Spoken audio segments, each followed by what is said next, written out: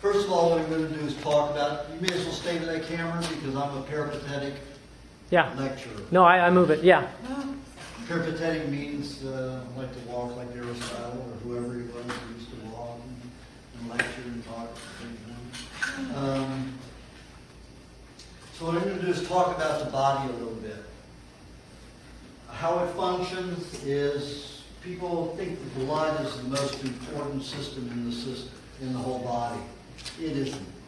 The main purpose of the red blood cells is to transport oxygen to other cells. That's pretty important. It doesn't have oxygen, of course you can't live for very long. You can live 6 minutes before there's nerve damage without oxygen. But after that, there's nerve damage. However, you cannot live without some nutrients in the body of potassium or phosphorus in the body for more than about 3 minutes. The white blood cells also act as fat cells and combine with toxins in the system if they get into the blood, and that's a protective system. The lymph system is a circulatory system that is more complex than the nervous system and the bloodstream. The lymph system is connected to the lacteal system, which is a web network attached to the intestine. As you absorb nutrients through the intestines, it's always a milky substance, that's why it's called lacteal system. It moves into the lymph system. The lymph system distributes the food to every cell in the body except for the blood cells. It feeds every cell in the body. Plus, it's responsible for eliminating all of these toxins and wastes and byproducts that go on throughout the system. It has to take those and it has to neutralize them, has to dissolve them, it may have to neutralize them again, and then send them out of one passage of the body, one or more passages. And your whole body is a bowel. Anybody calls you an asshole, say thank you. Exactly what I am. Because your skin is the major bowel. You discharge most of the poisons out through the skin. Tear ducts, earwax, gums, tongue, salivary glands, built into the hair, nails, mucous vaginal discharge, urinary tract, bowels. The body sends it out everywhere it can. Do you know that women are said to live 20% longer than men? Do you know what the discharge in mucus is out the vaginal cavity? Greater than a man's? 20%. So all you women who complain, be happy. You're less toxic. 1 out of 3 women gets cancer as of the year 2000. 1 out of 2 men gets cancer. Be happy you have that vaginal discharge, even if it stinks. Just get on a good diet so it doesn't stink. So the body uses the lymph system more than any other system in the body. To me, it is the most important system there is. Problem in the lymph system, if it gets congested, the body cannot feed itself properly, nor remove wastes properly, and then excrete them and secrete them out of the body. What causes this congestion? We'll get into that when we start talking about foods and nutrients. The nervous system transports information, light. It's transported. How? By metals, metallic minerals in the body. Minerals that are joined, chelated you might call, or bond with other nutrients. There are never free radicals working in the brain if the brain is functioning properly. A free radical is a heavy metal that isn't conjoined with some other nutrient, whether it's a vitamin A, vitamin E, another mineral, and other fluids and fats. It's always coupled with something else. Any bioactive substance is always a combination of substance and is not a free radical. It does not operate on its own. Any of those that are isolated and are on their own are contaminants. They are free radicals. Most health food people specifically make a free radical as a heavy metal toxin that has no coupling. But anything can be a free radical. So for our purposes, we're going to call any nutrient that is not coupled no longer a nutrient, but a caustic substance that can cause damage. Most of them gravitate to the nervous system because the nervous system uses heavy metals. All kinds of metals, metallic minerals, to do its job of transmitting information and light. So when people have rotting teeth, why do you think they have rotting teeth? Do you think it's from bacteria, like you're told? No. Bacteria comes in response to the heavy metals draining from the brain, going out the gums, causing plaque around the gums. The metal hangs around there. What happens if you put battery acid through some very heavy metals? It will eat a hole in your arm, in your skin, no matter where you are. Put mercury on your skin. It will contaminate and turn the area gray and then black and then rot. A lot of metals you just put on your skin and it will damage it. When that comes in contact with your teeth, it destroys the enamel cells. What happens to these cells once it's damaged? It starts decaying. The bacteria is there to get rid of the decaying tissue. It doesn't cause the cavity. The heavy toxic substances from the brain leaking out your gums, on your teeth, hanging on your teeth, that's what causes the problem. So it's not the bacteria that's the problem. That's why attacking the body with fluoride, which is heavy metals, it causes more. Do you know that the tests, does anybody know about those tests that they did on fluoride? Do you know why there was fewer cavities in the groups that had fluoride? Because their teeth fell out. They had less teeth. Teeth actually fell out. Somewhere around 22% of their teeth fell out. The people who were taking fluoride. 22% of their teeth lost.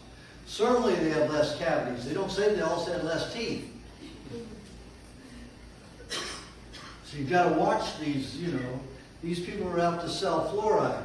They've got a contaminated substance that they're using. The gold industry uses fluoride to clean, and there's a water process. You don't need fluoride. But these companies want to sell fluoride. So then within the contaminated waste, they have to pay millions of dollars to contain this waste. Why not sell it on the public as something good and feed it to the world? Vitamin E is the same thing. You know what vitamin E is? 99.9% of the vitamin E out there that you buy, that you see in the store, it's a byproduct of Fuji and Kodak. Their chemical process of developing film. It's a byproduct of that. And some scientists got the idea that, hey, look at the molecular structure. It's 85 to 87% looks like D-alpha tocopherol, which is vitamin E.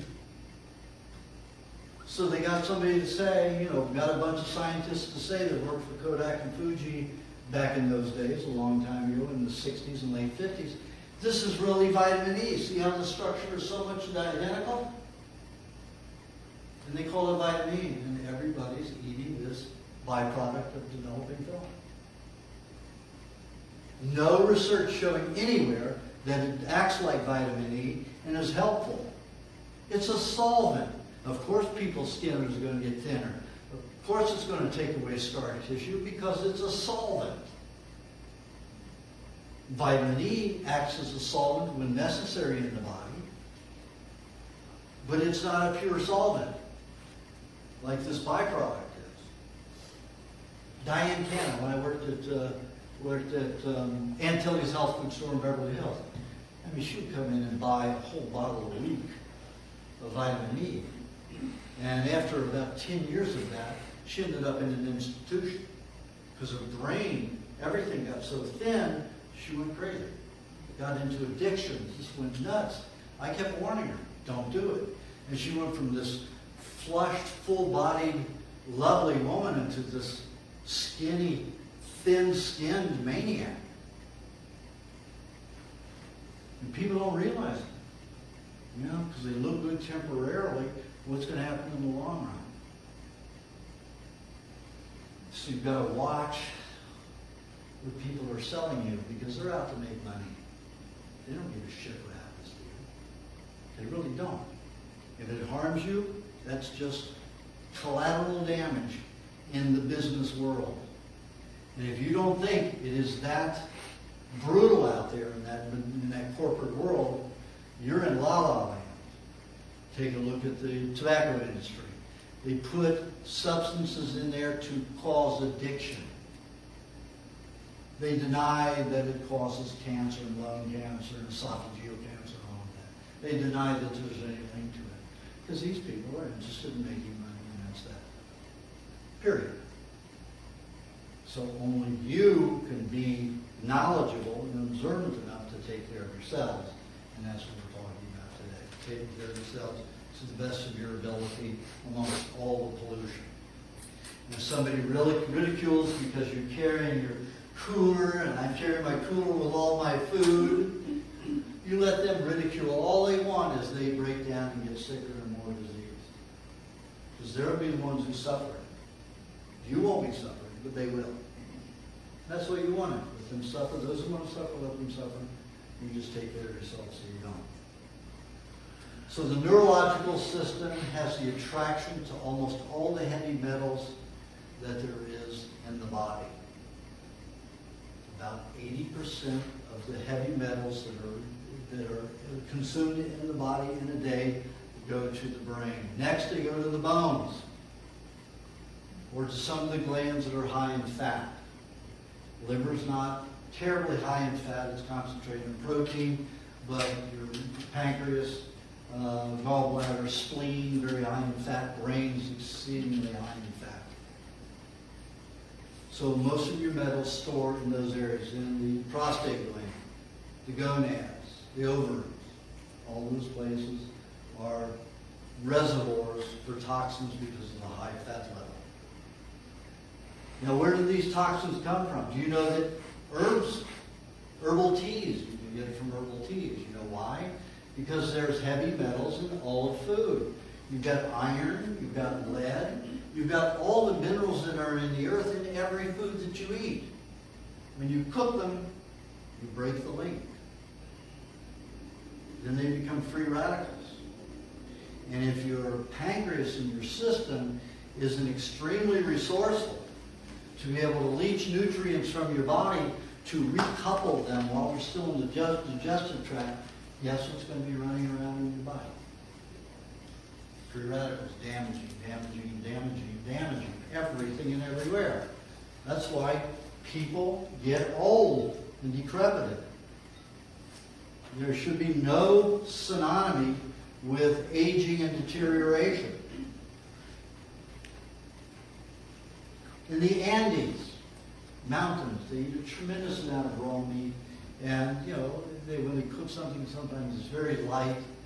But here you have 90-year-old men involved in a kickball exercise through the Andes Mountains. We're talking about really high, 100 miles. And what they do is they get about 20 of them at a time, and you have groups of them.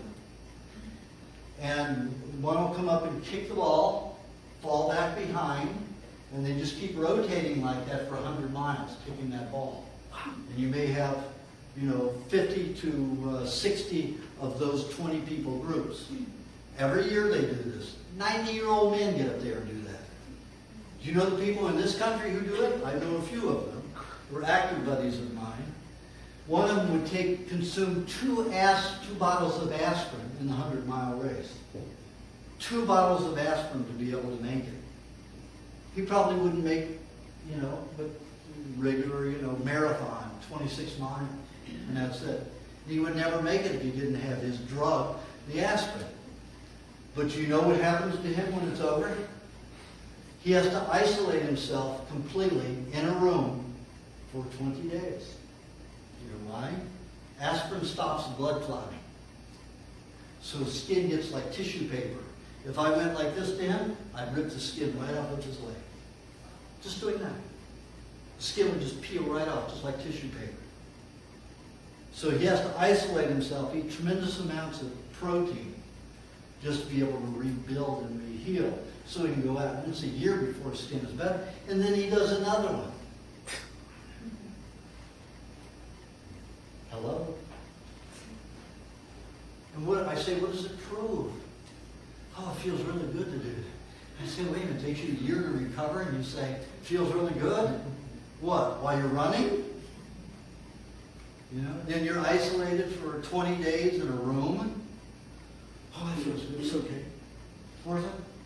You know, hello? Okay. But that's his choice, so I really can't judge it, but not for me, certainly.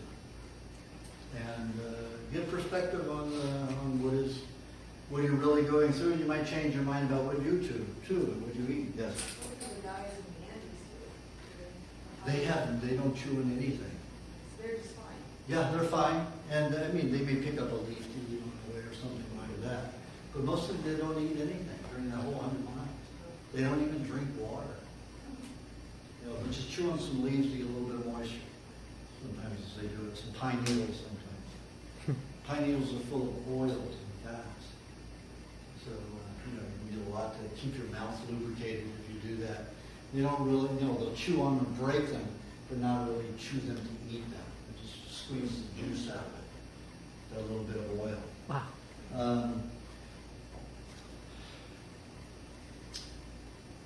The glands are responsible for keeping energy levels up.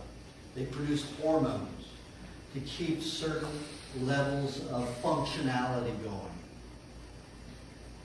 Prostaglandins are intercellular hormones that are produced to keep a cell vital and pumping and energetic.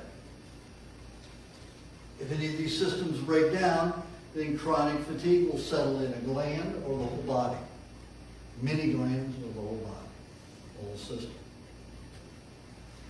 Anytime anything malfunctions in the body, it's either from starvation, malnutrition, or from contamination. A lot of people say, oh, it's all in your head. That is absolute bullshit. There's nothing that happens in the head that doesn't happen in the physiology first. Take, for example, I've got one client, I think I talked about her in the recipe book. 27 years on 5 drugs a day for psychological problems. On and off the diet, Every time, you know, she'd go through this emotional thing, she would stop eating the diet and go for donuts and all this other garbage. And finally, after a year and a half, I said, you know, she got yoga tapes out there and all this stuff, teaching that kind of. It's so obvious. She's so opposite of everything that she's teaching. It's odd reality. It's what she wants to achieve, so she's teaching everybody else to teach herself, maybe. And that's probably what it is. So after a year and a half, I said, I'm going to give her a false name, Jennifer. If you don't try the high meat, I'm not going to work with you anymore. You take me on these roller coasters, I take the ride with you, but it's very exhausting and very time consuming. You need to pull it together, and you need to do something a little bit more difficult. You need to either stick with the diet or try the high meat. I'm already on this crazy diet where I eat this raw meat. I can't, it's antisocial. Boom. Happens to me a lot with these particular psychologically challenged people. So, you can't take it personally. It's like if I want an elephant to be a tiger, it's never going to happen, so I don't expect it to be different than it is like that. So, she called me, a few hours later. Okay, how do I do this high meat thing? I said, well, it takes about, 10 days. I don't have 10 days. I might kill myself tonight. start saying, well, it can be easy on all of us. Instead I said, well, I know somebody who has a lot, made, pre-made, you could probably buy some from them. So I called the fellow, gave him her number if he wanted to sell her some, and he did. So he sold her some. So I get this call about 10:30 at night saying, from Jennifer. I just took the high meat about 40 minutes ago, and I'm really nervous. I've got a lot of anxiety about this, and I need to talk with you. And I said, no way I'm answering that phone. I'll be nursing, babysitting her all through the night. So every hour I get this call. I need to talk with you. I'm really nervous about this. What could happen to me? Don't answer the phone. After about 4 hours, Aajonus, please answer the phone. She's getting very nice. Every hour, she's getting nicer. And this is a woman that used to say, on a good day was, I feel good today. That was a good day. And that was a very good day. And she said that, like that. So by 5 o'clock in the morning, about 4:30 in the morning, 4:45 I think it was, she says, okay, I'm going to stay on the phone until you answer. And she starts whistling this happy tune. I said, it's time to talk with her. So I picked up the phone. We had a 10-minute conversation. Went to sleep. She went to sleep. It was that easy. And if I had been on the phone with her, it would have just charged more of her fears. It would have been, I would have wasted the whole night on the phone with her. But she got through it. Now, she eats it every day. She eats high meat every day because it makes her feel so good. How much? Quantity? She eats about a golf ball size amount every day. Sometimes a large marble size, but mostly a golf ball size.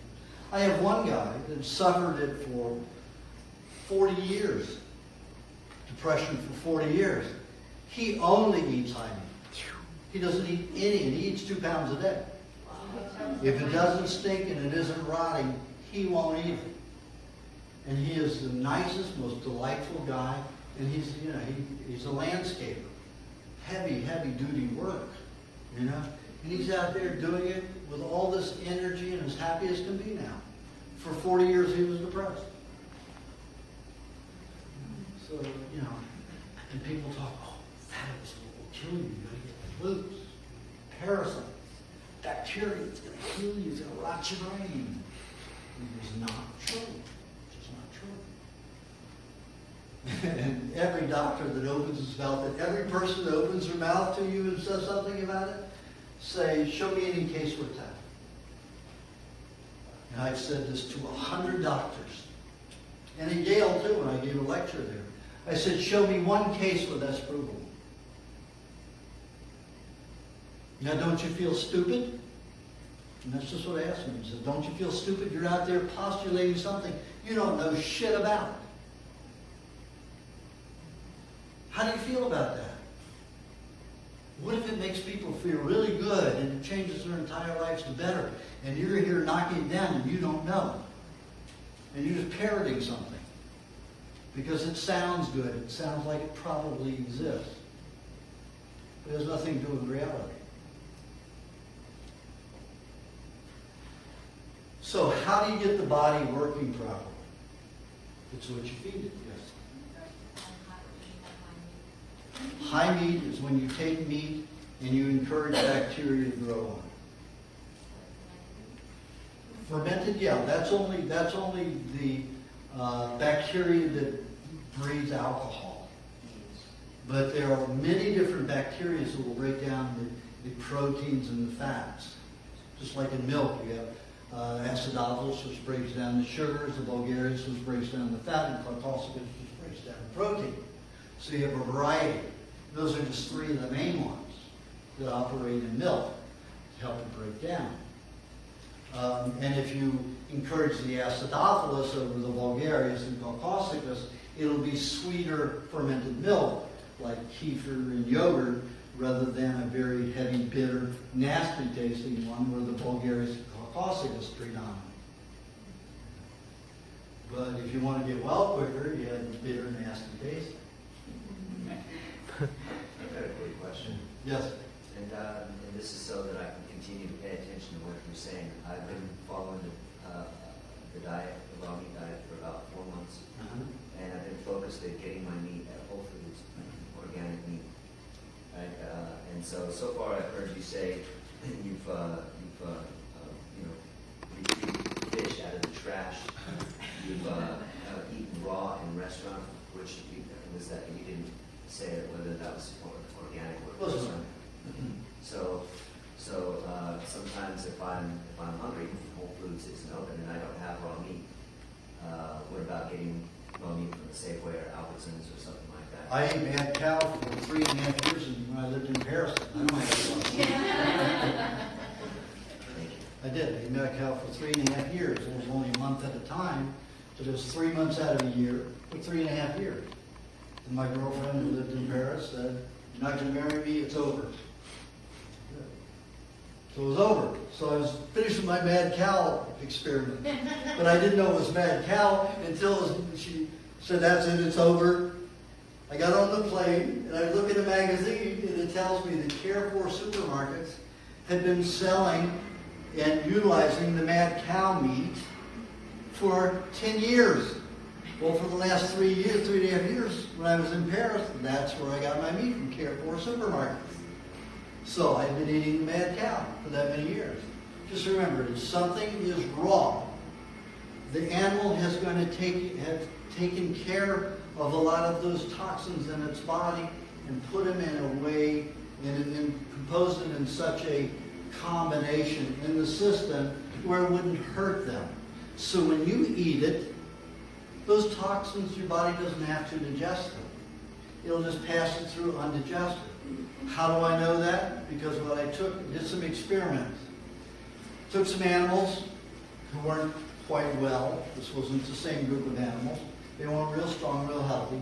But I took swordfish, the highest fish in mercury. Half of them ate cooked, half of them ate raw. So 7 in the group that ate cooked, 8 in the group that ate raw. I was the 8th animal. So I ate it raw. Now we had the swordfish, we bought 1 swordfish, and we fed it for 10 days. Now, we checked the feces, we tested urine, we sometimes checked the feces, urine, and blood frequently over the next 10 days that we fed the fish, cooked and raw.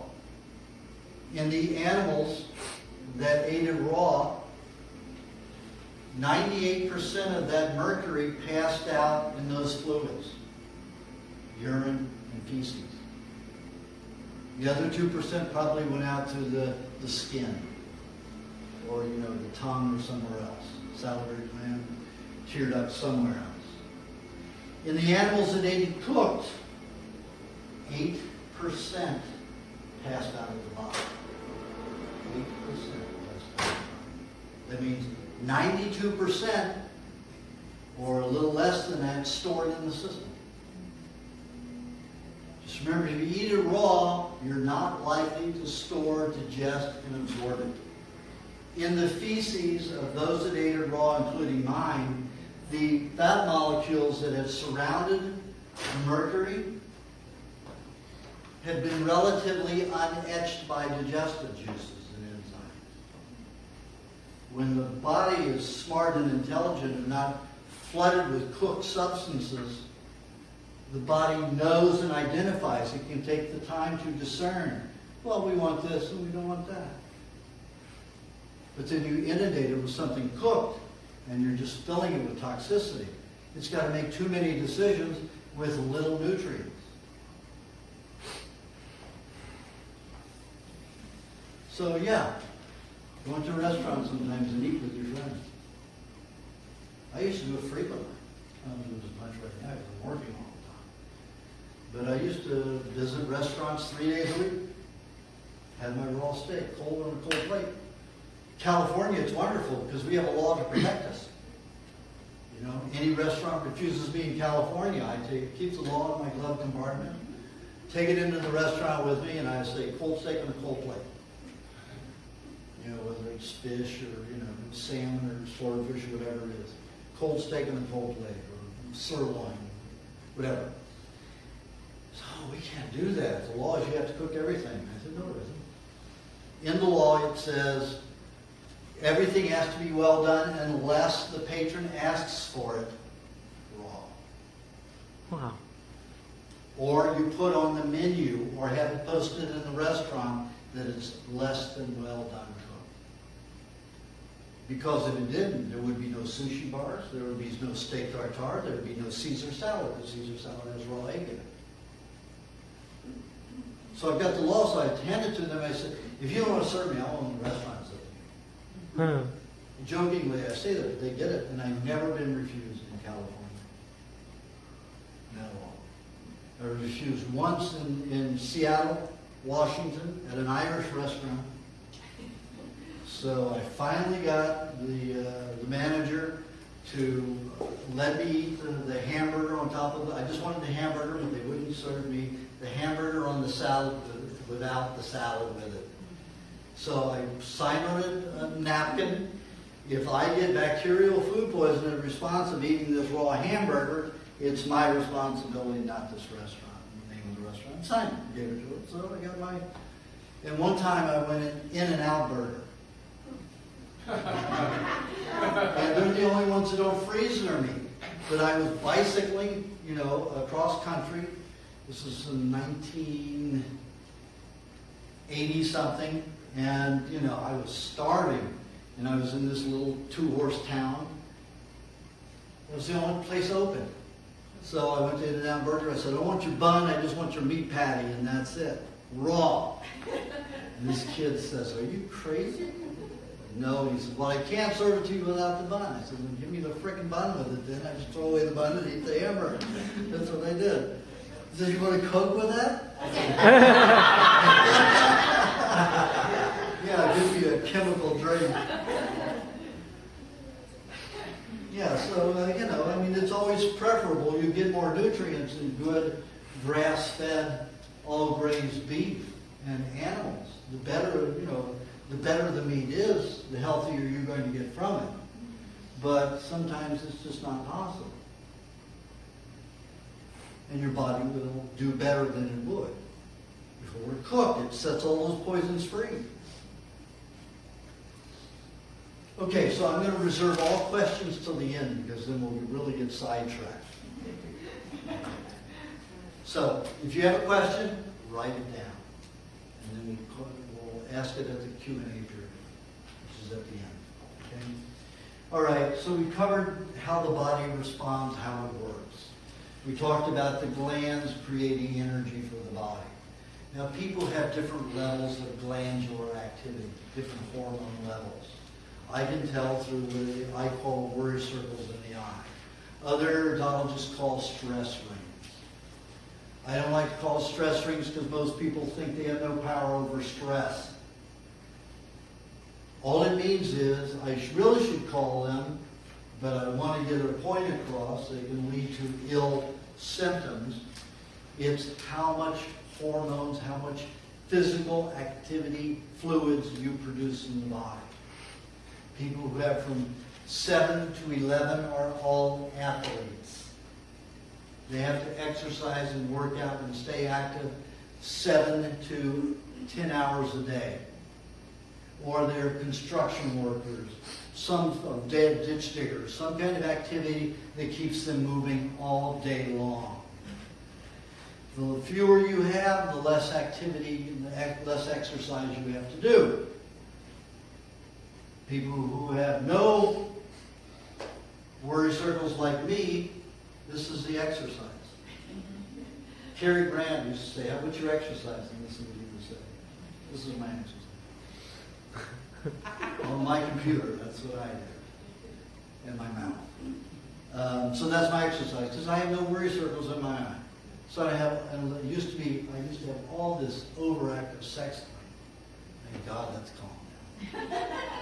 But, that used to be the only one that was overproducing, and sex was always on my mind. I mean, I was a kid, I'd masturbate 5 times a day or else I couldn't sleep. And that's just a gland. That was the only gland I had, just overproductive and overproductive. And it led up until about 5 years ago, and it's calmed down. So, everybody has to exercise to an extent if you have any worry circles. You have 2 in your eyes, you need to have about 45 minutes a day. 3 in your eyes, hour and 15 minutes a day. 4 in your eyes, 2 hours a day. 5 in your eyes, 3 hours a day. And it just works up to a higher level. And if you don't, guess what? Your body's going to burn those hormones through emotional energy. And that's worry, anxiety. Exercise, anxiety, worry. What do you want to do? Huh? Some people like drama. So for actors, don't exercise. Get out there and get in a show. Drive all your friends crazy and everybody else crazy. But exercising, you can do both. You can have a good life and feel good and be mentally balanced. Children are the same way. They eat garbage food, they feel depressed, they can't digest, so the body wants to hang out. You have all these hormones pumping, so they get irritable and cranky. Because they need to exercise, they need to get out and get physically active, and they don't have the proper nutrients in the body to do it. So it's like the craziness, It's like a kid who wants to sleep and he's crying and whining because his body's trying to burn off this hormone. And, I hear fathers and mothers, calm down, kid, calm down. I said, don't calm that kid down. Just let him go nuts around here. As long as he's going nuts, when you get home, you'll be able to sleep and have fun. And so will he. But you stop him now, and it's just going to be worse later, because he's going to be tired and have to burn hormones. So he's going to be real cranky. And that's like asking a drunk to be sober. It's not going to happen. You're not going to have an obedient child. Because children are completely animals. They react on their hormone and physiological biochemistry. That is what they operate on, solely, like all animals do. And that's the way it should be. But we're so diseased that we want to control the child without controlling the natural state of health that controls their behavior. I'll give you an example. I have a girlfriend in Vietnam, 4-year-old girl. I met the little girl, and she was mean, as skinny and as mean can be. Very poor family. And I said, okay, I'm going to buy you a refrigerator. I need you to go out and find some raw milk and feed her raw milk. In 1 month, the little girl put on weight, bright, intelligent. She'd sit there and talk intelligent, long, in-depth conversations with her. I just spent, a week with her a month ago in Vietnam. And the girl just sits down there so calm and funny and intelligent. And when she was on everything, soda pop and just all the rice that they eat with no meat, she was horrendous. And boy, she could out-eat both her mother and me. She would sit down to a plate of shrimp and consume the entire plate of shrimp. She wouldn't let us have it until she was finished and satiated. We didn't care because, it kept her calm. And then we'd order more for us after she finished. But that's the way behavior in children is. I was telling Stephan about some of the children who were born on this diet. When the mothers were on the diet.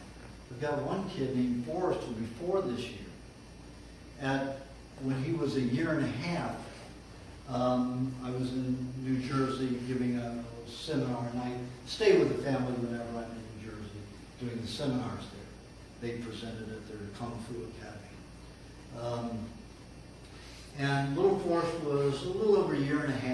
He turned 2 at the end of December, his birthday. And he was sitting with his 4-year-old cousin. And Nicole, his mother, came home, brought him a new puzzle toy, put it between he and his cousin. And he looked at it, he knew his cousin was going to take over the new toy and play with it, until she was finished, and he would take care of it afterwards.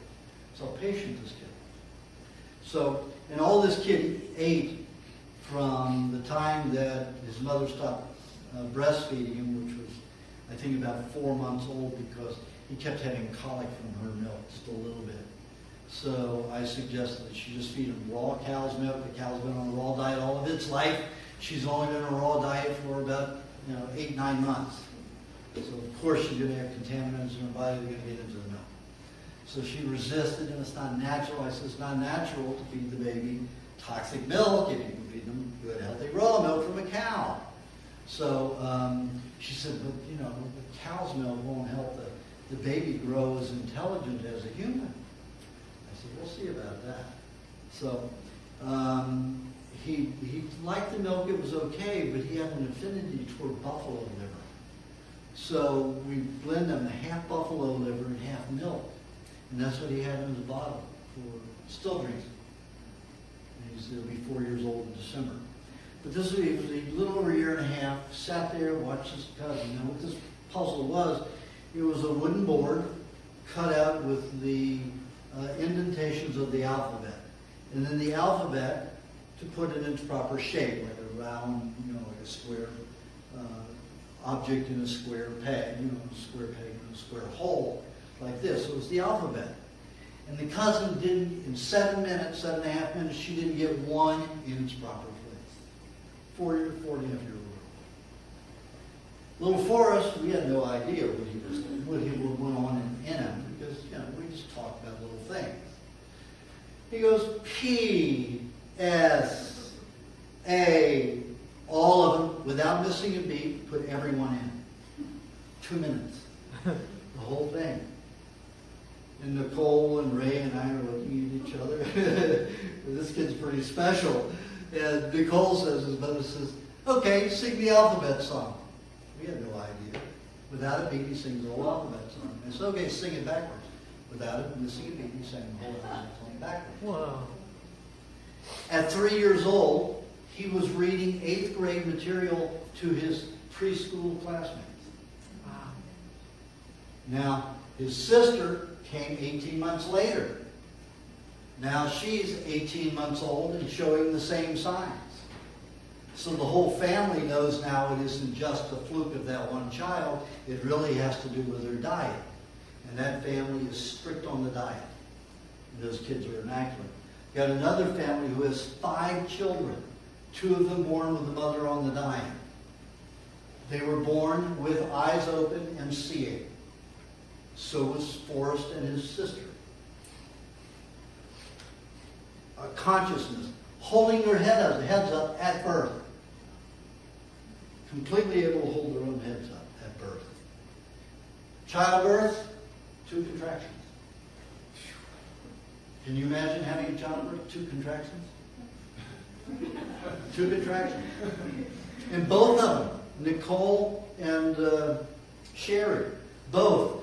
Okay, I think the head's going to come out this time, or I think it's going to start moving this time, and both of the fathers saying the head's already out. That was from 1 contraction. Second contraction, completely released. Whoa. Just like that. Gone, out. Just in like a gorilla I saw pass. 2 contractions. The fetus was out. The baby was out. So, diet has everything to do, biochemistry has everything to do with behavior and intelligence. I told, I don't know if anybody remember who Paul Cohen is. Paul Cohen was one of the world's greatest tennis players way back in the 50s, before McEnroe, and he was McEnroe's coach for 10 years. He's on the diet, been on the diet for 10 years. He's got a 15-year-old daughter. So I was telling her this morning, I was consulting him, about this girl who was in Nevada City who went on the diet. Her mother forced her to be on the diet. The parents had divorced the year before. The mother was not feeling well. She went on this diet from exposures to other people who were doing the diet. And she forced her daughter to be on it. The daughter rebelled. Daughter was a pretty good student, pretty good person, B B average, maybe minus, to average B level. Wanted to be a professional ballet dancer. And she was an okay dancer. So in that year that her mother forced her to be on the diet in the morning and after school all day long, and she had to take a milkshake to eat sometime during the day, even if she ate with her classmates. At the end of that year, she'd gone to the top student in the whole school, and she had become the top ballet dancer. Guess who came to me personally of free voluntary will the next year? She got a scholarship for at Juilliard for dance this last year. Just going on. It makes all the difference in the world. Some people get it, and some people don't. With children. And this girl got it. And I think that this girl this morning, London, got it. But we'll see. We will see. Because she's been fighting with her father since she was born. Or 4 years old.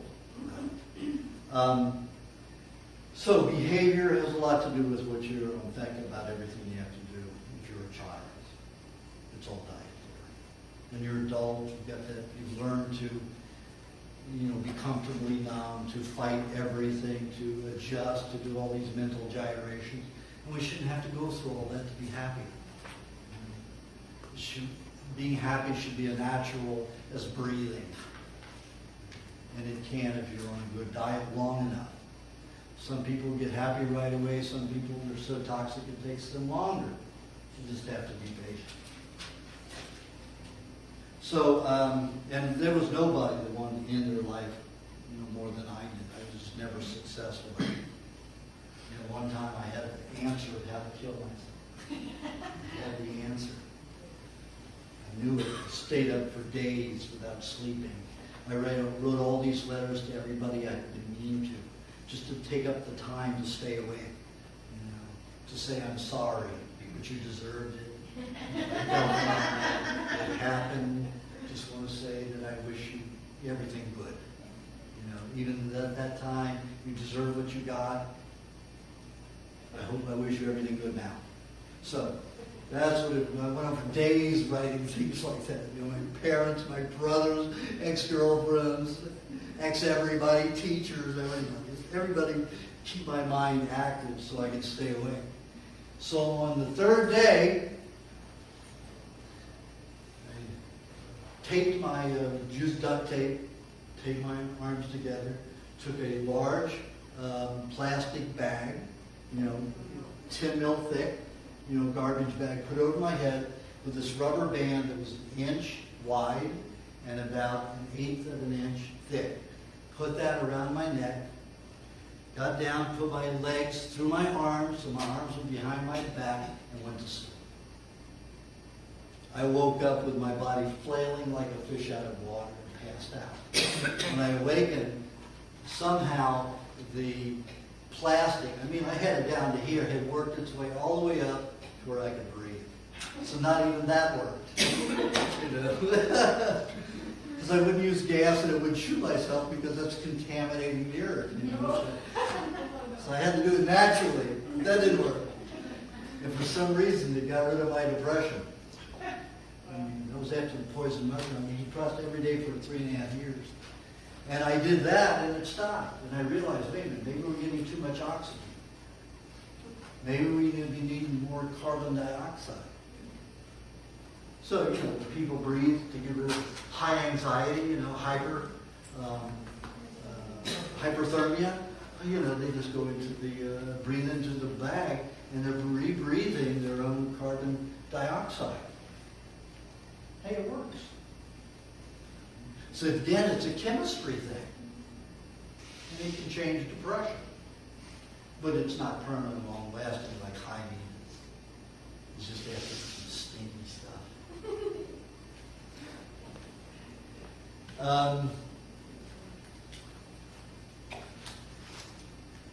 The body operates starting from the time you get up in the morning. And it has cycles of what is good to eat and what isn't. I'm going to leave that as the hook, go into, we're going to get into that, what to eat, what time of the day, and why. But first I'm going to go into the foods and what they do. Now, carbohydrates. They've been giving the big pump for athletes and everything, carbs, carbs, carbs, carbs, carbs. But what is the result of high carb intake?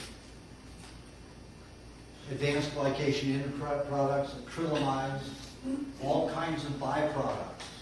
According to Columbia University, it's at New York City's Medical Center, advanced glycation end products, no matter if it's from a raw food or a cooked food, store at a rate of 70 to 90% in the human body for a lifetime. Every time you eat a carb, 70 to 90% of the advanced glycation end product, which is always there when you utilize carbohydrate in your body. Advanced glycation end product is a byproduct always. If you're in a healthy state, which most people aren't, you'll store only 70%. If you're in an ill state, like people with diabetes or kidney problems, 90% of it stores in the body for a lifetime. Collects and collects and collects. Is that what happens? Turns into an acid. It starts eating away the body like battery acid, or it's the muriatic acid. And it's a molecular structure similar to muriatic acid. And does anybody know what they use muriatic acid for? Swimming pools. Cleaning swimming pools, cleaning paint off of concrete or brick. That's how strong that acid is, and it smells like really toxic eggs. Did you just say for a lifetime? For a lifetime. If you're on a bad diet, it's a lifetime. That's all you observe people on bad diets. So that's all they see, is it stores and keeps collecting. It's a road toward all kinds of diseases, depending upon what your particular deficiency results in. You know, if you're drying out all over the place, you can end up with lupus or MS or arteriosclerosis. If it stores in the pancreas, you can end up with diabetes. You end up with kidney failure. You could end up, on machines, getting, dialysis 3 times a week. It all depends upon your particular body and system, how it's going to resolve. So, carbohydrates is really not things that a man should eat much of, is it? If you're looking at that. So protein. Protein, what does that do in the body? Every system in the body builds from protein. Every cell builds from protein. It's an important substance. Well, what happens when it's cooked? There's a lot of more uric acid, there are heterocyclic amines that are formed, and a number of other byproducts. But the most so-called dangerous that have been studied is the heterocyclic amine. And it's involved in lots of cancer. That particular substance is found in lots of cancer tissue. The highest concentration of anything is called acrylamides. And acrylamides are from carbohydrates, fried carbohydrates, the highest amount. 60% of the fluids that are found in all cancers are acrylamides. That's why a whole team of scientists in Sweden wanted to outlaw French fries, any kind of chips, and cereals. A team of 14 full professor scientists came out with this result, and they went public with it to the press before they approved it with their university. Guess who got fired? How many billions of dollars are in chips and cereals and French fries in the world? And this is a legitimate study. It went on for 15 years. Everything about it completely true. Did you hear about it? I think it was in 4 newspapers. One day and it's gone. Only place that carried it frequently was Europe, England. Covered a lot. Probably 15 or 16 different titles or different articles. So, with the protein, we have mainly the heterocyclic amine, which is also involved in cancer tissue, also involved in some heart disease, but it's mainly cramping, not hardening of the arteries. If we take a look at the tribes who eat meat, because they say hardening of the arteries, hardening of the heart is caused by eating red meat fat. But yet the tribes who eat only meat and cook it all have no heart disease and no hardening of the arteries. Again, bullshit. Who started that one? The vegetable oil industry in the 50s started that. When people started eating vegetable oils instead of lard. When people start eating rendered fats and eat vegetable oils. Yet the vegetable oils, guess what they turn into in the body? Resins. They harden, crystallize in the system. So what causes hardening of the arteries and heart disease? Arteriosclerosis, most MS. Vegetable oils. Herbivores' body temperature is about 100 to 101 degrees. For vegetable oils to stay fluid, they have to stay that warm. In the body, human body, at 98.6 or lower, except during fevers, the fats that your body makes, fats, it uses vegetable fats as a part of a cellular building, cellular structure. Over a period of 10 years, more or less, it crystallizes and hardens into a resin. Do you know what the stone amber is? Fat from a tree. Do you know what causes kidney stones, bladder stones, liver stones? Vegetable oils, especially hydrogenated vegetable oils, which have the same molecular structure as plastic. They crystallize and harden. Half of my cancer patients have been long-term vegetarians. 50% have been long-term vegetarians. Linda McCartney. Well, she said to her husband, Paul, you eat meat and you're not with me, we'll get an instant divorce.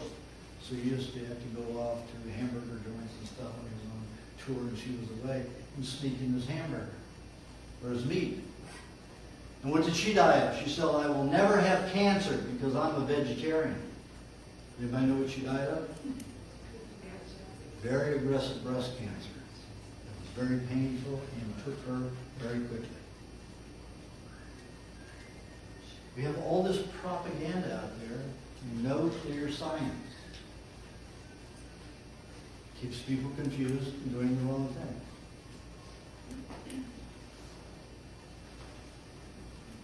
Then we have fats. Fats in the body, this is part of the fat cycle we're talking about. Fats lubricate. The body makes them into solvents to dissolve toxicity. They protect the body. And they arrest toxins and contain them. And they give you the strongest amount of energy that you can have. Take a look at your bodybuilders. All muscle, very little fat. Are they very strong? Put them up against a weightlifter. And how big are your weightlifters? Almost 100% of your weightlifters are fat. Lots of extra fat. Your wrestlers, plenty of fat. 27 to 30% fat in their bodies. Bodybuilders, 12% fat. No strength, no stamina. Look pretty, but they aren't strong. Like fat people are. So fat gives you the strongest energy that you can have. Fat to me, like I say in both books, is the most important nutrient, base nutrient that you can consume. Let me give you an example. 2 years ago, I was in North Carolina in a community called Earth Haven. And they're a bunch of hippies from my era. I'm working my 59th year, so I'm getting near 60 there. And they've all been vegetarians and doing the whole, whole life thing. All of them sick, terribly sick. One of them was so sick his eyes turned black, he got chronically fatigued and couldn't move. Went on the diet, within 6 months a different person, a year and a half, vibrant person, helping everybody. So he got me over to, to this group, lecture for them, see them as patients. Well, this is the type of people that they are, very so-called conscientious. And that's all I'm used to seeing there. And all of a sudden, this motorcycle guy, looking guy, comes in. And I said, ooh. Okay. I can see this guy had been into drugs maybe 30 years, alcohol, probably 25 years, and he abused all of them because it showed in his skin. But he didn't look really sick. He just looked a little tired and worn. But his skin showed a lot of abuse. Had a lot of adipose tissue, the swelling and nodules all over the place. But his coloring was good, his blood looked good, everything was good. And I shot his eyes and went up there. I said, whoa, glands are clean. I said, I can see by your skin you've been a drug addict and an alcohol abuser for, 25, 30 years. He said, yep. And I said, this doesn't make sense. I said, you're only maybe 40, 35 pounds overweight. And, it takes people really, really fat to be able to withstand the kind of abuse that you went through. And he said, well, before I went on your diet 4 months ago, I was 300 pounds. And he'd been that way since he started abusing himself. Then it all made sense to me. Even if it's bad fat, the bad fat protects you. So people who are fat are much better than people who are thin. Even if it's toxic fat, you are protected. And I tell people that who are overweight, they said, oh, in 1 month, by just putting the honey and saliva on my neck for maybe 2 times a week, 2 nights a week. I've been using your moisturizing formula at night. That helps, it's nice, but it doesn't do what this does. For some reason, the honey really does it. Saliva and honey? Saliva and honey? Yeah.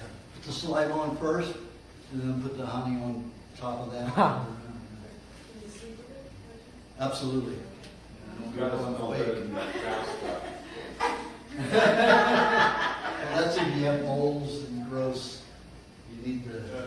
I'm real sensitive to the smell of the milk. Well, you can use honey for that. I found it does work. Nights a week. Pardon? Nights a week. Nights a week or every night. You can do it every night. Well, I wouldn't do it every night. Well, if you're leaving it out open during the day, it's fine. You probably do it every night. I'm just not that vain. I vape 2 days a week only. So, I only afford bed every 2 days a week. 2 nights a week. Show some signs of maturity. Anyway, the fats are the most important nutrient in the body as far as I'm concerned, especially if you're sick and living in a toxic society like we are. Like, even though I'm walking around, all these fibers here, if I scrape those up and burn them, you know what I will have? A ball of plastic. If you're wearing synthetic clothing, you're going to get fibers in your lungs, which are plastic. What does your body have to do with plastic? It has to dissolve it. Guess what it becomes? An epoxy and a glue again. What's it going to do to your system? It's going to deteriorate. So stay away from any kind of synthetic clothing.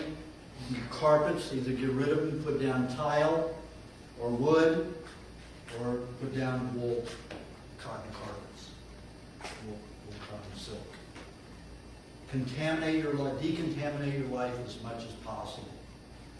because every nutrient you spend on that toxicity takes away from your health, just making you a little bit more deficient.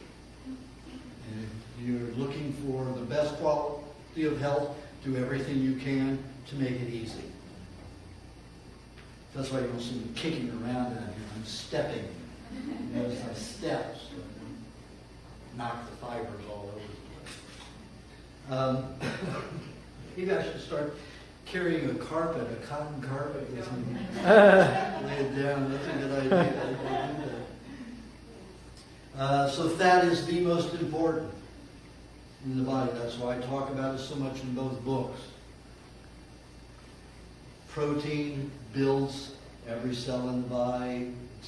It's needed along with fats for our body to produce any hormone and prostaglandin or anything in the body.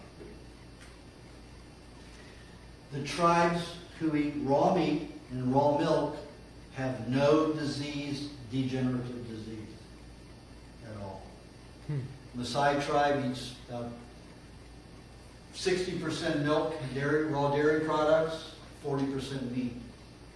The Fulani eat 90% raw dairy products, a little bit of raw meat, and about 8% cooked meat.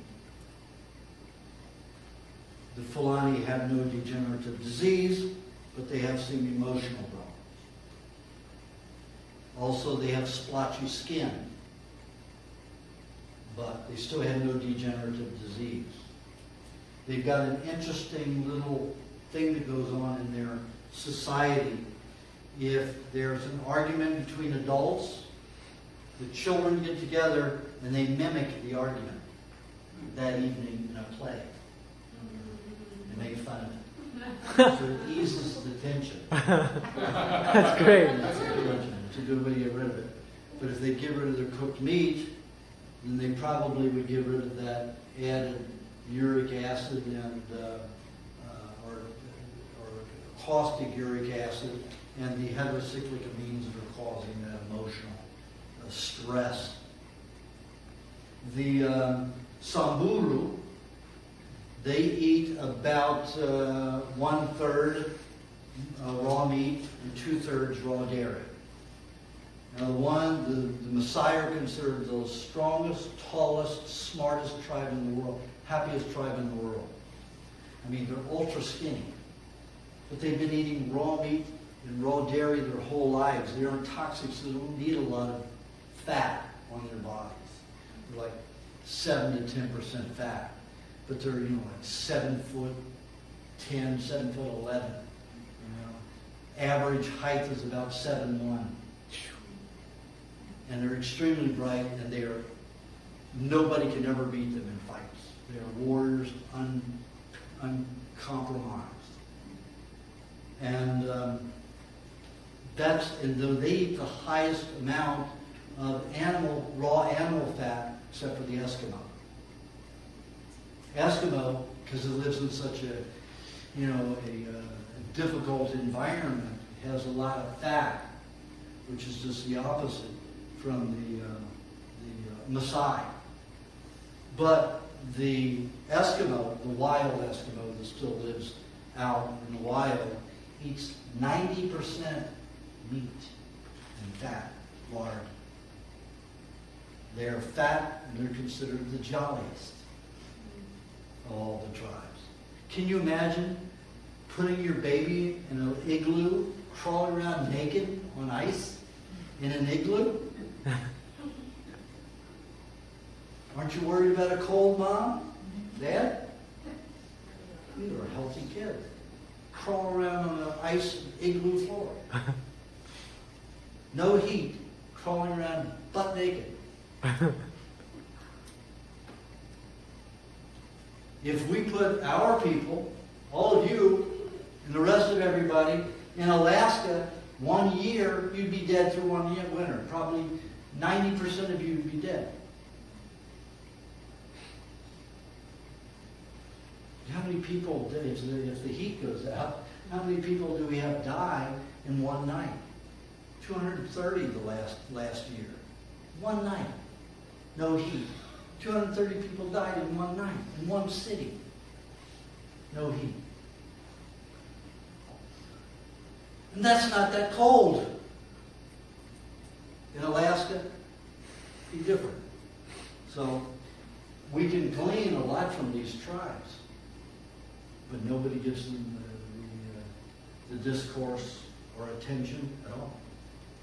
Why? Because it goes against the restaurants, the food industry, the supermarkets. It's all about money, making money, not about health and caring for everybody's health.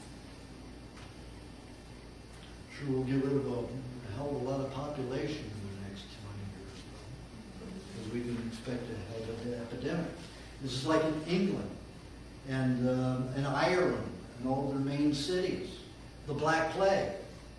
There was a blacksmith and a jewelry shop on every corner, every block. Smelting fat. What is England? It's on an island. Ireland, it's not an island. Fog. You have this molten steel, this metal, floating in this fog. People breathing it. You're going to have a Black Plague. None of the people who lived out in the farms got the Black Plague. Only the concentration of people in the cities.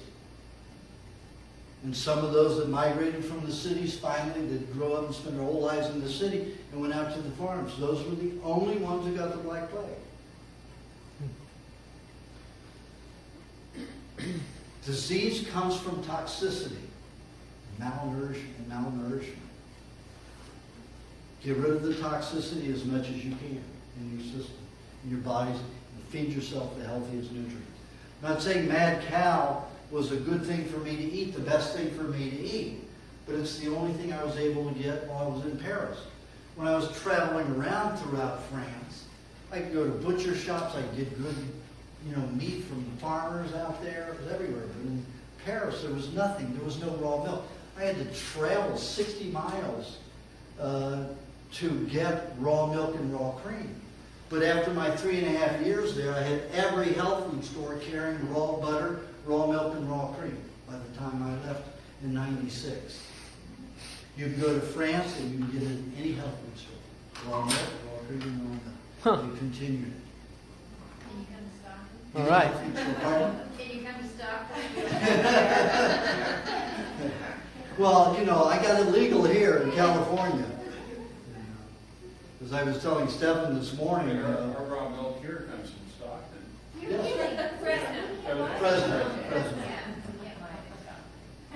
Yeah, I'm sure it's there. You It's just close. All you have to do is call up Mark McAfee at Organic Pastures and say where you want to deliver it. If you get a group of people together, he will deliver it to you. So there it is. There was a famous biological attorney who had been fighting the law against, the prejudice against laws against raw milk for 36 years. And he told me when I started my plight that I would never get it changed. He's done everything, and he knows bacteria, and he knows all of that, and there's no way you're going to persuade them. So every month I went to the Medical Milk Commissioners meeting that ruled on raw milk. And they just kept making the laws stricter and stricter until they put Stewie's Dairy out of business. Because they couldn't sell the raw milk. Selling it pasteurized didn't pay for all the problems they went through to make it raw milk saleable, certified raw milk. So during those, I brought scientists, I brought everybody, and 4 of the 5 MDs and the 1 veterinarian were prejudiced. There was only 1 medical doctor there that was in favor of raw milk.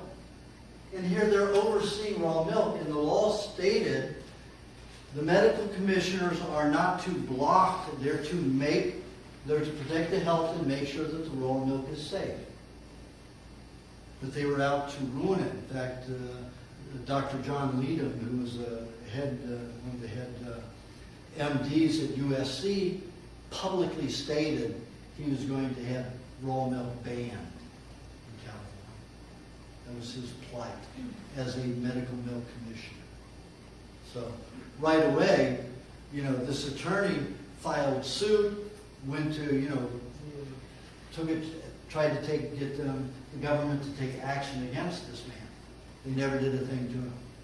I was showing up there with scientists and all kinds of things. 3 years they didn't listen. Poo-pooed everything till we had no more raw milk. So I said, okay, by that time I figured out the only thing I can do is prove the raw milk is good and pasteurized dairy is bad. So what I did was I got together with Dr. Douglas, who is considered the world's most greatest MD expertise on milk, who wrote a book called The Milk Book. It's called something else now. So he allowed me to use all of his information plus every other information I could find on the benefits of raw milk that were produced by medical teams at hospitals and at universities all over the world. Then also took all of the information that I could find on epidemics that were milk related. And guess what? There was not one epidemic scientifically attributed to raw milk, but hundreds attributed to pasteurized dairy. One of them involved 197,000 people. Now, why isn't pasteurized dairy outlawed? Big business. Big business. And that's exactly what it is. So I wrote up this report. It was only 32 pages. Now, the attorney, which told me that I'd never be able to change the law, had a 500-page report. It was so complex, so confusing. You stop and say, wait a minute. How much of this is really to do with raw milk and disease? And he's talking about bacteria. How does it relate to milk? Nothing was cohesive and coherent. Any politician that isn't really bright is going to pick up that information and say, it didn't clear up anything in my mind about it. It just made more confusion. I made a 32-page report with another 20 exhibits from doctors stating that they've had experience with raw milk, it's never caused any harm.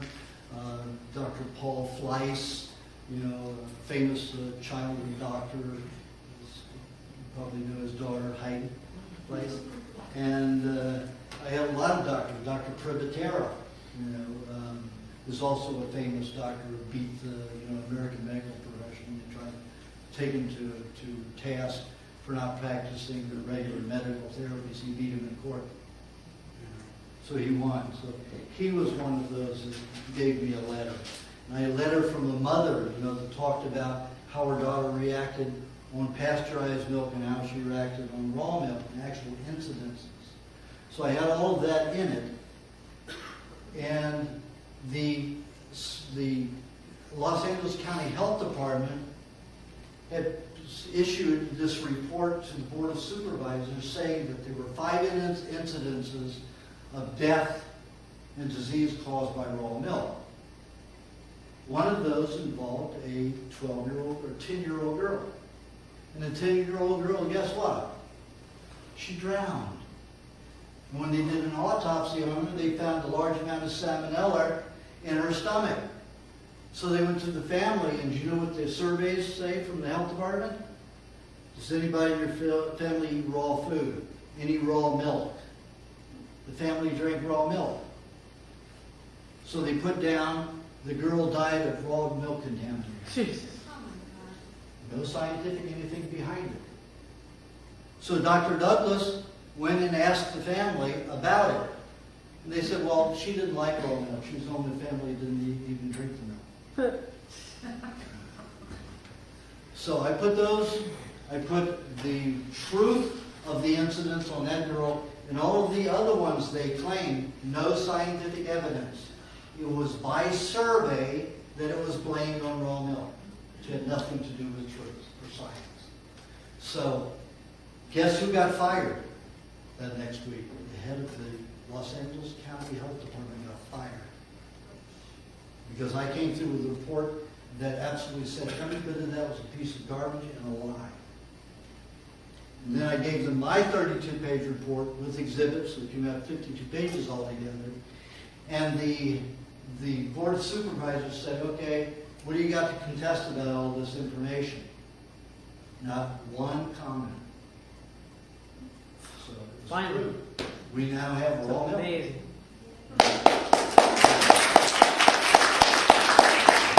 Thank you, Aajonus. We did it. You We did it, And yeah. So now we have it. We've changed, with that report, we've changed the law in 6 states in the last 3 years. Wow. And we continue to do it. So if you want that report, download it. Some of it's in the recipe book in the very last What chapter. are the other states? Pardon? What are the other states? What? What are the other states? But it's legal in. Indiana, Colorado, Minnesota, Wisconsin. Just they're allowing for the. They're not making it completely illegal. They're allowing for cow share programs, where each member is an owner of the cow and they can have their own milk.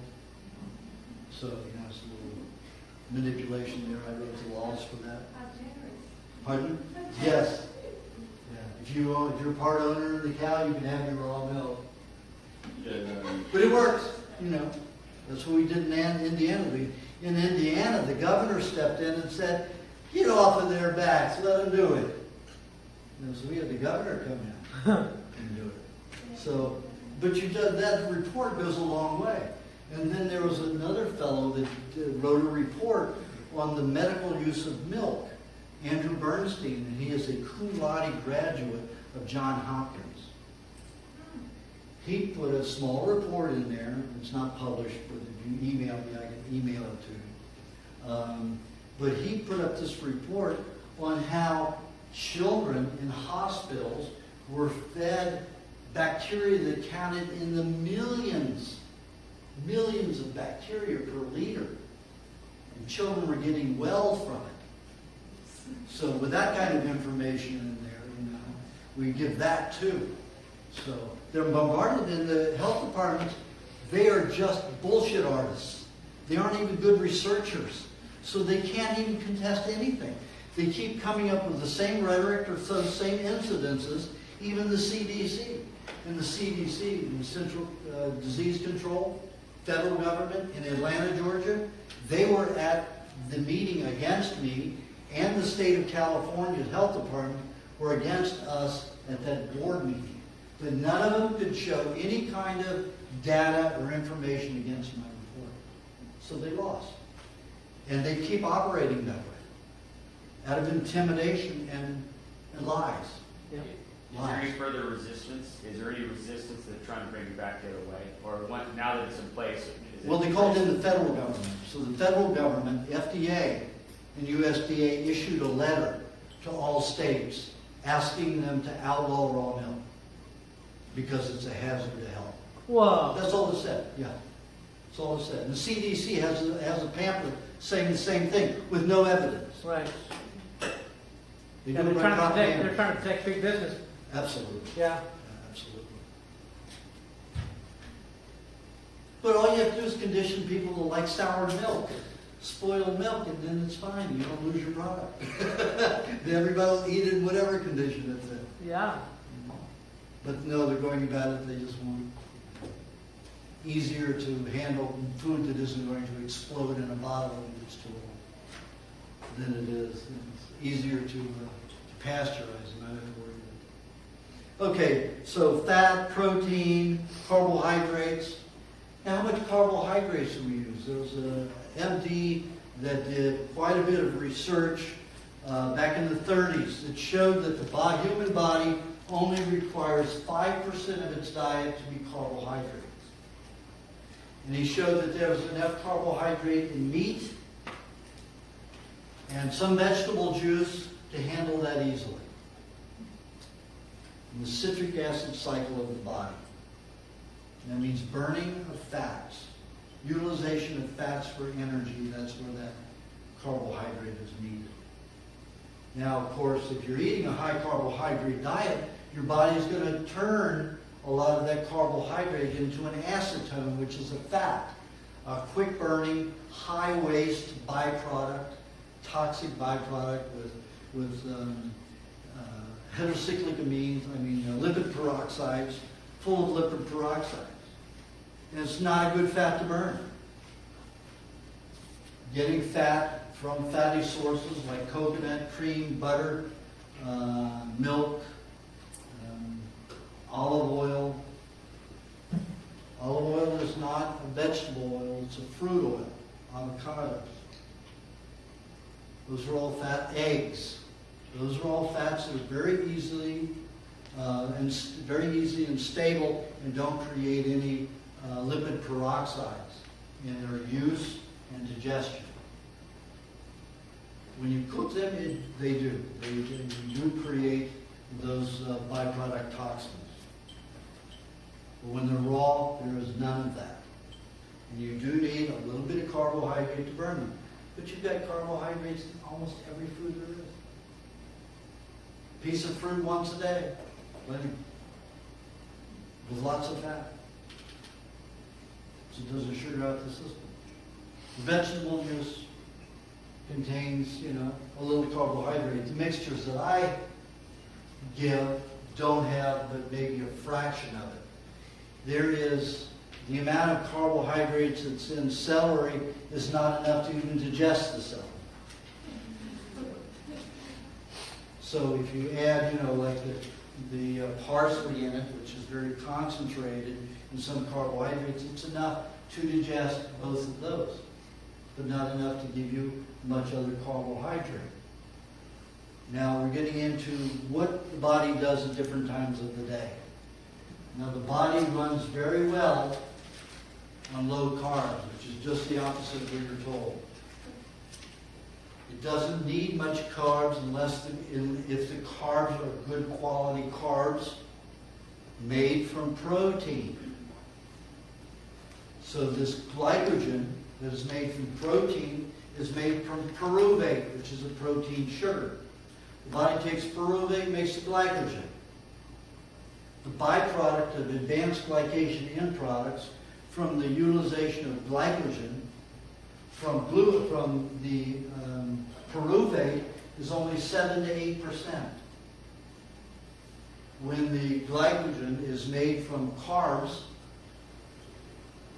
70 to 90% waste product of that advanced glycation end product, which is the rate at which you store. So 70 to 90% of that 70 to 90% is good stored in your body. Any carb? Any carb. Fruit? Doesn't matter. Doesn't matter. Any carb. So, pyruvate is your best protein and carbohydrate. So, What is that? pyruvate. P-Y-R-U-V-A-T-E. I've known about it since the early 60s. That was one of the first books I read was called Sugar in the Criminal Mind. And this doctor showed throughout the 30s and the 40s, working with different prisons, how if he had, potato chips, and if they were fed French fries, it would create a lot of advanced glycation products and a lot of sugar byproducts. And if they had sugar in the diet, the violence increased. And when he got rid of all those foods and just had on, baked potatoes and meats and gravy with no sugar in it, all of them worked all harmoniously together, and there were never any fights, never even any arguments in the whole prison for 6 months at a time. And as soon as they would revert to having sugar or something like that, they'd start having problems again, like that. So pyruvate means if you want pyruvate to become your glycogen, then you have to eat meat in the morning. Now the body is going to gear its system according to what you feed it in the morning. The glycogen system is going to be determined by what you eat till noon. It means you stay away from fruit in the morning. When you have a vegetable juice, make sure it's mostly celery, so it's low carbohydrate. An hour later, after you finish that, you have a meat meal. That meat meal will make sure that your body makes only glycogen from pyruvate. You eat fat with it too, to make sure that you're not going to use all of the carbohydrate and make too much pyruvate. So then you'll be still hyperactive. So you need fat, you need butter, any other fat, but at least a tablespoon and a half of butter with that meat meal. That's a minimum. I eat half a cup, third of a cup with each meat meal minimum. Sometimes I'll eat a whole cup of butter, or three quarters of a cup of butter and an egg, with maybe a little onion or garlic in it, with one meat meal. Sometimes I'll eat anywhere from 1 to 2 pounds of meat a day, or 2 meat meals, a pound at a time. This morning on the way here, I downed a whole pound of meat. I had my onion butter mixture, and half a cup. So, prepare for this. I have to stay focused. And you see, we've gone all over the gamut, but I get right back to the point. When I used to be a fruitarian, I was all over the, what was I saying? What was I saying? Help me, what was I going? You're not a mind reader, so you don't know. But, but I can stay with it all the time now because of the process and the way I handle my food intake.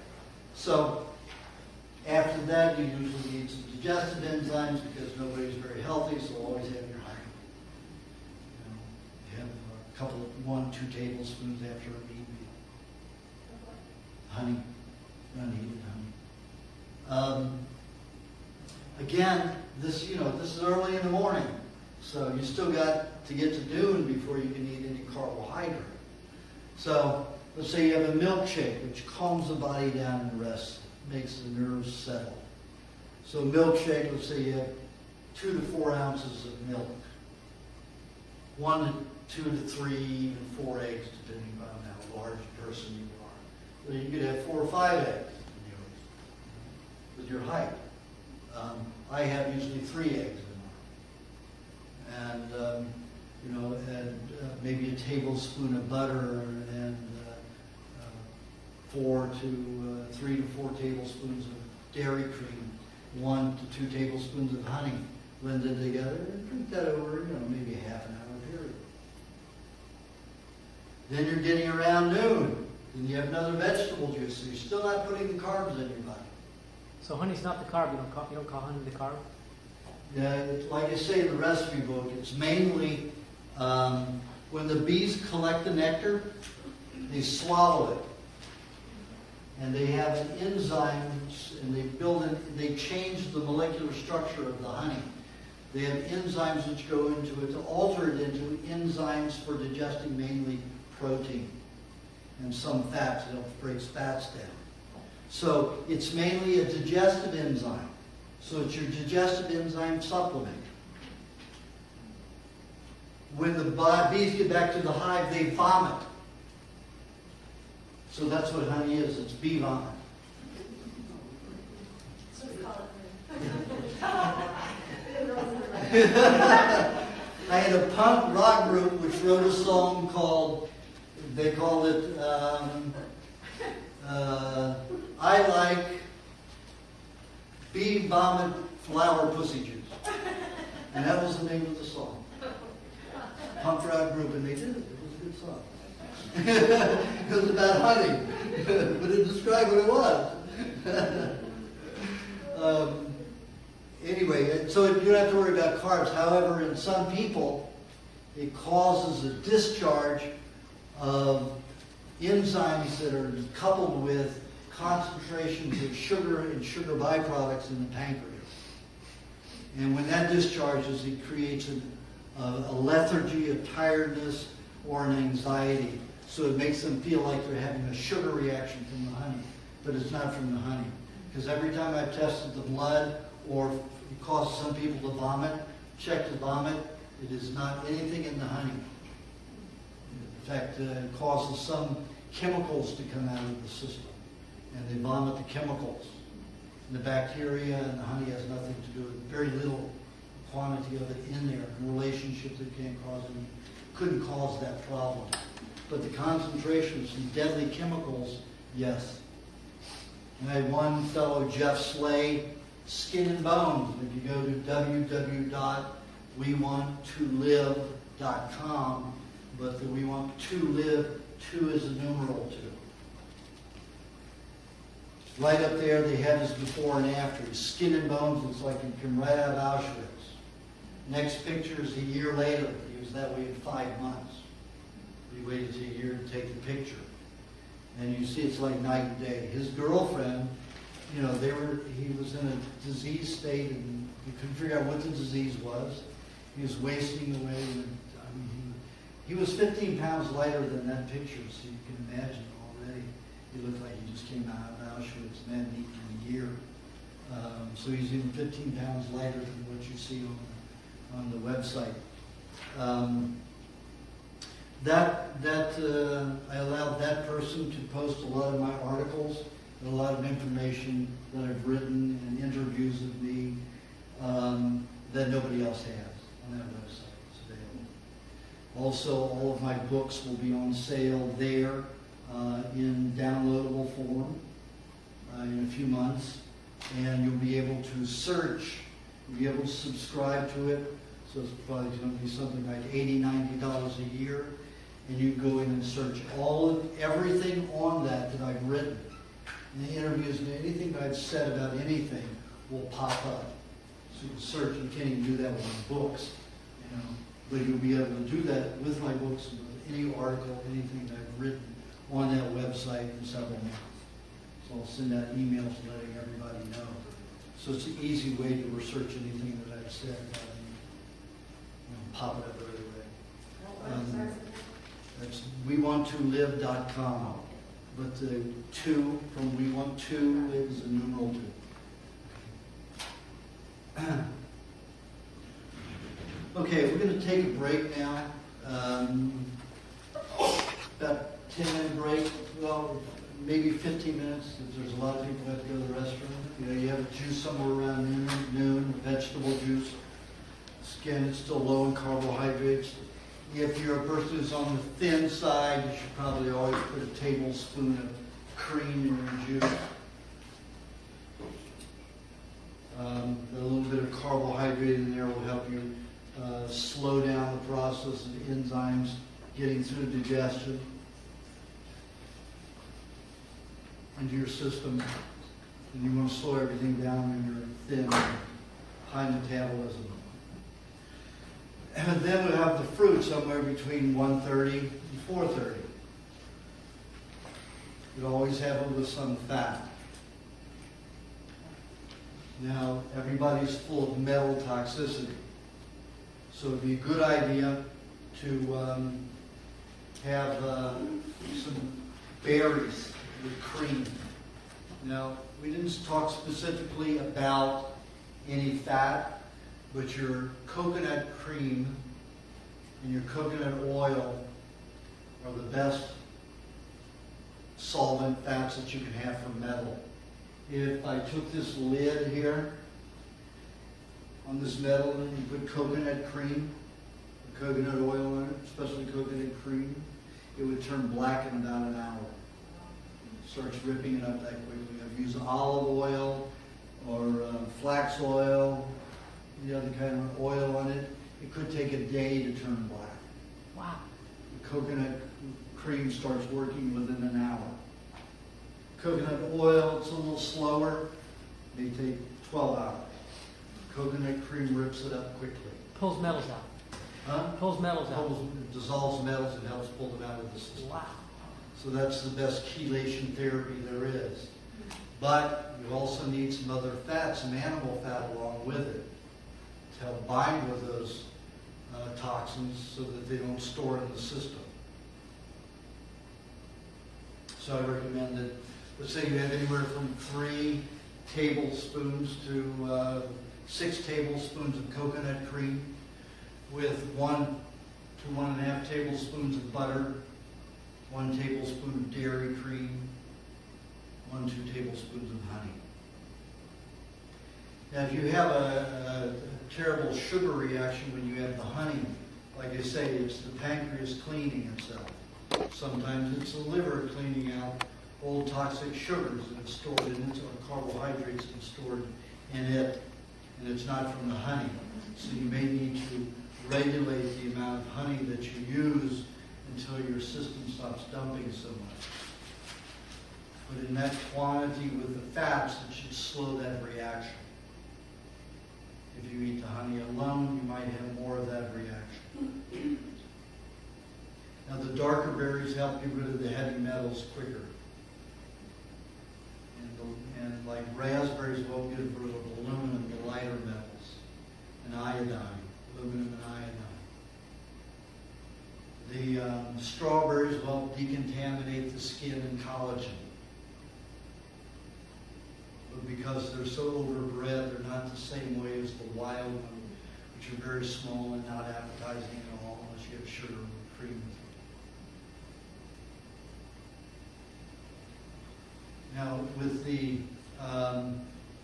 butter is much more digestible for the liver. And butter feeds almost every system in the body, but it's like the body is like an orphanage of many, many children.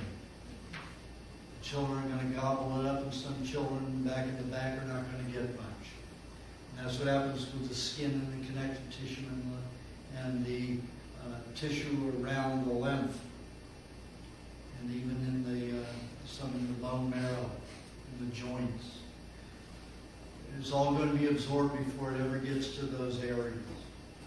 That's why if you make the moisturizing lubrication formula, it'll get to those areas. When you mix the butter with an egg and lemon juice and honey, it breaks it down quicker, and it floods the system with more than the immediate areas can absorb. So it gets all the way out to the skin, at least to the joints and the connective tissue.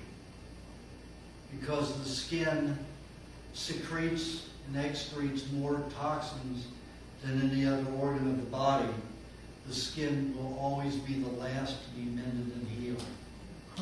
That's why I recommend the Primal Facial Body Care Cream and the rest of the book for the skin, and applying honey and saliva on the skin, because the skin just needs help.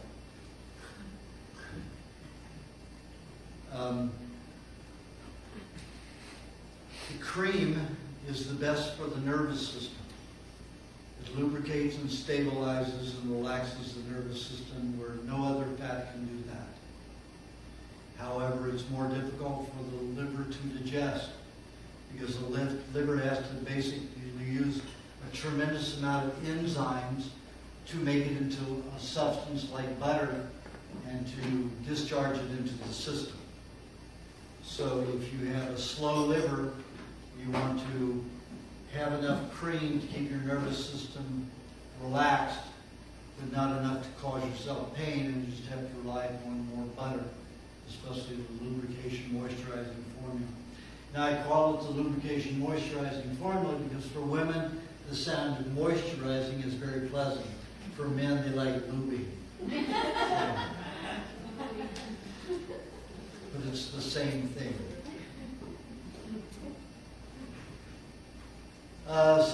The fats, like I said in coconut cream, rip out toxins of all kinds.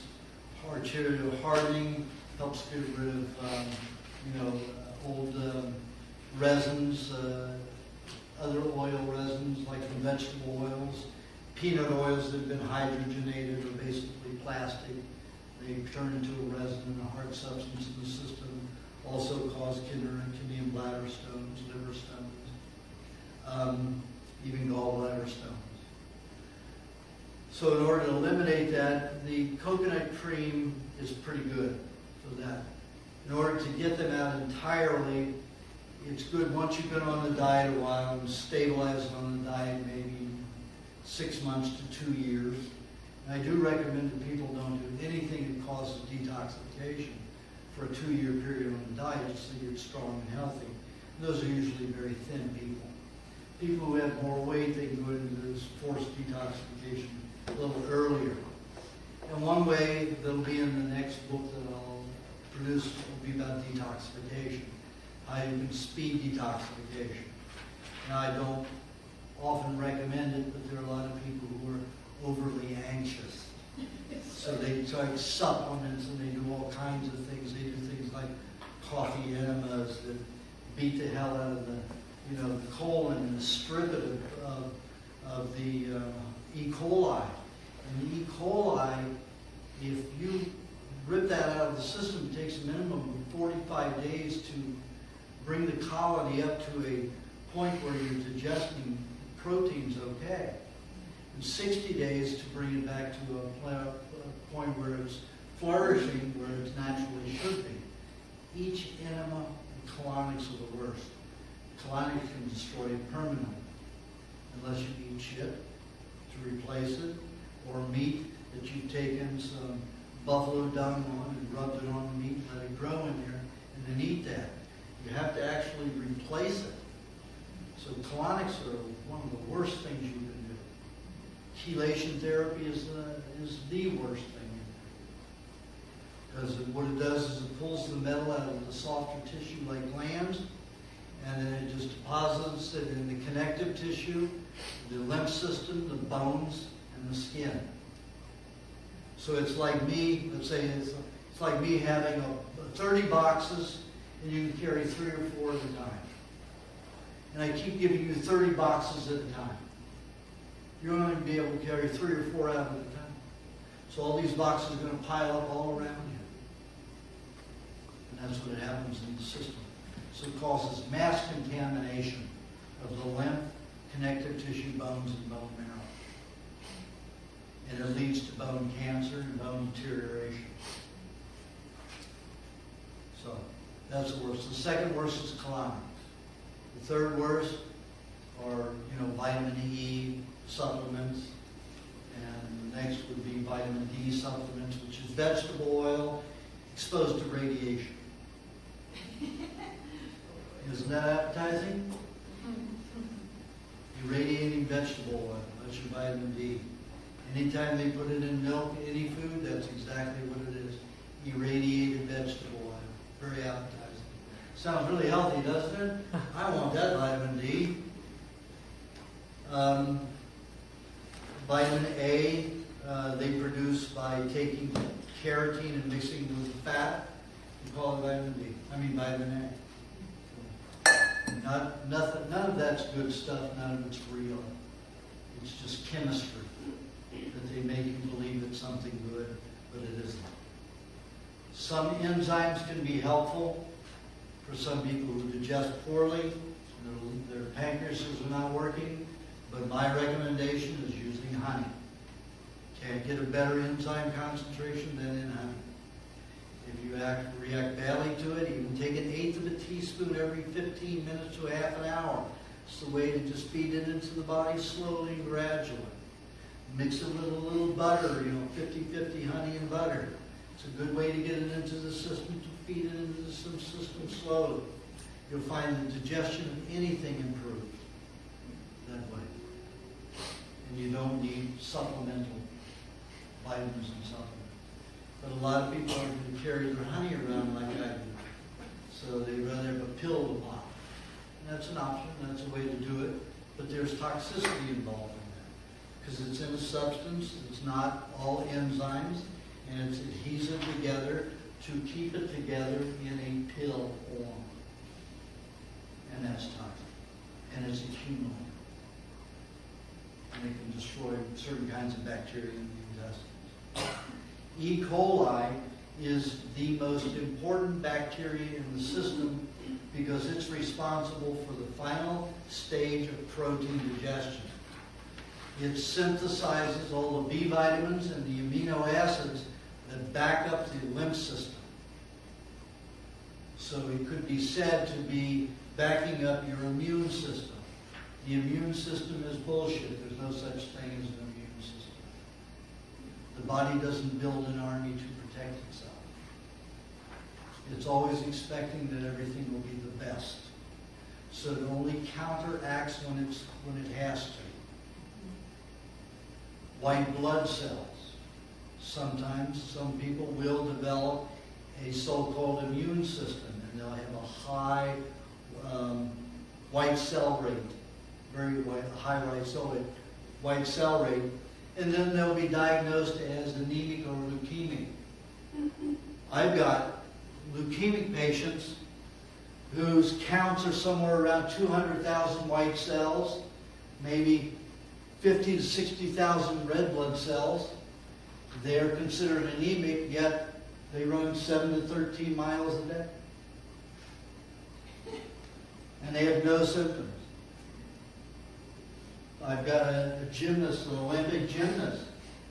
If cholesterol doesn't stay at 327, she can't perform. When she was on a Cook diet, her cholesterol was the same thing, right around 327. But she'd get flus every 2 to 6 weeks. And they almost kicked her off the team. And when she went on the diet, the cholesterol stayed high, and she does amazingly. Phenomenal. The difference is in the type of fat that's in her system and how she can perform. The doctors like to have these markers which say, come to me, let me give you drugs. And the pharmaceutical community has done that, caused it. In the early 1900s, about 1908, Dale Carnegie and Rockefeller both took over the universities by giving them millions of dollars in research funding to look for the active chemical agents in food and herbs that they can package and sell as pills. So when you get into that kind of environment, these scientific doctors want accolades and they want the money, research money. So they start lying. They start manipulating their results and their records. And this is going on and on and on.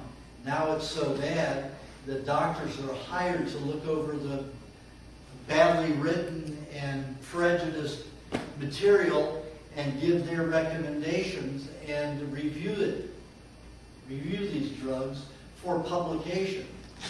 These doctors have had nothing to do with the research. They've never been into the laboratory. They're just given selected papers to do this.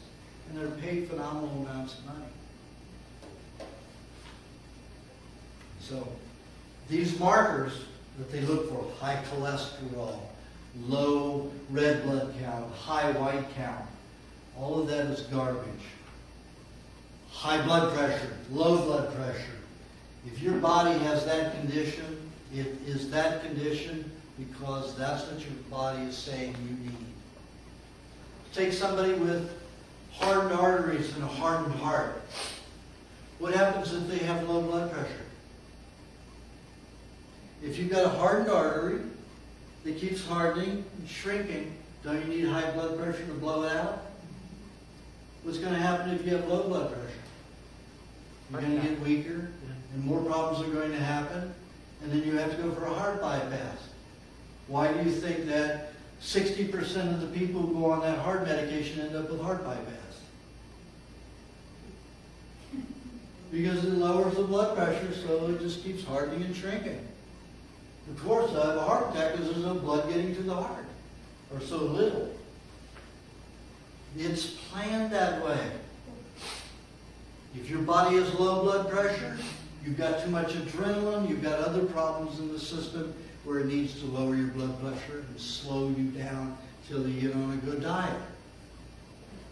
And still it may stay low for a while. High blood pressure may be the perfect thing for you if your body's in that state, unless it's caused by some kind of medication. And then it can be dangerous. Like when I took all those drugs and, my blood pressure went so low I died. Same with my son in the hospital, if you read about it in the first book. I had to get him off of the Dilan, which was just slowing his metabolism down and lowering his blood pressure to, dangerous. But if the body's doing it naturally, that's where it should be. And don't try to change it. Thank you. I've been trying to tell people that for so long. So Okay, so let's say in the afternoon you have your fruit. Your body's already conditioned, already decided how it's going to operate with the sugar for the day. So it's got all this pyruvate ready to make glycogen for the rest of the day.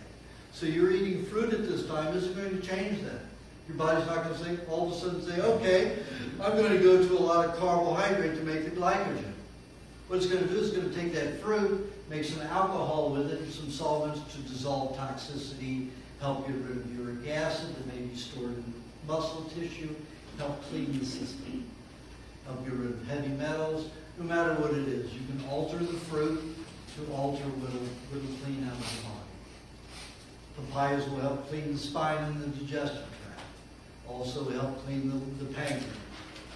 Berries help clean metals out of the system, the skin and the connective tissue. Coconut cream and pineapple help flush out a congested lymphatic system. There are several books which tell different things that can clean the system, what fruits are for, and in the recipe book I have some of that also. In the detoxification book, it's going to be extensive. Every fruit combination is what they can do together to help detoxification. What you can do to help get rid of the hardening of the arteries and the vegetable oils that have a tendency to collect is if you make the juice for 3 days, it will stay pretty fresh for 3 days if you do it with the honey that I explained in the recipe book. If you keep it for over 3 days, it'll be detoxification. It starts fermenting, turning into like a vinegar. And those oils, vegetable oils, have the bacteria in them, which will search out old resins that are in the body and start breaking them down. Like I said before the break, let it be 6 months to 2 years before you're on the diet, before you start doing detoxifications, especially of hardened vegetable oils. Unless you have kidney stones or bladder stones, then you won't start doing it sooner until you eliminate those, stop forming them. And those stones, what they are is just resins with the heavy mineral concentration. They get into the bowels, into the kidney or bladder, and they start magnetizing to each other, and they start clumping, clustering. And as the longer they stay together, they start dehydrating and becoming hard like stone. When they first come in, if you notice them, if you collect your urine, let it sit for a few days, and you see lots of little orange crystals at the bottom. That's what happens when the stones are forming in the body, but it's staying too long in the body. If you take those, they're really soft after a few days. But if you left them in there weeks, they get really hard. The longer they're in there, the harder they get. But if you take them and go like this and smell them, you'll know what they're from. Like I had them forming in my urine about 2 years ago. And even when I was urinating, some was passing out. So I took them and maple syrup. Pancakes, yes. Maple syrup. So I had them tested, and sure enough, maple syrup. you're saying you're collecting your urine to see if there's these things in there? Yeah, sometimes I do. To see if the crystals will form in a few days. Okay. Do it in glass, not plastic. Yeah. And then if they form, you'll know that you're discharging some kind of resins. Too much And carbs. if you analyze them, it's expensive to have things analyzed. I get people who donate to, Right to Choose Healthy Food, and sometimes I'll have things analyzed. It's like $800, minimum just to have one analyzed. And I started to tell you before, that guy was real skinny and got the weight on his is because he was deteriorating. His fiance saw this. They kept putting their wedding off for a year and a half because he just kept deteriorating. And he wouldn't get married unless he was not going to die. And here he thought he was going to die. So he went on the diet. So of course she saw what happened. She's on the diet, you know.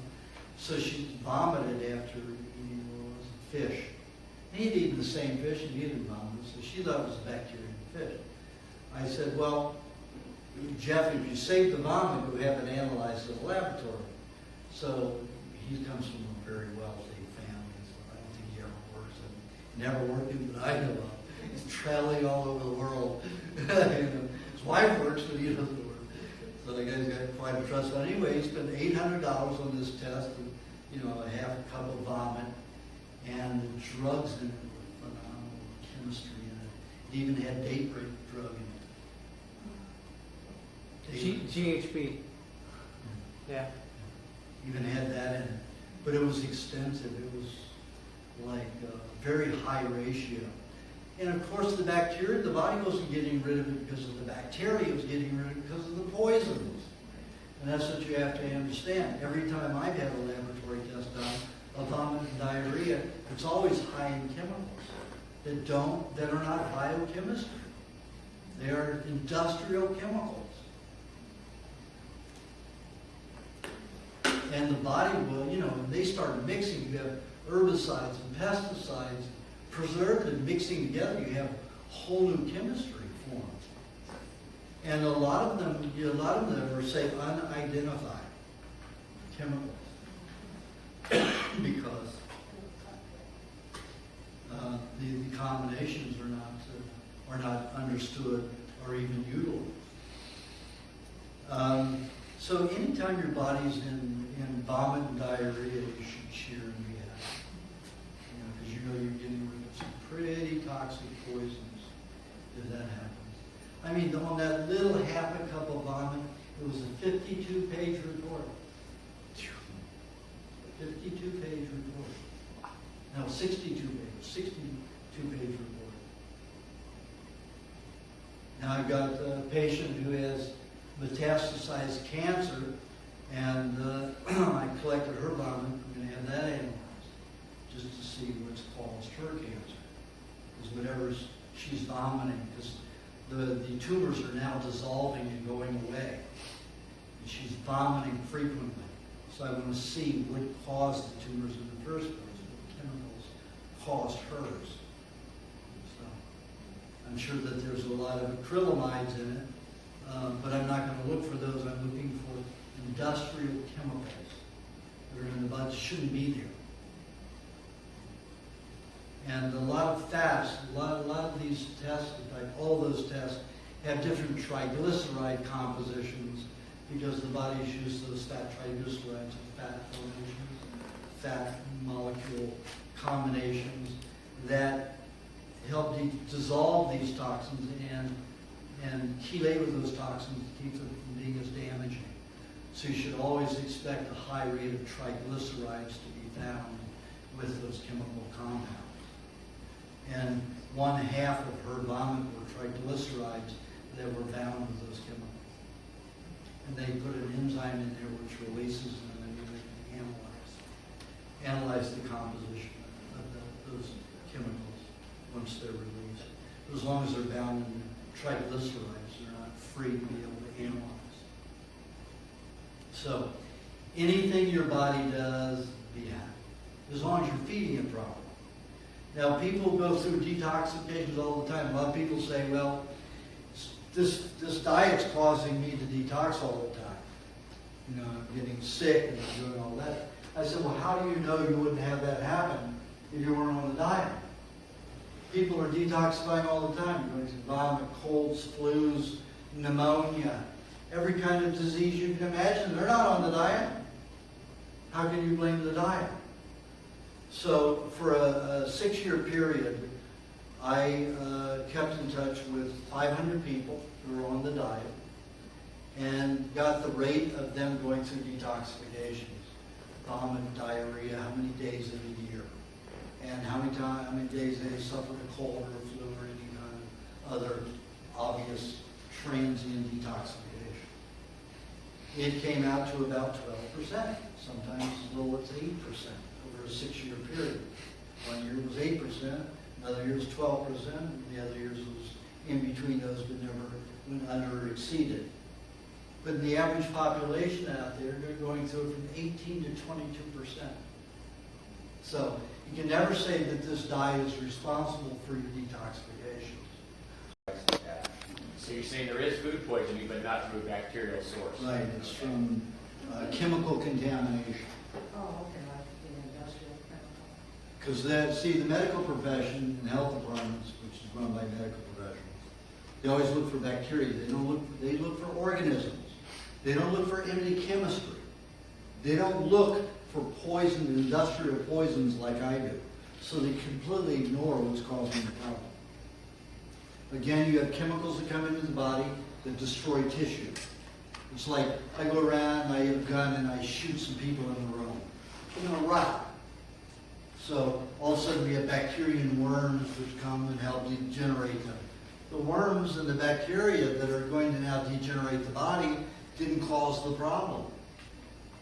The problem was the gun that brought the bullet in that contaminated the body, destroyed the body. So you see the difference? Sure.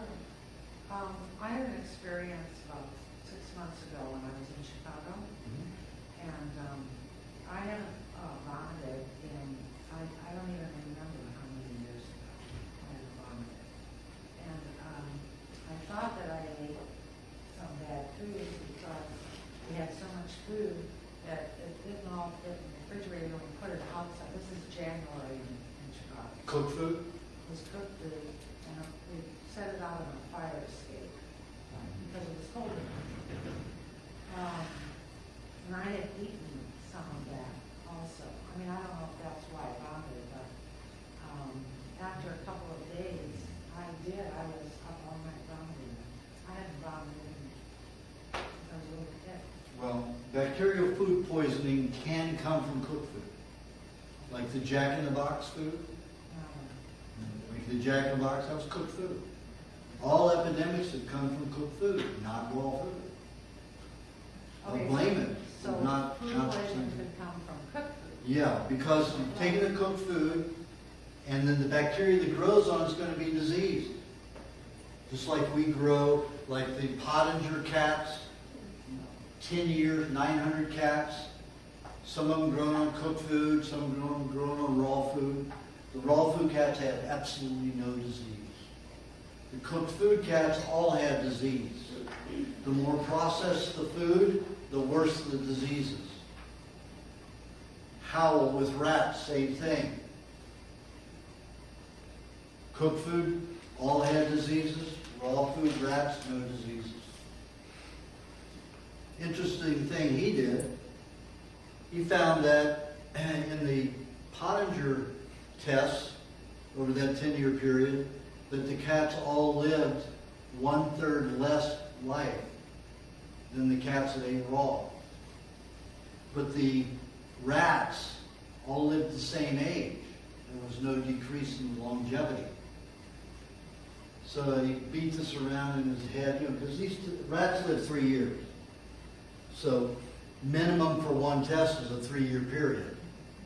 So he's beating his brains out for a year, getting ready to do the test again, but he wants to make sure he understands everything. Now, why did these rats live? So he looked for enzyme content that would be different in the liver, in the bone marrow, everything. Couldn't find anything different. And he noticed one thing. The rats that were eating cooked foods all ate shit. They ate the feces of other rats.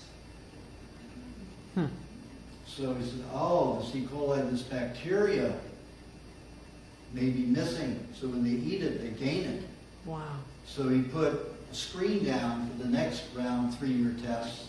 And guess what? How long the rats lived? They ate cooked food. 1/3 less longevity. They lived 2 years instead of 3 years. Wow. So eat shit and live. That's the conclusion. And I'm not kidding. Every animal species in the world eats shit except for civilized humans. And who's the sickest? First time I heard of eating shit was in Georgia, Russia. It was a National Geographic episode back in the 60s or early 70s. I think it was the late 60s. They have this shot, you see this dark-haired woman with blue eyes, and she's got this pretty smile on her face. You see she's very petite. She's chewing on something with a big smile. And pull back and you see this buffalo tail swishing behind her, like this behind her head. And she keeps pulling at it. She's got something in her hand. You still can't tell what it is because the hand, his fingers are in front of whatever it is she's holding. She's just munching away, swallowing, another bite. Pull out, and she's kneeling in front of this patty that's as big as her whole stomach. And she's eating at it. Eating it. Well, incredibly healthy. These people lived to 150 years old. Wow. In Thailand, they go through, because there's not a lot of meat there, they go through and they go through the buffalo dung after 3 days of being out there, and they pick out these beetles. They look like Japanese beetles. And they eat them. Now, I've got one of my patients is a Thai girl who was brought up as a farm girl, in northern Thailand near Laos. She now lives on Koh Samui, an island in the south. And I just spent a week with them. And, she shares all of her food with me. Let me tell you, it's primitive. She goes out in her garden and she picks off the beetles and just puts them in a bottle like this, as a bottle like this, as a bottleneck on it. She just throws them in there and then she go around live. These things are still crawling. And it's just so natural for her. And she's incredibly, she's like 50 years old and she's incredibly vibrant and strong and healthy. So she loves the diet. She understands it entirely. And her boyfriend, who's American, who's been on the diet only 5 years, he watches her and can't do it yet, I can't do that yet. But he eats everything raw on the diet. So those insects actually taste good, do they think? I mean, do they like... Yeah, they're pretty crunchy and crispy, Texture, yeah. Grasshoppers just taste like grass that they're eating. Worms I had a girlfriend who grew up in Peru, and they didn't have much meat, so they would go around collecting caterpillars and worms and eating them. A lot of times they would cook them, but as children they didn't, because they wanted to eat them because they wanted to share them. If they found a worm or a caterpillar, they got it down quickly because old brothers and sisters were going to share it. They were going to share it, So, and they would just pop them like that. So, I'm with this girl, and after I made it a natural thing to eat these kind of things, she'd go into a grocery store, a health food store, and see a worm, on a corn, ear of corn. She knows what's going to happen to that worm. She'll pop it, eat it like that. I said, what does it taste like? She said, corn. And it does, like popcorn. That's what it tastes like. It tastes like what they eat, corn. And it tastes pretty good. With all this protein. There's a tribe that they're hunters. And they will take the meat and slice it in long slices, narrow, and about that thick, half an inch to 3/4 of an inch thick. They let the flies lay their larvae all over it, and then they eat the maggots on the 5th day, right before, that night, that day they'll go into cocoon and become flies. And they eat them right, and that's all they eat. They never eat the meat. They only eat the maggots. They have no disease. They can run like 30 miles an hour. They're incredibly healthy individuals. And that's all they eat is maggots. Where's that? It's in Borneo. Okay. And I think there's some tribes in Australia that do it too. How does the body digest something that's alive and swallow it? Oh, well, the hydrochloric acid will just dissolve it. And if you don't have enough flour, I suppose if you're healthy, you have enough. well, unless you're like me, you know, I don't have much in my stomach, but throughout the intestines you secrete hydrochloric acid. A lot of vegetarians argue, you know, that that carnivores have 15 times more hydrochloric acid than we do in the stomach only. Well, we secrete it throughout the intestines where they don't. We secrete it all through the small intestine. So our digestion, we may take 16 hours maximum to digest our meat, whereas a carnivore will digest in 10 hours. Yes. So then if you want to reimplant the E. coli in the large bowel, wouldn't it be better to get some feces from a carnivore animal than an herbivore, since they have to digest protein so much, like a healthy lion or whatever? It probably would be, but where are you going to get it? Yeah, I don't know. Yeah. Probably would be. I thought the same thing, but Yeah. buffalo feces works. What we do is we have an Amish farmer who supplies us with it, and he gives us the whole bowel, and cut it off like a sausage, you know, wrap it. So it contains, so you get to eat the slice of the bowel along with the dung at the same time, so that you can really heal and regenerate the bowel. Is that Morris Ranch? Or not Morris I Ranch? can't tell. Okay. Oh, okay. It's not anybody you know. We've got a private one for that. Okay. It just does that. You know, if you ever need research money, you should do Fear Factor. Everybody says that they don't want an old man. They do not want an old man. They couldn't get enough old men that would do it with me. And they're not going to put me with the youngies. So the pieces wrapped in bowels? Pardon? You said the pieces are wrapped in bowels? Yeah. So the animals think that they are wrapped. So I got a lot of clients who eat it, especially with cancer. I explain that in the recipe book. I'm explaining more in the detoxification book when it comes out.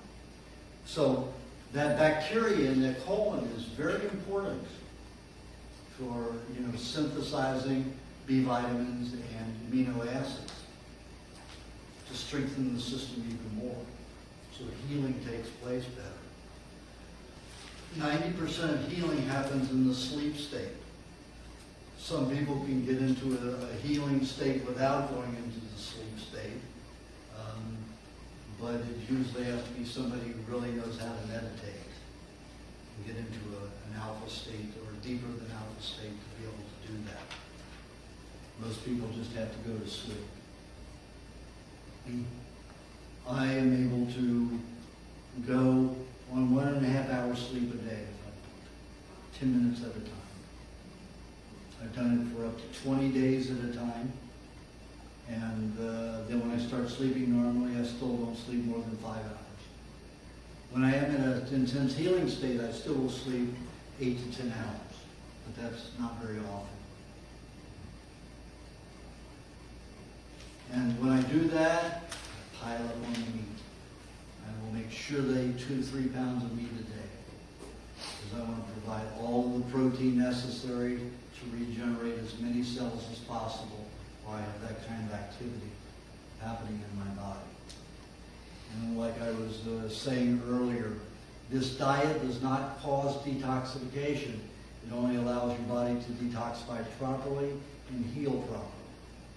If you're putting denatured food in your body, whether it's cooked or dehydrated or chemically treated, you're poisoning the system while it's already trying to detoxify.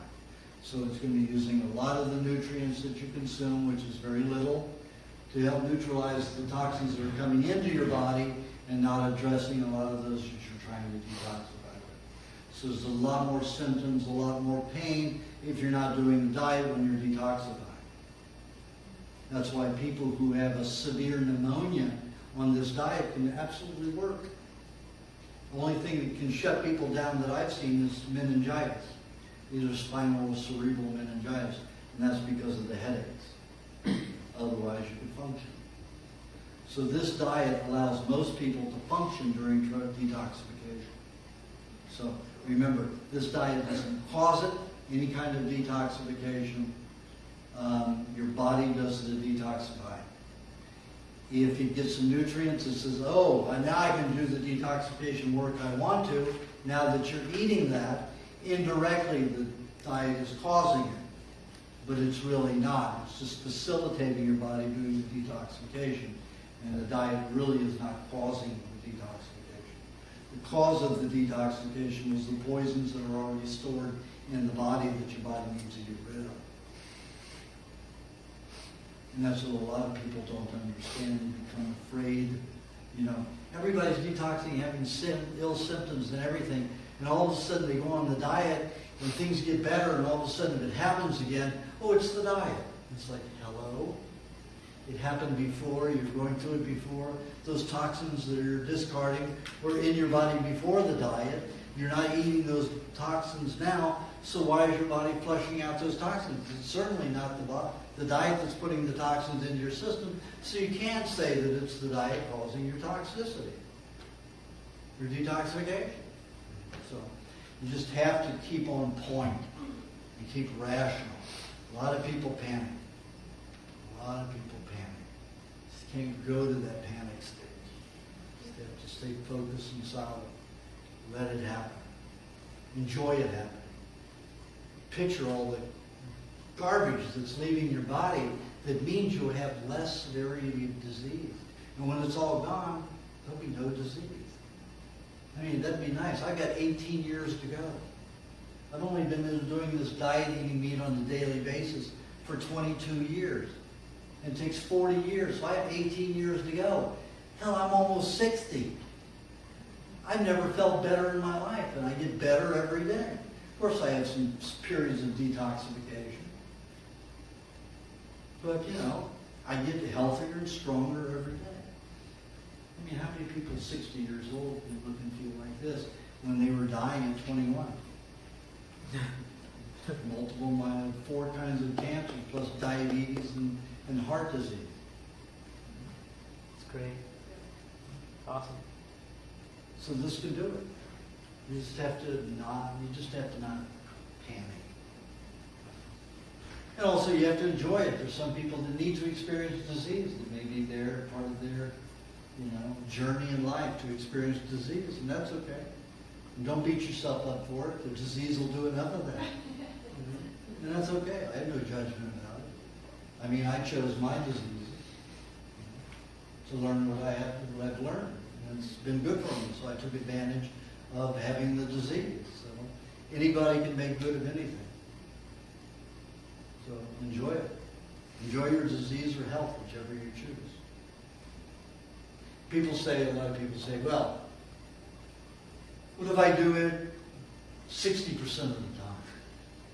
And I say, does that ruin everything that I've done? And I say, if you only ate one raw food in your entire life, you'd be adding health to your body. That's good. So do as much as you do. And that's good. It doesn't wipe out everything. It adds to your vitality and happiness.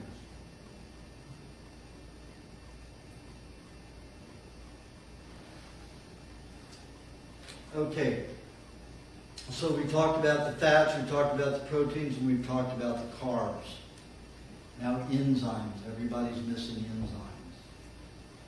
Because every time you cook something, you've destroyed 100% of the enzymes if it's gone over 118 degrees.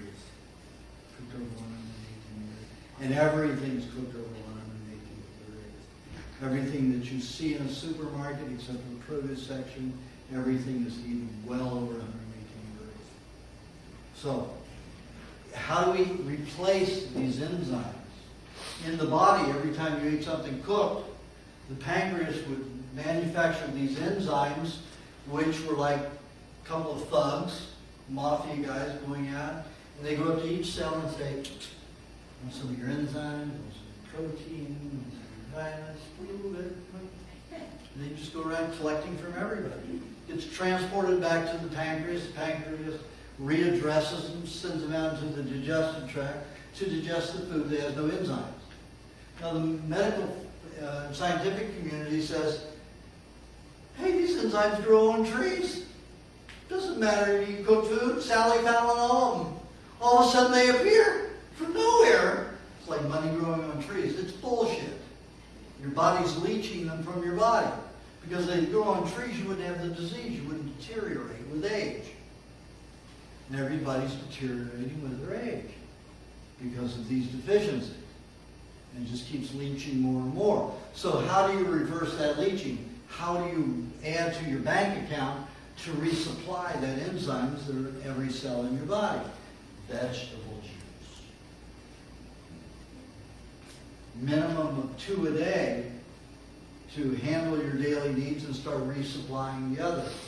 You go 3 to 4 a day and you're really adding to that. Unless you're eating them fermented and then you're going to heavy detoxification. But that's adding bacteria which are missing from cooked vegetables. Fermented vegetable juice? Fermented vegetable juice. So it adds bacteria that help you break down those resins that I talk about, which cause all hardening in the body, or a lot of hardening in the body. How would you ferment your vegetable juice? You just let it Well, stay sit long long. enough. At room temperature or in the fridge? No, in the fridge. So Or like out when it gets thick, either way. when it gets thick, it's fermenting vegetable juice. When it starts tasting badly. Yeah. Yeah. Separating. Yeah. Separating. So you go let go, 5, 7 days. Have one a day. 1 pint? No, 1 cup. Okay. Not unless you really want to do some heavy detoxification. Okay. No. If you're going to do something, you're going to push detoxification, do it lightly. In fact, you might just want to start with a half a cup and see how you do. And only maybe a couple a week if you're going to do that. Don't do many. Yeah. You How just many- want to do it mildly. How many days before you say green vegetable juice would be, fermented? 7, 10, what? No, about 5 days, 5, 7 days. Okay. That's without That's honey. enough. Let me tell you, that's enough. That's without honey in it. No, you can have honey in it. Okay. Even with honey in it. Because with honey in it, it only lasts 3 days. Without honey in it, it lasts a day and a half, 2 days. And it starts turning. With the honey in it, it takes, about 3, 4, it takes about 4 days, 5 days. 5 days it's right. 7 days it's very good. 8th day there's too much alcohol and too much vinegar in it. And you start having gas and it starts destroying the digestive enzymes. Because the alcohol starts becoming too great.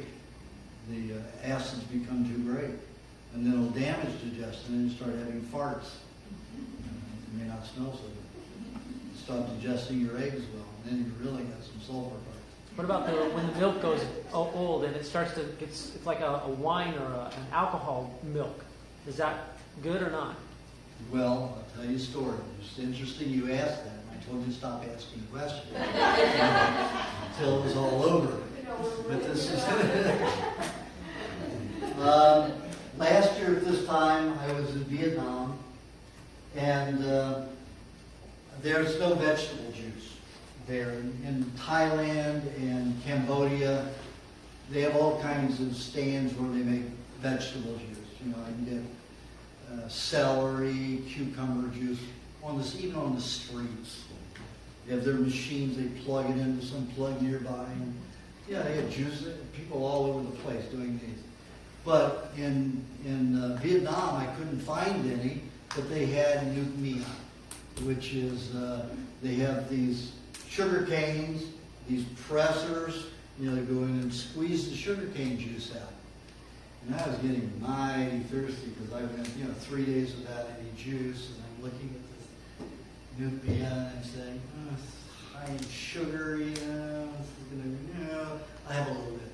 So, it was like dirt cheap. It cost me $0.10 for a cup, something like this. And drank a little bit of it, a little bit more, a little bit more. I had a whole cup, no sugar reaction. So I said, how can this be? It reacts just as if there's no sugar in it, like celery juice. No sugar reaction. Next day, I had 16 ounces within 20 minutes, no sugar reaction. So I said, okay, it must be in the fibers where the sugar comes from. Because they boil away all the oil, which becomes the molasses, and what's left is the cellulose that turns into a sugar. So in the juice, I'm not really getting the cellulose sugar. I'm just getting the juice, which seems to be just like celery. which has very little carbohydrate or none in it. So I thought, oh, this is really trouble. So I was eating three cups a day. I'd have them juice it for me. I had my jars, I had 12-ounce jars. I had 3 12-ounce jars, and I drink 3 of those a day. No sugar reaction. It was great. It was not the tastiest stuff in the world. So they usually grind it. It's huge metal cylinders with these, odd-shaped things, and put it through, and they just crush it. And they just put it through. They just keep putting it through. They'll fold it over and keep putting it through to juice them really well. And they'll take a half of a lime and put it in there, so it gives it a little bit of better flavor. And I decided, oh my God, I was a sugarholic. I used to steal candy when I was a diabetic because I couldn't keep my sugar level up. So I used to steal boxes of chocolate-covered cherries, and I'd go through them in 40 minutes. I was fat, very fat, but I was just addicted to the sugar. And I would steal Baby Ruth bars and all that. Just eat the candy all the time. I thought, I can ferment this stuff. And I'll cause a detoxification. I'll get rid of some of that deep tissue sugar. So I fermented it like I do the vegetable juice once in a while, and man, I had diarrhea. You wouldn't believe. I started having hives that were some this big, and they were itching, and I would take, I had to stay in the room for 3 days. My hotel room for 3 days, it was so bad.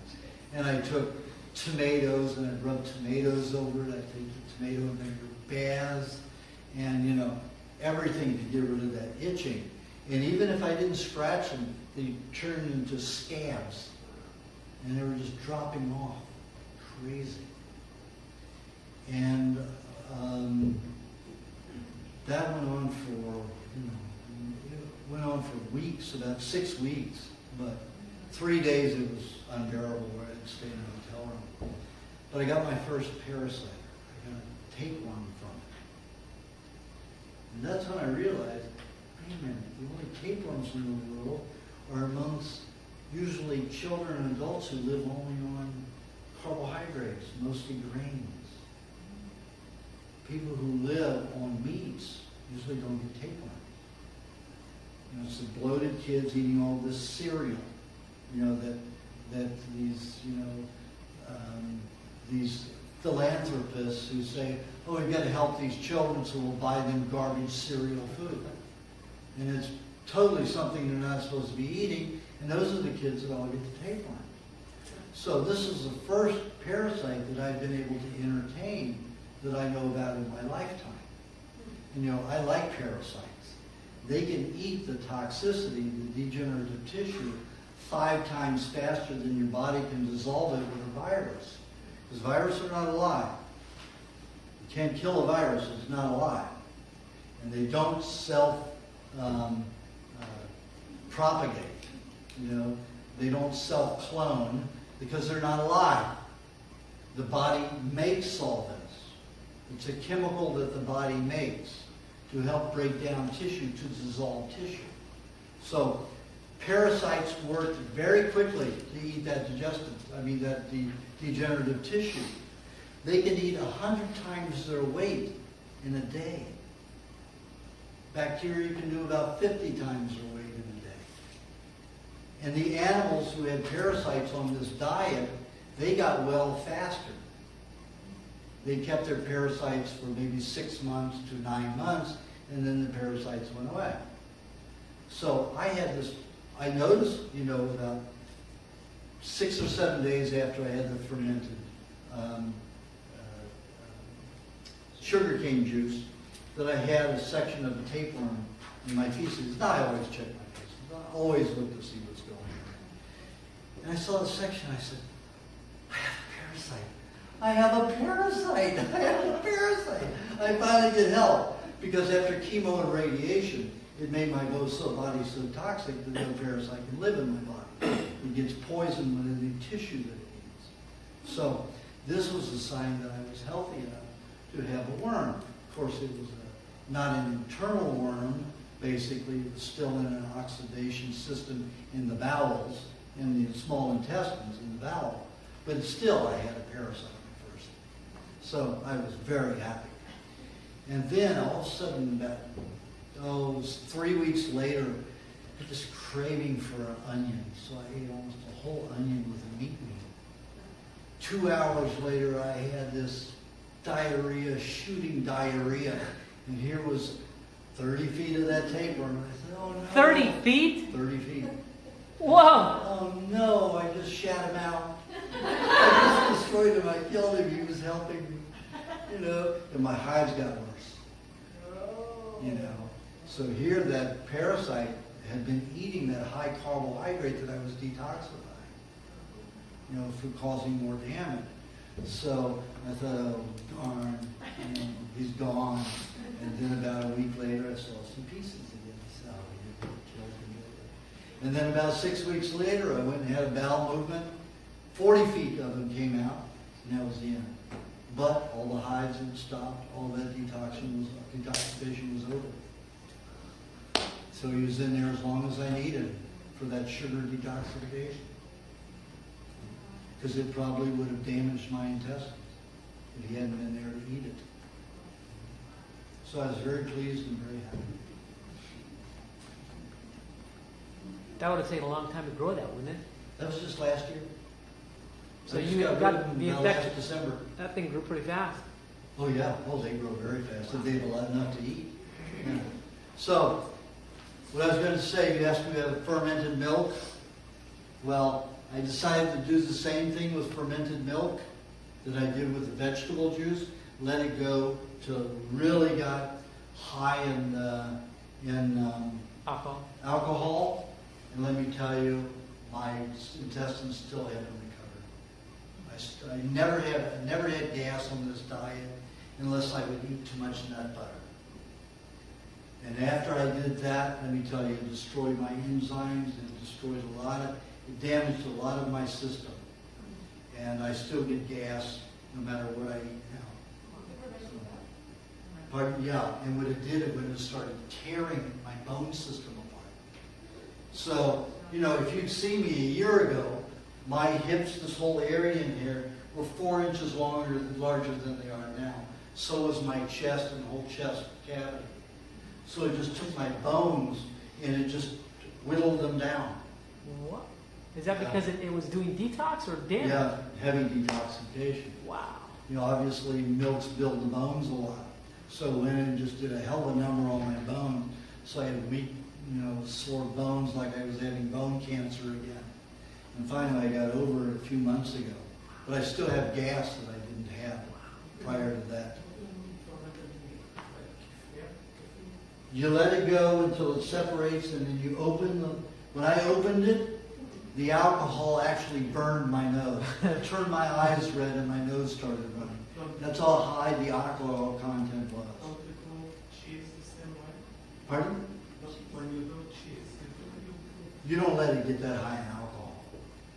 There are stages where you let it go through. Yeah, but I drank all of the fluid with the alcohol in it. I drank all of it. I drank 3 cups in one day, which was very stupid. But I thought I was Superman. So you obviously wouldn't repeat that. You would do it at a much... Oh, yeah, titrate a little bit yeah. different. Like in the recipe book, I'm going to say half a cup if you're going to do it. Not 3 cups in a day. How long does it stay when it's fermented like that? What that takes? Oh, it'll stay for months like that.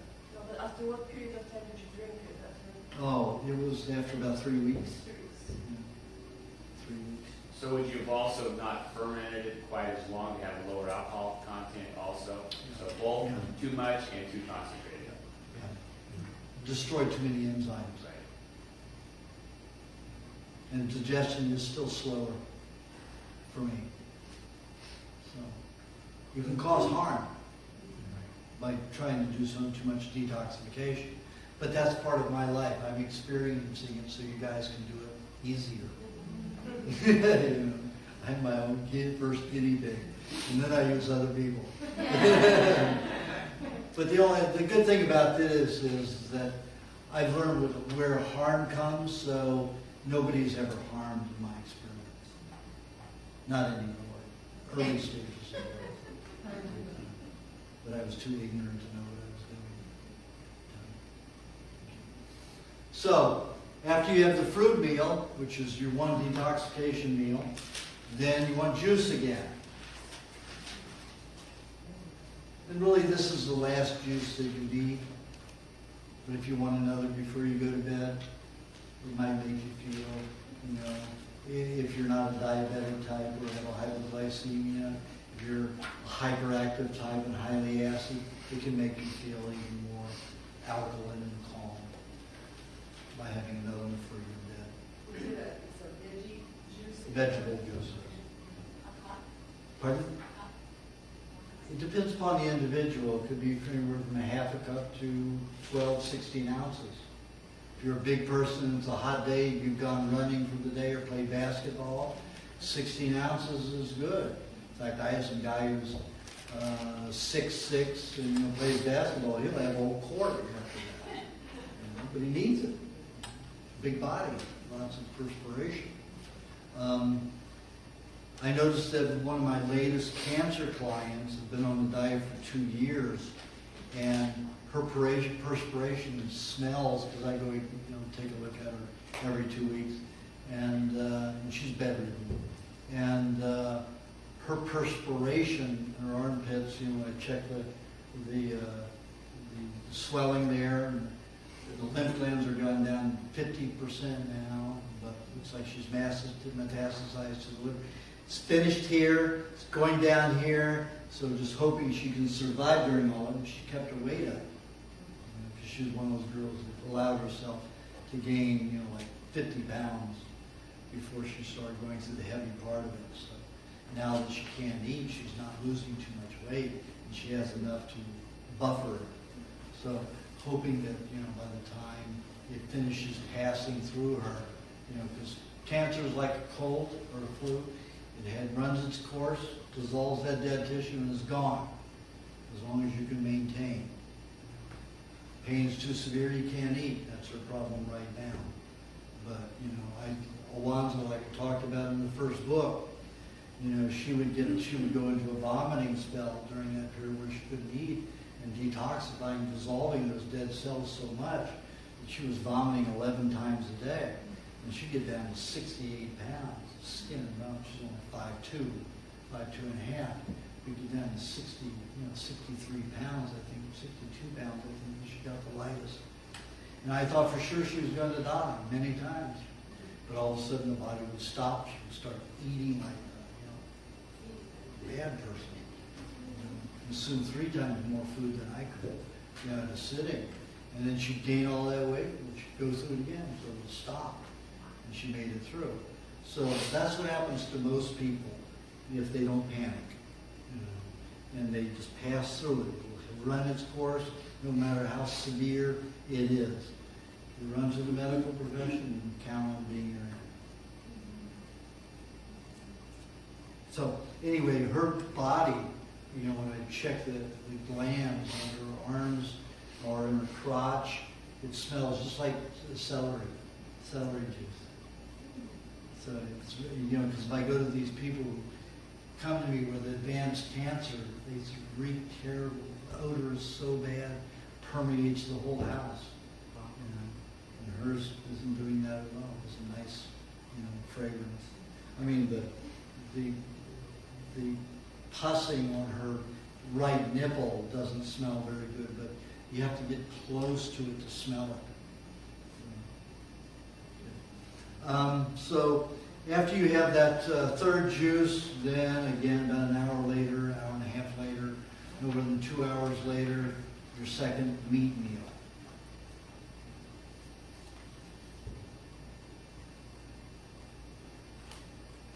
Now, most people should be having a pound of meat a day, which is 1.25 cups to 1.5 cups of meat. And when I'm talking about meat, I'm talking about any flesh food. I'm not talking just about beef. So total altogether, minimum of a pound of flesh food in a day. If you're a diabetic or you have hypoglycemia, it'd be better to break your meat meals into 3 meat meals. So you'd have juice an hour later, and don't let it be more than an hour later, because it's too much time lapse, your blood starts eating itself. So it should be 1 hour after that first juice in the morning to have your meat meal. Then, then your milkshake, then a juice, then another meat meal, and then your fruit meal. Or the diabetics or hypoglycemics could go juice, meat, fruit meal. Juice again, meat. So you're having 3 meat meals that way. It's better to break it up. Because the liver, the pancreas doesn't secrete, doesn't utilize, and is very active, so it's not changing over enzymes as quickly. And you just want to make sure it's spread out. The meat's spread out a little bit.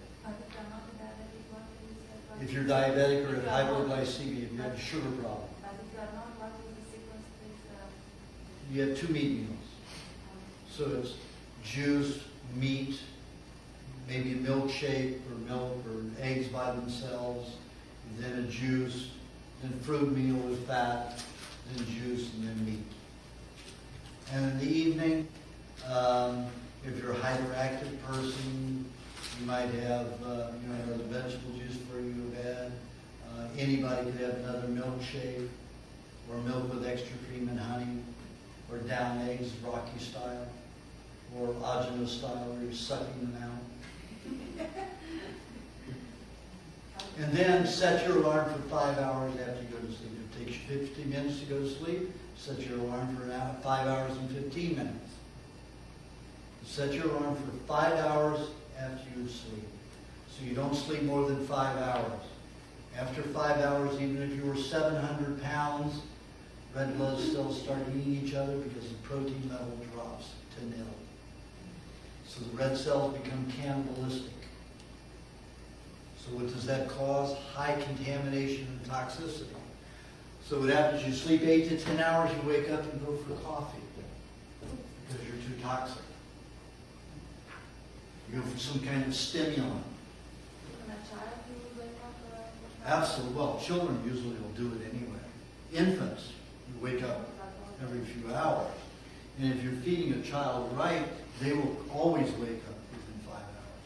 If you've got a child that's sleeping over 5 hours, you wake that kid up because you know he's going to be cranky that day. He's going to have more of a problem. He's going to be more of a problem. So in a lot of kids, all you have to do is stick a bottle in their face, and they'll suck while they're sleeping. It doesn't matter if they're sleeping and sucking, if they're eating. So the red blood cells don't eat themselves. They get protein. Another way, if you start this diet, then you have to do that. Any diet you should do it. Any diet. People should be eating every 5 hours, or else the red blood cells will eat themselves, eat each other. What do you suggest to eat when they wake up in the morning? Down a couple of 1, 2 eggs, or have a milkshake already made, or a half a cup of milk with a little extra cream and a little honey. Down it, go right back to sleep. And then you'll wake up and be entirely different. John Fox, okay? After 3 years on the diet, he said to me, I still have trouble in the mornings, 10 or 11 o'clock before I really get my energy level. What can I do? I said, John, I've been doing seminars at your house for 3 years. Are you waking up after 5 hours and eating something? No. Hello? Do it. Set your alarm tonight, wake up, eat something, milkshake, eggs, milk, go back to sleep. What happened the next morning? Woke up with all this vitality. Didn't have to wait till 10, 11 o'clock. It's a big difference, makes a big difference. I get that a lot. I've got it in the recipe book the same way. But there's so much information in there. Everybody should be reading those books at least once a year. There are key issues in there that may apply to you and you miss them. And everybody goes through changes. And those things may not apply today, but they apply tomorrow or the next day. So you've got to keep up with the information if you want to take care of yourself the best and have the most vitality and the most awareness and consciousness. Yes? The vegetable juice that you mentioned is always with an egg or with a cream or just the vegetable? Well,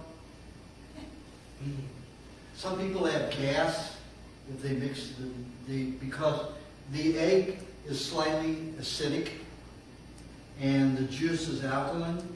So some people don't digest the egg and the juice when they're together. Most people do, and it's favorable to have it. If you have hypoglycemia or diabetes, you should have an egg with your vegetables. If you're not, have cream with it. Or butter, but you just have to eat the butter before you drink the juice, because the butter is not going to melt in that cold juice. With butter and You just have the butter first and then drink the juice after. But if you're having a whole tablespoon of cream in, that's a good balance, or a half a tablespoon of butter before you drink the juice. Unless you're very skinny, then you can do a lot more. So, okay, so that takes care of the pattern. We've gone from beginning to end with that. Now we'll open the question and answer session. Yes? Thank you very much for being here. You're welcome. I have a couple questions, but I'm going to limit it to one. I've been just started juicing. I use a Green Star twin can juicer, and I'm really into juicing about 5 pounds of carrots, and then I'll my vegetable juice doing kale, parsley, cilantro, and celery, and maybe throwing a beet in there. Do you have any comment on? What is the ratio? 50% carrot juice? Or? No. Keeping the carrot juice. The 5 pounds will juice a quart, and I keep that separate. I don't mix that in with the other. But I really like having that carrot juice. Can I use that as my vegetable juice?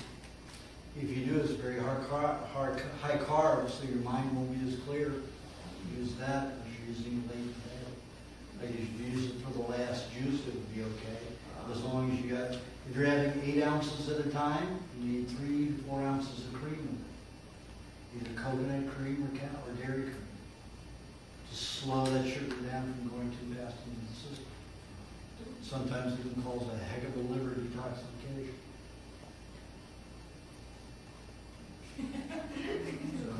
And the kale and all of that's heavy detoxification. So you have to keep that 5% of the juice or under. No more than 5% of the juice. Celery, parsley, zucchini are safe juices. Even iceberg lettuce. All of that's good. A lot of people say, well, maybe my cancer patient. It's the only time I give that number anyway.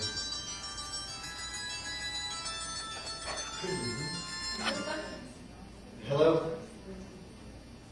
Yes?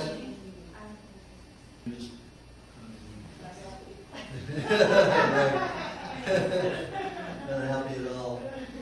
Those vegetables, The celery, parsley. the celery, parsley, Zucchini. zucchini, and cucumber. Those are all safe juices. Iceberg lettuce. A lot of people say iceberg lettuce has no nutrients in it. Whose standards? What are you looking for? What, it doesn't look like parsley? It doesn't have a lot of chlorophyll in it? Well, what does iceberg lettuce have? Water. Opiates. It's the only food that we consume that has opiates in it. Huh. Opium. It's the only place we can get opiums to completely relax the body. Huh. Relax the nervous system, settle you down. It's the only lettuce I ever ate as a kid. I hated any other lettuce, but I'd sit there and eat a whole iceberg of lettuce at one time. Yeah. The hash is from marijuana. Yeah. What's the best thing to regenerate the nervous system? Is it the high meat? Yes. Well, no. What was your question again? What was the best thing to regenerate the brain, the nervous system, whatever? Well, let me finish this other question. Oh, okay. This other thing about the juice. So, you don't want a high carbohydrate juice until your third juice. So if you want to do it, a lot of people who have jaundice means they've got a lot of bile in their system. Their bodies use bile in place of fat to bind with toxins, so it's permeated throughout their system. Carrot juice, especially in combination with coconut cream or dairy cream, will pull that bile out of the tissues. A lot of people say, oh, you eat a lot of carrot juice, you're turning orange. I've taken skin scrapings and you'll find no carrot juice in there. Very little carotene at all. What you find is high bile in that tissue. So that orange is the carotene from the vegetable juice taking the bile out of the system. And the bile is causing that orange look. I've seen that bile turn completely bright orange. This orange, even more orange than that lid right there. And then it'll turn brown like a birthmark. And in 6 months it's gone. Especially in cancer patients. So bile has a lot of people who have cancer have a lot of bile problems. Excessive bile that kind of melts your tissue. Bile is to digest fats. It's to break down fat. And if your body uses it in place of fat, if you're on a fat-free diet, then it's going to use bile to bind with those toxins. And then you've got a very solvent, caustic chemical in your body.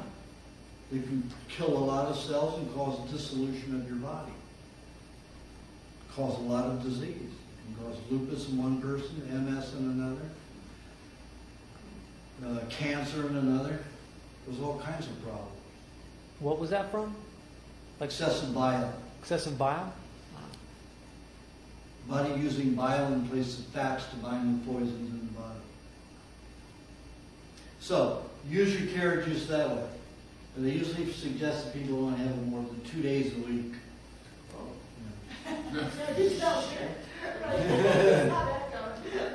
But I mean, if you want to do it, you may be one of those people that can do it once a day. And do it at that meal before, your meat meal. What about like the But I would definitely wait 2 hours after that juice before I ate my meat meal. What about the lady that like reverses her, people that reverse their cancer drinking tons of carrot juice? For how long did it reverse it? For how well did she get? I mean, I met the woman. She was a basket case. Really? Hyperactive all the time, not clear thinking. Walker was the same way. These people could not be in a relationship. They couldn't be calm enough to be in a relationship. They were hell to their partners. Wow. If you want to be like that, go ahead and drink carrot juice. Wow. So why did you think it originally reversed it? And there was obviously an imbalance there. It provided enzymes maybe initially, but then the sugar caught up with itself. Absolutely, and pushed it the other way. Okay, my other question related to his question on the juicing, you say that the body essentially detoxifies. It's not the diet. So, But if you eat certain things repeatedly or in certain combinations, you can force a detoxification. You can't force it. Force a detoxification. I've been telling you, some things will force a detoxification, especially fermented foods. So the kale and some of the other things that are more along the medicinal quality or whatever. Very concentrated chemicals. So no matter how healthy you are, your body doesn't need that type of concentrated nutrient in it. And it will cause an imbalance. Okay.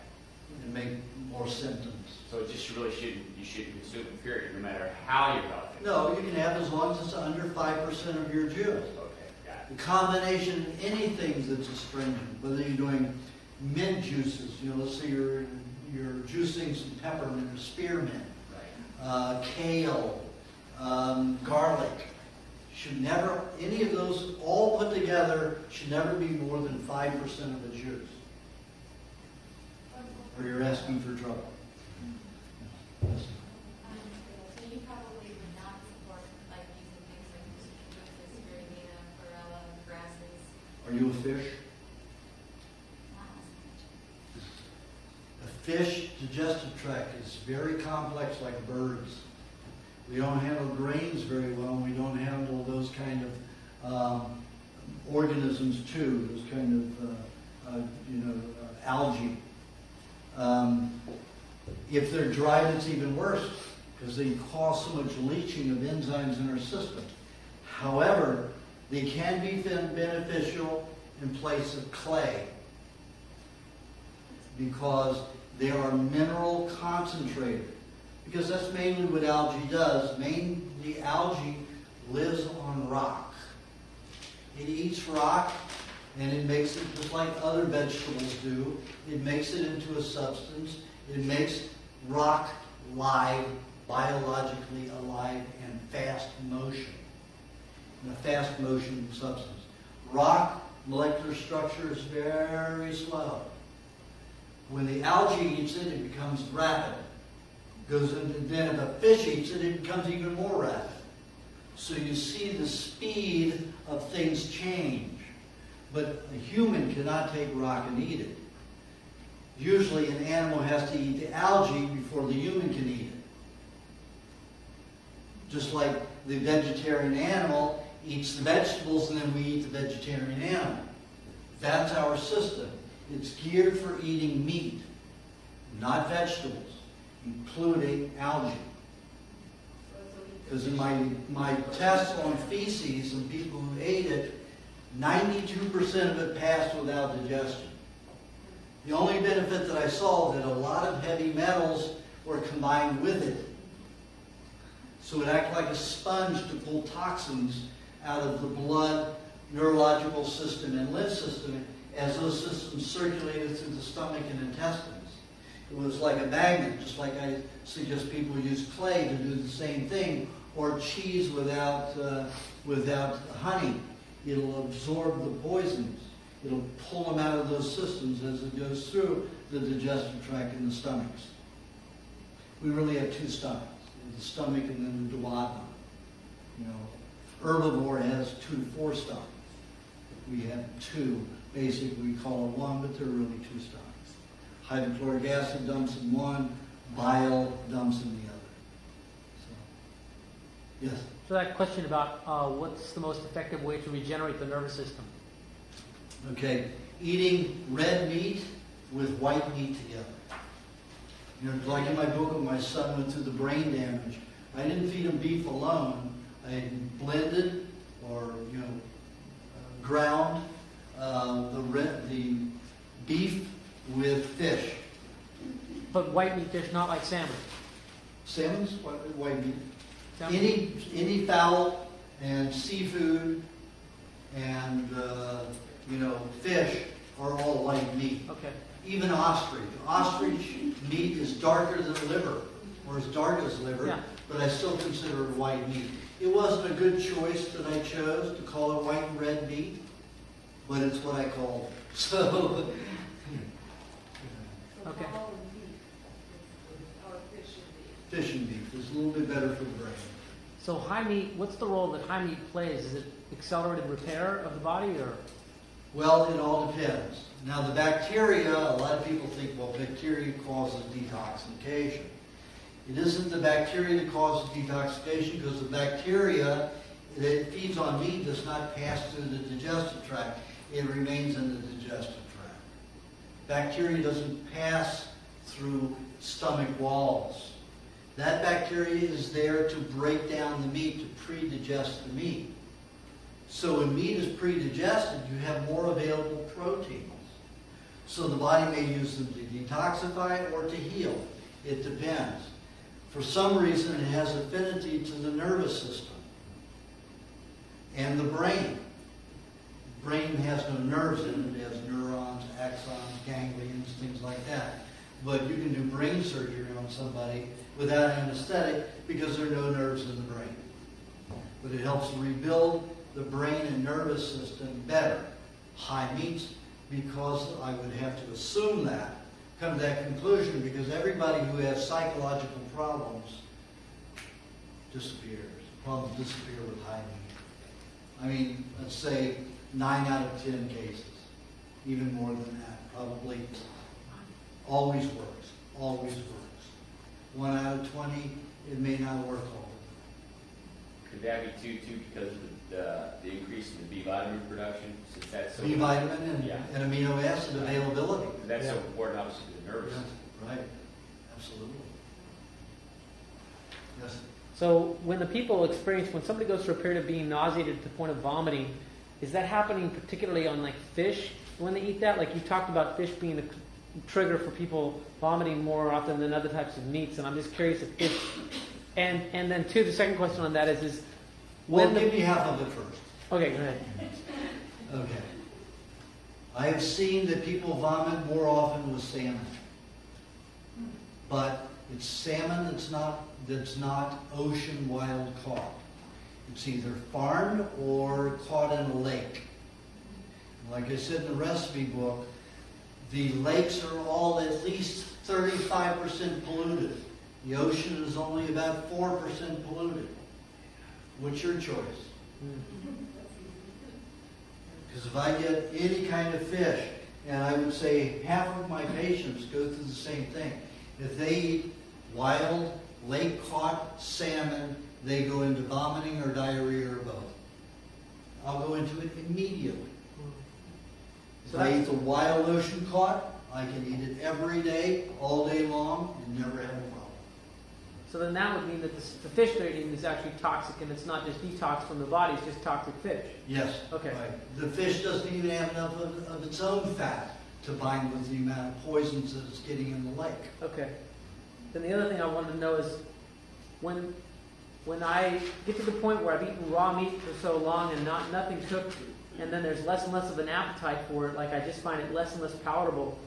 Is that where the body's getting to the point where it's ready to like detox, like to take that life force, and it's like gonna get to the point of vomiting? Absolutely, that's a detox of chemicals. Like I say, if you take the $800 to $1,200 and have that vomit analyzed for chemicals, you will find out why you're vomiting. Yeah. It's not bacteria. It's nothing to do with bacteria. That's why the medical, profession and the health departments are so prejudiced. They only look for microbes. They will never blame chemicals because a lot of the chemicals are medical. A lot of the chemicals are, for medication that people are vomiting. Right. Codeine. If I looked at codeine, I would vomit. That's why, and most people did the same thing. Back in the 50s, codeine was the thing. So what they did was they had everybody have codeine with milk. And the minerals in milk would bind with some poison to cause vomiting. So they keep taking the codeine instead of getting rid of it. Oh, take this with milk. Only with milk.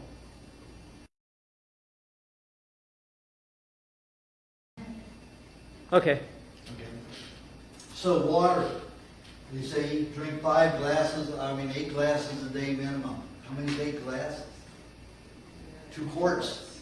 2 quarts. 2 quarts of water. How many pints of blood do you have in your body? 8.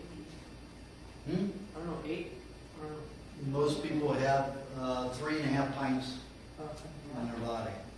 So that's a lot of water. Now, why do the Aborigines who live in up to 127 to 140 degree deserts never drink water? Why don't they dry out and dissolve and evaporate and become sand? You know what they do when they're thirsty? They pull up a root, they scrape it, wring it out, that's what they drink. Vegetable juice. Concentrated minerals. You can absorb 100% of the H2O when it's bound with other nutrients in the body. In the solution. Water, only thing it has is minerals. So the H2O and the minerals have a link to be absorbed into the cell, but your cell really can't utilize it. Because it has no vitamins with it. There are no carbs with it. There's nothing with it. So when it goes into the body, the water starts leaching nutrients from everything. So that so cells can utilize it. And then only about 10% can be utilized. That means that 90% of that water that you will never utilize is going to rob a lot of nutrients and pass out your urine. The Aborigines who live in a desert won't drink water because it creates an addiction to water and it causes dehydration. Just the opposite of what you're told it does. It robs the fats from the blood and the nervous system, drying the body. Yes? Do the Maasai drink water? No. No, they drink milk mixed with blood. Yeah. Well, they only do that 3 months out of the year. Oh, really? Yeah, when the calves are, the newly born calves are nursing, they don't get enough milk. So they'll take a bull, take bamboo about this long, they cut it open, so it's like a sharp point. They take a huge slingshot and they shoot it into the jugular vein of a bull. Yeah. You see the jugular, you see the bull down there eating the grass, all of a sudden the thing stabs into his artery, and he goes right back to eating. Maybe a gnat bit him. I mean, you got this big bamboo thing that's about this big around, got a hole in it like that, and then they cork it. And then they'll take a pouch, like a bladder of a cow or a calf, and they'll use that to fill it with half milk first, and then half blood. And then they drink that. Every day? Pardon? Every day? For 3 months. The 3 months that the calves are drinking milk, nursing. As soon as the calves stop nursing, they stop bleeding the bulls. But they'll only use a bull for 5 days, bleed a bull for 5 days, and then they go to another one. And then on the other 9 months of the year, what do they do? They drink a lot of milk, Oh, okay. because the calves aren't drinking. They have more milk to go around. Of course, they don't have another baby in their tribe unless the whole tribe agrees and they can feed it properly and everybody can care for it properly. Yeah. They always keep it in ecology with their herds and everything else. Everything is considered. That's why they're considered the brightest tribe in the world. They do nothing in excess. Everything is in a complete balance. Even taking the blood from the bull, it's just during a certain time. Not doing the bull for over 5 days. They know it has no ill effects on the bull. So everything's in a nice, controlled harmony. Now, I visited some Indians in Brownsville, Texas, back in the 70s.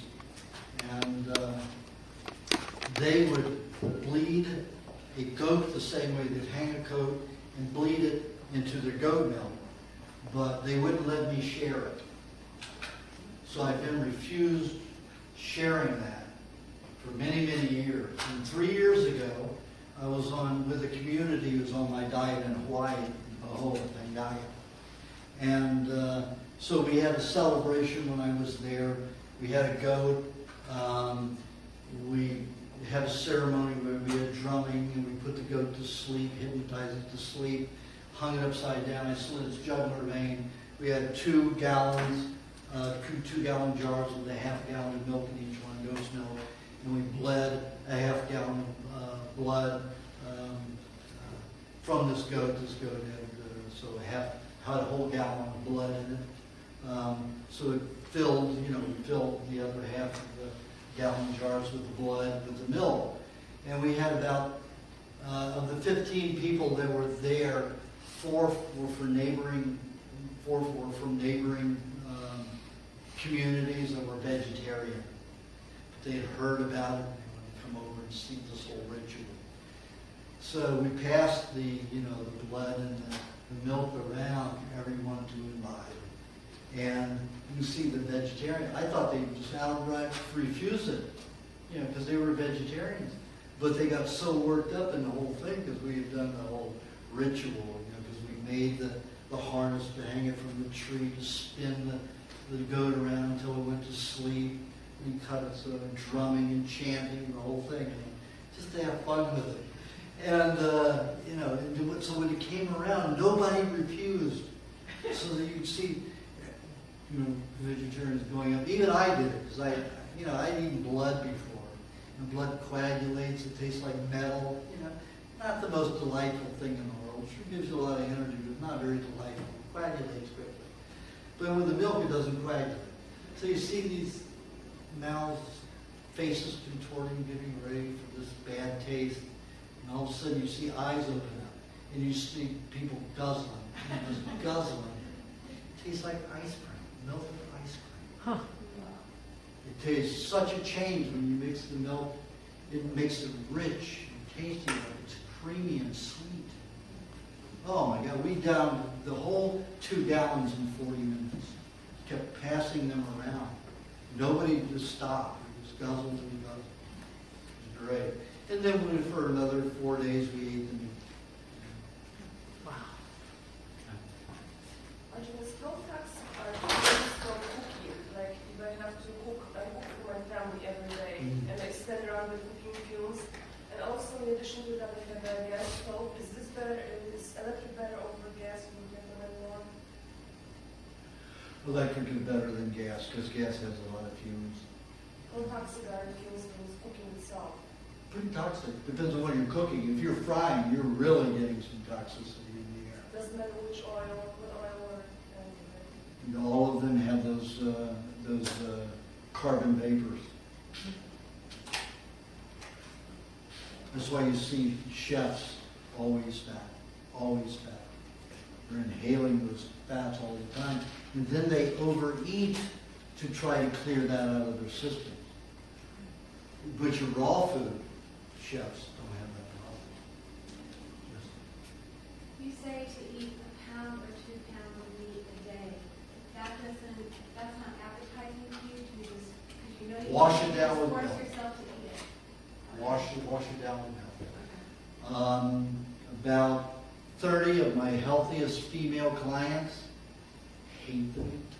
They wash it down with milk, and they're healthier than not chewing. And chewing it, you don't want to chew meat. Huh? Oh, You you don't don't? want to chew meat. You have the Tylenol enzyme in your mouth, which is alkalinizing.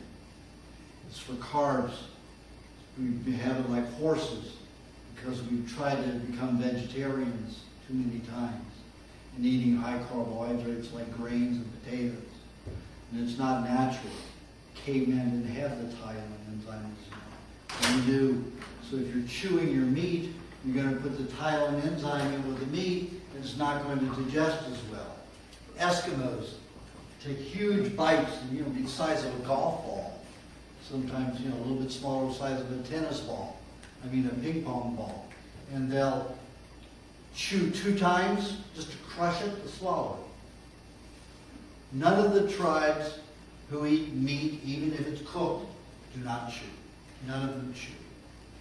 Just crush it enough to swallow it. There's animal studies, there's dog studies where they prove that improves their gut function. It's like, like ulcers and stuff. If you do with ground meat, it exacerbates it. If it's just unchewed, it doesn't. It improves the gut health.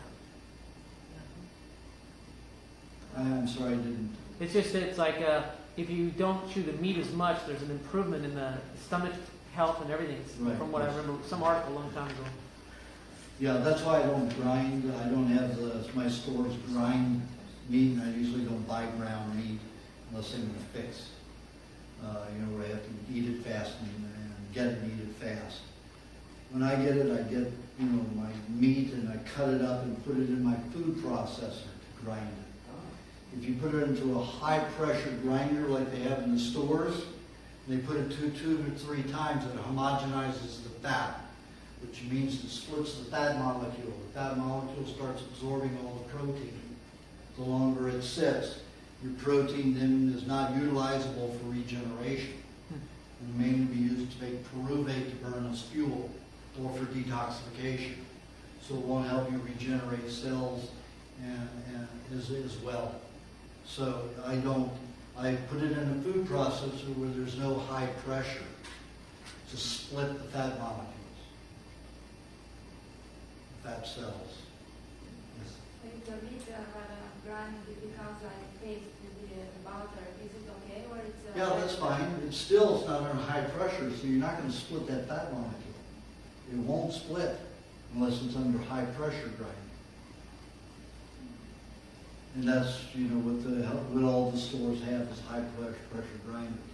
So if you want them to grind it for you, you have them put it through only one time with a larger hole sieve. Not the fine hole one, that's high pressure.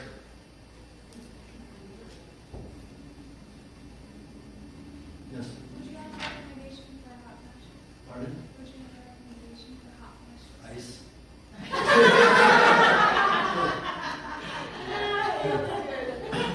I'm not kidding, that's about all you can do about it.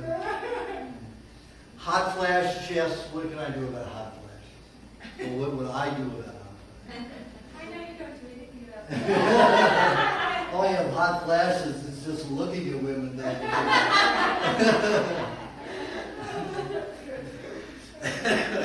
But it's a little different than yours.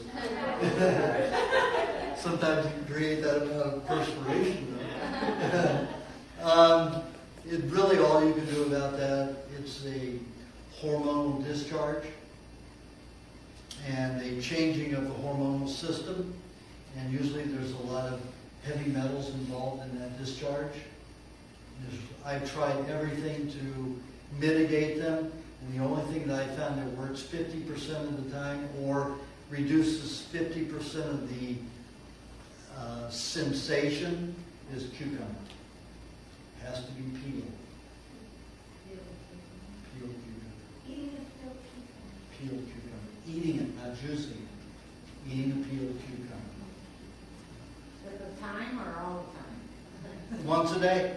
Oh, okay. If you're going through menopause, heat flashes, eat a cucumber once a day. Peel a cucumber. No matter if it's organic, peel it. There's something about the cucumber peel. For a lot of people, if they feel they need Viagra or Cialis or one of those, Levotril, whatever they are, to make a hard penis stay really firm. You can do the same thing with a cucumber. Sometimes, though, the peel causes the opposite, a softening of the penis. So, for most people, you know, they can try eating the whole cucumber. For most men, they can try eating the whole cucumber to do it once a day for at least 10 days, and that's when it sets in to working. You know, you wake up and you got a hard on all the time. In my experience. You know, so, but if it's a peel on it, it doesn't work all the time. But when it's peeled, it works almost all the time to get into it. So that's probably where they got the Viagra and Cialis and all of that, because they went into a cucumber and found out what caused it, and then they started producing in the laboratory. I say it wouldn't work if it was juice, but it'll work if you eat it again? It doesn't work if it's juice. Okay. Because, If you're juicing a cucumber, can you leave peel on or? yes. Yeah. Unless, you know, you don't want to, unless you want a hard one, then you. Yes. Variety. Is it important to not only, for example, steak, you have to mix it with others, or also how do you mix red meat with white meat and not with both? Well, it depends upon the individual. She asked, how do you mix red meat and white meat? Now, if I'm eating only red meat, I will at least have 1 or 2 eggs with it. I get too acid if I only eat red meat. I might even get irritable slightly. And you don't want to even see me slightly irritable. I used to be terrible, but now it takes a lot to get me upset. You get a bad injustice and I'll get upset real quick. But it takes a lot. But if I eat some kind of white meat or at least eggs with red meat, I don't have a tendency toward hyperactivity or anxiousness. Some people, especially if they're hyperactive, like Stephen, he will get anxious or irritable if he eats only red meat. That will happen to me if I eat it 5 days in a row and only red meat, without egg or some white meat. I prefer having fish with my red meat. It's much more calming, relaxing for the nervous system. At the same meal or just that day? That's the same meal. I mean, most people probably don't have to do that, but it's a safer way to do it. It's a more balanced way. And you'll provide more varieties of nutrients each time you eat the meat. And that's only 2-3 times a day. It's better to have a balance at each time, as often as possible. I'd say at least 70% of the time. Yes. What do you think about radiation from cell phones? And do you recommend the earpiece? Absolutely. I've got a meter that checks radio wave energy and electromagnetic field. And there's nothing more volatile than a cell phone. You saw me, you didn't see me put that phone up to my head. It stayed down here. And usually when I use it, I'll put it on something else. When I'm in the car, I have a slot for it to go in. Usually put it on a table, keep it away from me. Because it has both an EMF field and a radiation field. A microwave field. Some say that's the wire between you and that. It feels like I put a meter right up to it, and there's never any kind of reading. That's audio frequencies. I've warmed my ears up using putting a cell phone next to it in the winter. It's very nice. It's steer nicely. Yeah, it does. I mean, my ear, when I first got one, it would turn my ear bright red in 2 minutes. Yeah. Bright red, burned. And I would feel burned for 2 hours. You got to remember, this is not ionizing radiation. This is not like nuclear weapon. This is microwave radiation, like what's in your microwave. Right, microwave. It The will only burn damage you. will do is overheating. some cooking. So Well, that destroys the enzymes and the vitamins and everything else in your ear. I grant you that, but that is the damage. It's still cooking. Yes, it's good. It's cooking. Review it. Yeah, your brain in your ear. Yes. Plus, Pardon? I was going to say, plus microwaving, they've done studies on what it does just to the human body in terms of the molecules in the food are changed so dramatically that they're now toxins. So your chemistry and your liver have to work overtime, and it's all, death, really. Yeah. And it causes lots of molds to form. Lots of giardia and all other kinds of molds. Candida to form, to eat up the tissue. Because once it's in the microwave, bacteria doesn't break it down easily. So your body uses fungus to break it down. So, fungus are a little bit more difficult because they cause itching. Yes. I have a curiosity question. I'm fascinated with your journey and the psychological shift from going, from the understanding that we've all been raised with, that bacteria is bad, and something that keeps coming to the forefront for me as I'm learning, making the shift myself, is it's almost like I hear you talking about bacteria being good. And so I'm wondering, in working with your own self, Aajonus, to make the shift of eating food, not necessarily with even bacteria laden, but like, let's say the high meat, which obviously is, that I sense that you get excited about that from a psychological standpoint. Yeah, but at first it was, this ship, how the stench, it's very soft. High meat, tastes like braised and brandy lamb. It's very soft, very tender, like melts in your mouth. But the smell is horrendous. So, I mean, when I saw what it did, that's why I get excited about it. But now more lately, I smell it and I get excited. But it wasn't that way in the beginning. It was an acquired smell. And that's my question. I'd be curious, and we've been talking about people from other parts of the world that eat in a way that we would consider Gross. gross.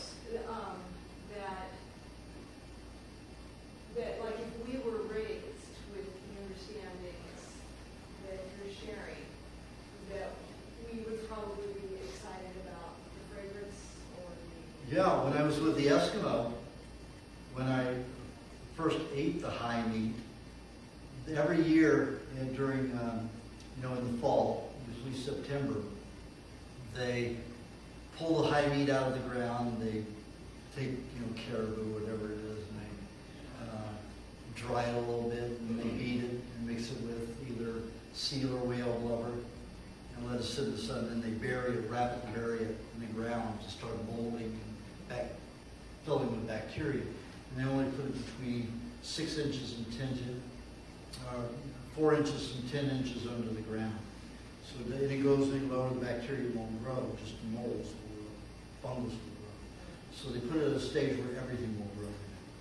So they pull it out of the ground and unwrap it. You've got green molds, you've got black, you've got parasites, you've got everything in it active, and it stinks.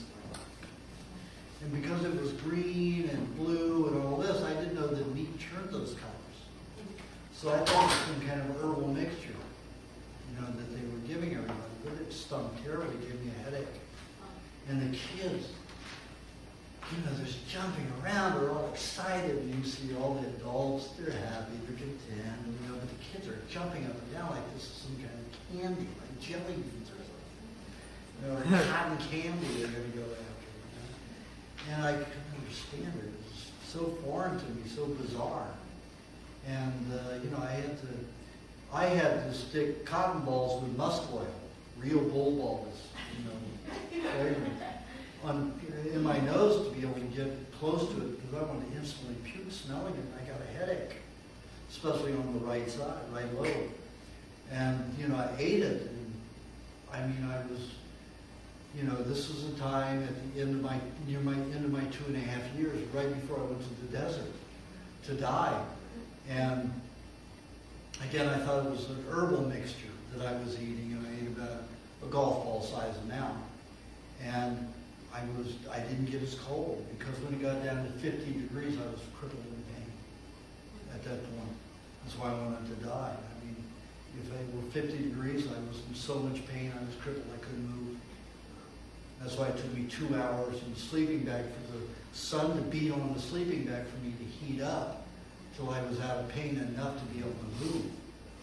So, I ate that for the whole 28 days that I was in Alaska, because I ate it a few days after I got there. And they told me it was, raw meat, and I didn't believe them because I just thought they were trying to coerce me into eating raw meat. I didn't find out until 20 years later that it was really raw meat, that I had eaten. But it made me feel better. So after I realized that, I started experimenting with it. And it worked so well that I got excited about so my worst nightmare was not even somebody who's dying of cancer, and it was a mess. My worst nightmare was a psychopath. Somebody who's just psychologically off the wall, ADD, ADHD, manic depressive, schizophrenic, bipolar. You get a person like that and they can just drain you all day long, all the time. And if they're rich at the same time, and a lot of them are rich, they can afford to be crazy and eat the crap that causes people to be crazy. That they do that. They concentrate on the worst foods in the world and they eat them. And those are my worst nightmares. So now, get on high meat. So I deal with only probably 1% of what I used to deal with. That is magic to me. That's magic.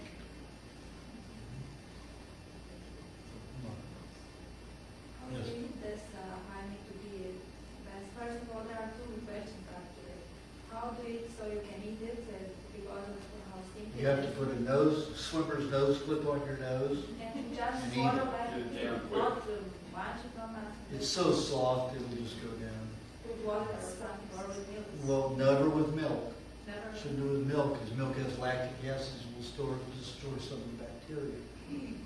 So what, if you leave it? Drink it with water, or just swallow it down, because it's pretty mushy, it's soft. You'll salivate with it, swallow it, and then rinse your mouth if you want. With some lemon juice, or something to give it the taste if you don't like it.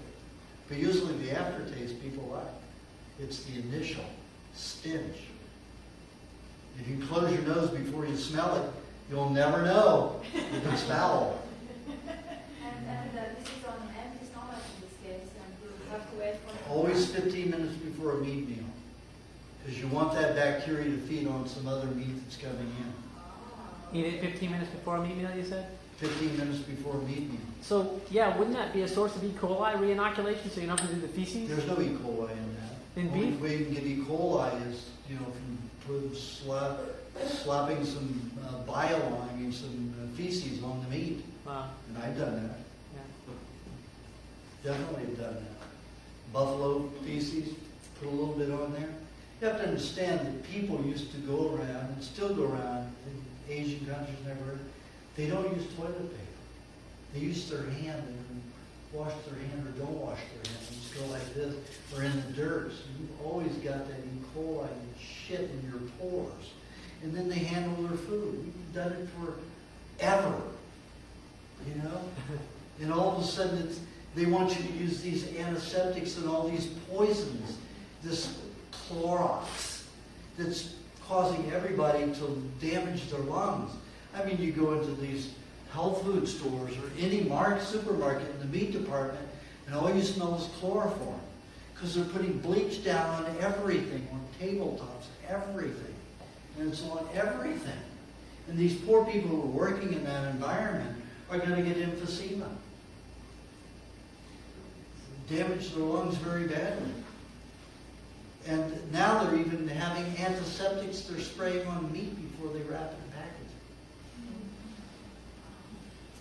So you have to be careful. It's like if I go have meat, we've got a source, we buy the meat directly from New Zealand as soon as it gets off the plane, and we distribute it, James Stewart, we have the Rawson Co-op, and we distribute it to everybody who comes in. We cut it up, put it in bags. We don't clean anything, we don't use antiseptics to clean anything. We just use warm water. So everything's clean and everything has bacteria on it, which is the right bacteria. We don't want chemicals and antiseptic on it. But when I go into like Wild Oats, when I get meat, or Whole Foods, when I used to go there when they had the New Zealand beef, I would have them get a fresh one out. I say, I want you to hose that off and wipe that counter off with no antiseptic, no Clorox. And I want you to do the same thing with the knife. And I want you to put that on any surface that hasn't been completely rinsed. Chlorine, Clorox. So, I watched them do it too. You have to do it right in front of me. I asked them some vehicle in Whole Foods, and they said they're not going to do it for me because organic they don't use antiseptic in the rice when they cut it. But Whole Foods is full of shit. They don't have any organic meat. Really? Yeah, they lie. Whole Foods is nothing but a mouthpiece of lies. Scream organic, and yet they have 1% of organic food. Now, I recently called the Utah organic meats they say that they have. And the supplier says, we can't say that's organic. We don't know it's organic. Yet Whole Foods advertise they've got organic meat. They don't, all the ones around here, they don't say organic, they just say hormone antibiotic free. Oh, okay. Yeah. Then that's the way it is. Yeah. Hormone and antibiotic free. Yeah, because they can't guarantee they didn't eat pesticide-laden grains, All natural. But they're all natural beef before that they had, besides in New Zealand. They feed it 15% bakery waste, stale donuts. So I called their home office and I said, wait a minute, how can you say these are all natural beef? What cow do you know that goes around eating donuts? Where is this at? This is a Whole Foods home office is in Texas. So they said, well, the donuts are made from grains which are natural for the... I said, are you brain dead? I got nasty. I said, if a cow's eating grains, that's natural. If a cow's eating boiled and oiled, refined, grains into donuts, that is not natural. Well, according to the FDA and USDA, we can say it is. Jeez. And I said, don't you have any conscience at all? And they said, we're scientific. I said, scientific means you watch the chemistry change. And there's a chemistry change. Do you acknowledge that there's a chemistry change? Not that we have to change our advertising. So they don't care. They're out for money. And that's it. Yeah. What's the symptoms of the sugar reaction you mentioned earlier? You get really manic, and then you get really sleepy and tired, or That's the you'll way I get lived for irritable. 20 years. Pardon? That's the way I lived for 20 years. Yeah. Eat candy bar, have 15 productive minutes, and then Crash. Yeah. A lot of people can go 2 hours with a high, and then they crash. There's a lot of people. That's because you have really bad pancreas, near diabetes, and just crashing that quickly. But most people can go an hour or two really manic and then crash. They'll get irritable and nasty. It's like a diabetic. Diabetic can love you 1 minute, stab you in the back of the neck, and change like that. What about the fats? Like if you know, like for example, I have avocado and I have gas, I don't digest it well at all, and this is obviously you have a lot of fat in the diet. People sometimes have a hard time just processing that through the liver. Well, yeah, I mean, not a lot, but if you're eating honey with all of your fat, it's going to be okay. Your liver some will of that recover could be- quicker. Some of that could be a detox reaction too, though. Because if you haven't been eating a lot of fats, and you start eating fats, your body will do a lot of things. Yeah, but that detoxification or symptoms are different. But if digestion's slow, you have a little heaviness on the right side, oh, that's detoxification. Nothing to do with digestibility of the fats. It's fats carrying poisons out to the skin. So celebrate. Well, what you can do is eat something that will help neutralize those toxins, like eat eat pineapple with your avocado. Whatever makes you break out, eat a little bit of animal fat with the avocado, and like butter and honey, or butter and honey and pineapple, or some kind of citrus to help break those toxins down, so it can come out without so many white blood cells. What about like the cold processed vegetable oils like Flora's walnut oil or almond oil and those kinds of vegetable oils that are like in dark bottles and done at temperatures are like below 100 degrees when they crush They're it? not under 100 degrees. They're not? They're all somewhere around 123, 127, except for the olive oil. Even the peanut oil went from 110 up to about 137. So the only thing that they have, two things that they have that are the right temperatures. They're stone-pressed olive oils, or most of their olive oils that keep below 93 degrees, 96 degrees, 96 degrees. Sesame oil? Sesame oil is high. All of those are higher. The flax oil and olive oil are the only two. They used to do a great peanut oil. Yeah. They stopped that when they got too big. Yeah, They started getting too commercial. yeah. Yes. Can you comment a little bit on your philosophy on vegetables? Eating them once every 2 weeks, and how do you feel about vegetables? Vegetables are very difficult to digest. Herbivore has 2.5 times more digestive tract than you do. Vegetables will pass through your system in 24 hours. And an herbivore in 48 hours. They have 60,000 times more enzymes to disassemble the cellulose molecule to get fats and proteins from it. And they have 2 to 4 stomachs. We have 1 to 2, basically 2. But theirs are much more complex. All 4 of theirs are much more complex for vegetation, digestion. Ours are bile and hydrochloric acid, which is all meat digestion. It's not for vegetation. And the teeth, mostly we have cutting teeth. Very few crushing teeth to swallow the meat, but most of our teeth are all cutting teeth, which is great for meat. If you look at the feces of an herbivore, you still see 50% fiber in there. Comes through us, 90% fiber. So we use all of this time and energy and enzymes trying to digest the cellulose will never digest, but maybe 10% of it. And then it over-alkalinizes our intestine and destroys all the acid bacteria, which we use to digest the meat and dairy. So not good unless this person's intestines are highly acid, acidic. Then I suggest maybe one salad a week, last thing of the day. So juice the vegetables, and you're not saying steam them. So when you're traveling in Vietnam, Cambodia, and Koh Samui, are you like 100% raw, or 100%. You don't participate socially with Yeah, I participate hot socially. ties, no fried rice? No, I just sit there eating my raw meat with them. And so when you go to restaurants, Avocados you and ask, eggs. you tell them what you want when you go to restaurants? I have them make them steaks. I have them all make steak tartare for me.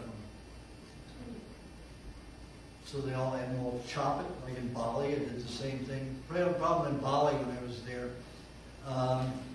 They salt the local meat. So I kept saying, you're salting this. I kept accusing the chef of salting.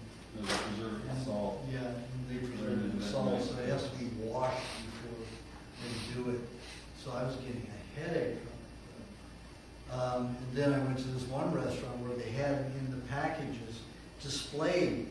And I said, I want that one right there. So they made it. And, it's like, and I watched the chef from beginning to end make it. Chop it up for me. Chop just a little bit of onion. Crush a little bit of garlic. Chop some tomatoes. Mix it all together. Make a little volcano. Break some eggs and put it in the center. And that was my steak tartare. Usually in steak tartare, you just break the egg yolks. And the egg yolks get mixed with the whole meat. It's all mixed together. But I'm not losing my white protein in the egg white. I'm going to keep it, so I'll whip it all together in the middle and then eat it all together with the meat. It was terribly salty, and I realized after that they salt the meat, so it would have to be washed. You know, I'd have to have them wash it after that. So what they did was dip it in the brine. They didn't soak it in. They just dipped it before packaging. You know, so most of it could be washed right off. But that's what I do, whether I'm in Thailand, Cambodia, Vietnam. If I go into a restaurant, I just have to make steak tartare. Never bat an eye and never refuse. Well, one European man that did own a restaurant in Thailand refused me. He was an Italian. And he says, oh, I'll make that for you. And he comes back and it's rare. I said, you cook this? He says, well, I'm not feeding you raw meat. I said, wait a minute, you're Italian. You know carpaccio. Restaurant owner. Yeah, but I'm not going to take a chance. Okay. So I went across the street and had it there. No problem. But that was the first time in Asia that I've ever done food. They have lots of raw meat dishes. Culturally, yeah. James, what do you recommend as a substitute for like beauty products like shampoo, conditioner, also body soap, pencil, dishwasher soap? I thought I put it in the recipe book, but some people say that I didn't, or they just can't find it. What I do, if I want a body soap, I'll mix an egg, I'll blend an egg with a couple tablespoons of coconut cream and about a quarter teaspoon of honey and maybe a quarter teaspoon of vinegar. And that makes a great body soap if you want to get thorough. Most of the time, I only use an egg, just a straight egg for shampoo. So I'll wet the hair first, and then put it on after I wet the hair. Just the egg yolk or The whole egg. I'll whip it up and then put it on. Also, I use it as my shaving cream. An egg? Yeah. Whip the egg up, put it on my face, and then shave with it. I just described the honey works good for shaving cream too. Yeah, but it's a little sticky sometimes. So I cut myself with it 3 times. It didn't work.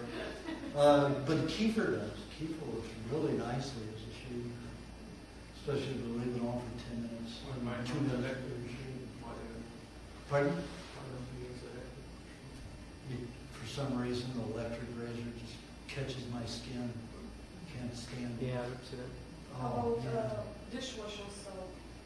I don't use dishwashers. No, just hot I water. just use warm water and a sea sponge. That's all it takes.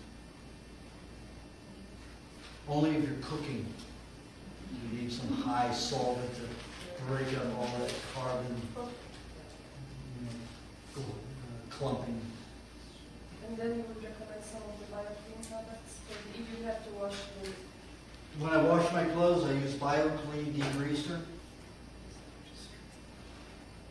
It's made with grapefruit seed oil, some citrus rind oil, and I'll use only a cap of it per washer load. If I'm having people clean the house, they use that mixed with water to scrub the floors. It's very small amount. So an overall body soap, you say, is just an egg? Or Well, remember I said coconut cream, egg, and a touch of honey and a touch of vinegar. That's it. Where can we go? Does anybody know where we can get expensive coconut around here? Which stuff are you talking about? Coconut cream, raw honey. You make your coconut. you gotta make your own cream. You coconut have to cream. make. You can't buy that anywhere. We can order yourself. You can't, well, you can't order it. There's no way you can order coconut. Gotta get a cream. champion juicer and get ripe coconuts and make it yourself. Yeah. I mean, to a co-op. I've been in Carlsbad and Cynthia ordered... Yeah, but we have a company that makes it for us. It's underground. Coconut cream is, you guys have a source for that down there, it's underground, you said? We have a company that makes it for us underground. Lucky. But you do what I did before that company became available. Took a 3x5 card and I put on my C9 stuff. $8 an hour. I put it up at a high school and in a gym. I got 50 calls. And I took a black that's smart, lots of energy, but you get clear focus. Usually skinny ones aren't, but use blacks, it's usually they're more calm than we are. And so he would juice, 8 to 10 at a time for me. He'd blend the lime juice with it for 5 to 6 weeks. So he made like $60 for the day. And so he'd have a good weekend, and he only had to do that job once every 5 to 6 weeks. He loved it. And that's what you can do. So you do it from start to finish? Pardon? You do it from start to finish? Start to finish. Everything, the whole You put the hole in it, get the coconut milk or coconut water, whatever you want to call it out. You break the coconut, take an oyster knife, I showed him how to do it, pry the coconut out of it, coconut meat, slice it, put it in a food processor to grind it into grated coconut, and then just put it into the juicer. And just keep putting it until it got very dry. And it renders about 7 ounces. Grate it before you put it in the... That's the way I found in the last year of making it easier. Yeah. In the book, I say, the second book, I say slice it thinly and just put it in, and it's very easy to juice. But I found it even works quicker if you put it into a food processor and you take the grated coconut and put it through. How much lime do you recommend And putting? it's less work Yeah. than slicing it very thinly.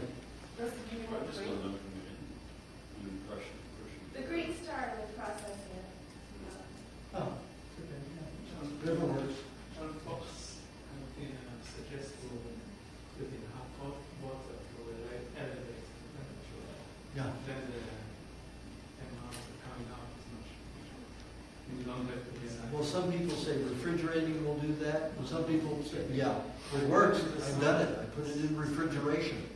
And for some reason, the oils come out of the meat quicker. It's the same with heat. I don't like, even the sun. It will cause the coconut cream to ferment faster. So I do it quickly. So Yeah, well, some people keep it 5 to 6 weeks at a time.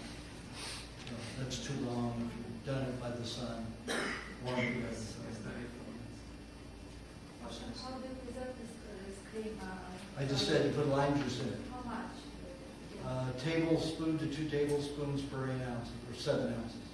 2 tablespoons per 8 7 ounces. ounces. Okay, we're going to end this now. I'm going to start the mini consoles. Oh, wait a minute, I never finished about water. All these questions came. Okay, water. The sodium, a lot of people say you need to eat salt to be able to utilize the H2O, you need to replace the sodium. If you're using salt to do that, salt clumps in the natural substance like celery juice, tomatoes, avocado, watermelon that are highest in sodium. You've got them coupled with all kinds of different nutrients so the sodium ions never clump. If you're eating salt, they clump in the blood. So what happens is when a cell, blood cell, goes to eat, it will attract a mineral that carries some other nutrients with it. And it's usually a combination of many nutrients. Unless people are eating cooked foods, and then they just may have some potassium with some saccharides or some glycogen. And then the body will attract the potassium molecule in there to bring the sugar in with it. Or it attracts the sodium ion to bring H2O coupled with some water-soluble vitamins along with it. When you eat salt, the molecules, sodium molecules clump. So what happens when the cell goes to eat, the magnetism is so great and the mass is so large it can't get into the cell. And this is so magnetically high, more magnetically attractive than the ions inside the cell, because the cell only has 1 or 2 ions in it. And it pulls those ions out of the cell. The cell can never eat again. So the cell will shrivel like a raisin and die. 1 grain of salt kills 2 million red blood cells. You've got about 100 million red blood cells fit on a pin. So you're not destroying a lot of red blood cells, but you look at the contamination that results, it's collective. So it's better to eat juices or tomatoes, avocados, things that are high in sodium to replace the sodium. But like I said in the first book, there's some people with adrenal exhaustion that have to have salt. For some reason, they just have to have it. And it doesn't clump the same way. It could be the adrenaline causes the sodium molecule, prevents the sodium molecules from clumping. But it is a very rare case that can do that. But it is people that are mostly thin with exhausted adrenals. And then they can eat a little bit of salt. Sometimes if you find that you're just achy all over, it can be a sodium deficiency. Then you want to concentrate on drinking lots of, tomato juice, celery juice, avocados, things like that for a few days. Concentrate on those till you get through it. And if it still doesn't work, have a pinch of salt, sun-dried sea salt, in some vegetable juice, or blend it in with some tomatoes. But maybe once a week, before it stops. So I thought distilled water had nothing. Distilled water has nothing in it. But still, water is the hungriest water. Water, what does it do? Water rains. It's distilled water full of bacteria. So when it gets into the earth, what it does, it dissolves rock. So what can eat? Plants can eat rock. Increases soil bacteria, increases molds, algae. So that plants can eat. But we're not plants. We don't eat rock. So what happens is when distilled water goes into our system, it starts ripping the minerals out of the intestinal wall, thins out our mucous membranes. It's the worst water you can drink is distilled water, especially if it's in plastic. What about Paul Bragg? He did Because that. that'll pull all that. Poor Paul Bragg, did you see him those last years? No. Whole spinal cord deteriorated. Last time I saw him, 2 men had to carry him up on stage. I thought he was surfing when he was like in his 90s. He had to have people carry him because his back was all deteriorated. I mean, they carried him up onto the stage. 2 huge men on either side. Wow. Also, he had too much vinegar. Vinegar can do the same thing, dissolve nerve tissue.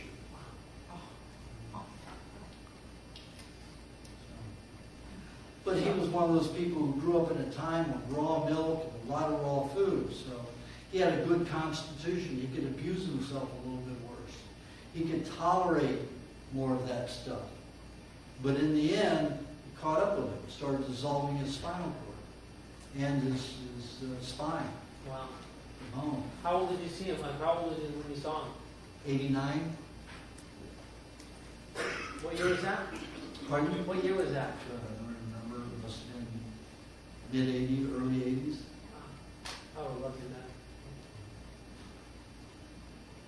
So, the feeling we have when we're thirsty, what's It's causing not, that? Or what? most of the thirst here is because, like I say, most of your poison metals, free radicals, are in the brain. When they discharge mainly through the gums, the salivary glands, and the tongue. So it rips all the fats out around the mouth. That's why people start getting wrinkled faces all around here. Because the body's ripping the fats from the mouth area. All of the fats in the mouth replacing it. It's a fat deficiency. So get some honey and butter and let it swirl around in your mouth so the fat absorbs. Or get some of the fermented coconut oil from the Philippines. You can go to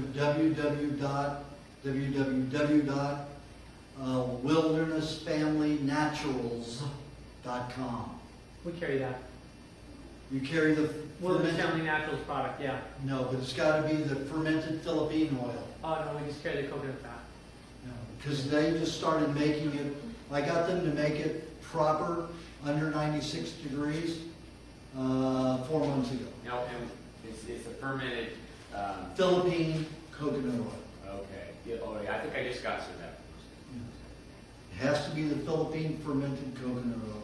They offer several coconut oils, but that's the only one. They used to do it at 110 degrees. Now they do it under 96. So I you got them to do it. tablespoon? Yeah, a tablespoon. Well, if you just put it in your mouth, if you're putting it in something else, having it with your meat or something, to make a flavoring sauce, it's pretty nice. But if you're doing it to just hydrate, to lipidate the mouth, then you want to put maybe a quarter of a teaspoon in your mouth at a time. So you can do 4 times a day. Let the oils absorb into the mouth area. Again, best thing for that. Here, if you're getting too dehydrated around here and your lips are starting to wrinkle and chafe, honey has fat in it. It's part of the hormone of the nectar. So if you put that over your lips, it will help hydrate your lips faster than anything else. You notice I use it to seal my lip and also to keep it from getting too dry. When I used to just use butter, or some other fat, even the Primal Facial Body Care Cream, it would absorb too fast, and I would still get dry mouth. But with honey, it doesn't do that. So, are you saying don't drink any water? Or I'm saying keep it to a minimum. You see me drinking some, Right. but in this fall and winter, I don't drink any water. Summer, I may drink a cup a day, sometimes none. And you said that was sparkling? Yeah, Was that carbonated? naturally carbonated. See, when a water is naturally carbonated, if the water says naturally carbonated, it's good. If it says carbonated natural water, it's unnaturally carbonated. Because doesn't the Okay? carbonation... In the wells with carbonation, you have a water table and you have a gas table. So they put 2 hoses in, they shoot them into the bottle at the same time. Perrier's well is almost completely depleted in gases. So they've gone to Gerolsteiner in Germany, from France to Germany, because Gerolsteiner's gas level, nitrogen level, is so high that they are selling their gas. They're putting it in pipes and selling it to Perrier and some of the other companies who've lost their gas supply in the well. You mean the natural gas Their supply? natural gas supply. So, well, I was asking because it's my understanding that carbonation leaches calcium from your bones. If it's unnatural. If it's But in my experiments, I found it increases oxygen in the blood. It increases oxygen, nitrogen in the blood, and then increases nitrogen in the intestines. For some reason, the high nitrogen allows more oxygen absorption. So if it's naturally carbonated. Yeah, naturally carbonated. And that's Perrier, Romlusa, Gerolsteiner, Wild Oats' own Italian sparkling water, Apollinaris, San Pellegrino. Those are all good. Those are all good. What about the Evermore? That has minerals and antioxidants in it? You Evermore, if it's man produced, it's not good. If they add stuff to it, I don't know that water. But anytime you add something to water, you're creating a greater imbalance. So the natural spring waters, Natural spring water, like Mountain Valley Trinity. from Arkansas, doesn't have the carbon in it, but it's a natural water. A recommended brand of peanut oil and flaxseed. I just said there's no peanut oil anymore. No. Flaxseed is not a good seed. Flaxseed is very sharp. It'll go in and lacerate your intestines. Even if you have a good mucus coating, it can cause problems. What's your recommended of the oil, flaxseed oil? Flaxseed oil is different. When you said flaxseed. Oh. Flaxseed oil is, maybe a tablespoon here and there. It's all solvent oriented. So it's something you can have as a supplement, especially for cancer. But it's not something that I recommend just for everybody. Wouldn't it be better just if you're worried about your essential, the omega-3s, just get it from the salmon anyway? You don't need, if you're eating cooked food, you need lots of those unbalanced naturally that don't come in that concentration. Right. You need a lot of omega-3 and a lot of omega-6 and one greater than another. But if you're on a raw diet, it's the perfect balance. And so, Sally Fat and all those people say, well, go for the one that's higher in, omega-6. Well, stop eating cooked food so you don't need all that 6. Because of all the toxins that are formed. I don't get it. Yes? For the gut to function properly, my gut hasn't functioned properly, but it's been terribly ill. But even if you take water, Water is the worst thing you can do, put into a digestive tract that doesn't what makes function. the digestive tract work? Honey and meats, high meats especially. Eggs, lots of eggs. A lot of people I have come to me that can't eat anything without an allergic reaction. I have them eat an egg every hour, 1 to 2 eggs every hour. It's all they eat, sometimes for weeks. All of a sudden, start introducing other foods. And they come right around. I had one woman who was going to die. Besides Alonzo, another woman came to me, she just couldn't eat anything. And her husband thought I was awful lost. But, they had no choice because she was wasting away. And I said, here, just eat eggs. And her husband, so guess what?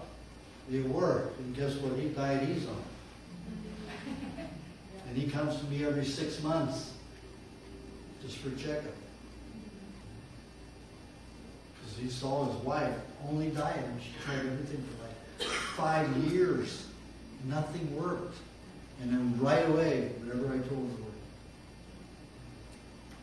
Do you think your bones will grow back to the positions they were in before? They already have. They already have? Yeah. So you said you lost Look, 4 inches. spine, I've got it all back. No. I mean, you said you lost The 4 hip inches. bones all back, the femur joints all back. But the width, you said you lost that? Oh, from the milk. From the milk. Fermented the milk thing. Yeah. Well, I probably, because I was diabetic, my bones overdeveloped, so this is probably my normal size. Oh, okay. So, you know, they're all stable, everything's fine. But I'm trimmer than I've ever been, you know. Yeah, you were bigger when I saw you before. Yeah, bigger bones, everything Yeah. was bigger. Yeah. I mean, I had to buy a whole new, I had two wardrobes from my medium to my, you know, fat size. I went from a 33 to a 37. And that was my wardrobe. And then all of a sudden I went down to a 29, 33. So I had to buy a lower end, keep the hot, the meat, used to my mother fat, and the egg and honey, it neutralizes the phytic acid, so no problem. If you germinate the nuts by soaking them, you produce 3 other enzymes which do the exact same thing as the phytic acid, and even more so. And in young birds that are fed only sprouts, die very young. If they eat seeds, they're fine, but they're built for the phytic acid. They have a gizzard, they handle it. But if you feed them only sprouts, they die about 6 weeks old. Because those 3 enzymes in there will destroy protein absorption. And there's the 3 enzymes in And sprouts? sprouts, yeah. Wow. So basically all sprouts. All sprouts. You can eat a little bit of them, but not much. So, Yes? What are caused by? Pardon? What are caused by, and is the diet? I can't get into specifics like that. We have to go into, you know, about food and all that we'll get into, but about the disease I can't get into. We don't have time for that. so soaking almonds is no good either. Did I understand you? I just talked about that. It causes 3 other enzymes. I just want to make sure I. That's why I don't like them. That's like soaked almonds. I hate them. I know. Bean sprouts, they have those 3 enzymes. What kind is the best you recommend? So the one with It doesn't matter. Any of them, fish, any. It's the same part. And it shouldn't be like you make high with fish and have big fish after that. You can make big. Doesn't matter.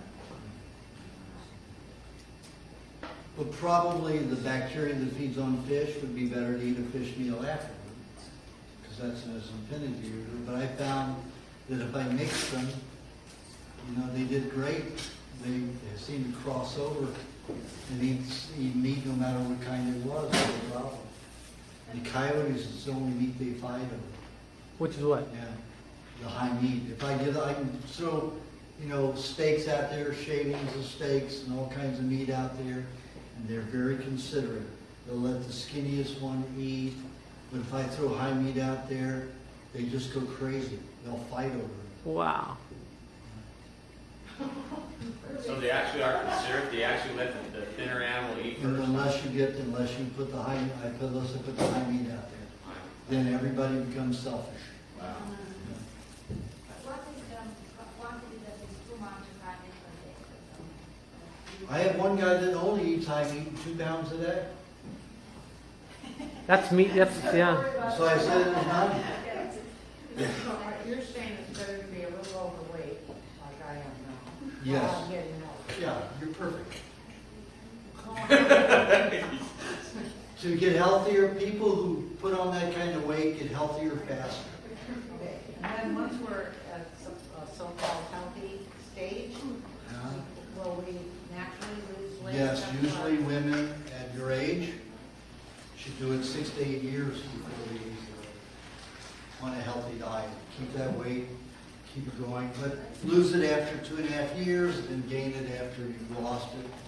Keep it off for only 2 months and gain it again. Keep it for 6 to 8 years. Mainly keep it 6 to 8 Just years. confusing. Lose and gain, lose and gain? Now, let's say every 2.5 years, you lose it. Okay. Take 2 months to lose it. Okay. You know, let's say 20 pounds. You lose 20 pounds. Then you start putting it on right away and gain it right back. And you mostly keep that size for 6 to 8 years.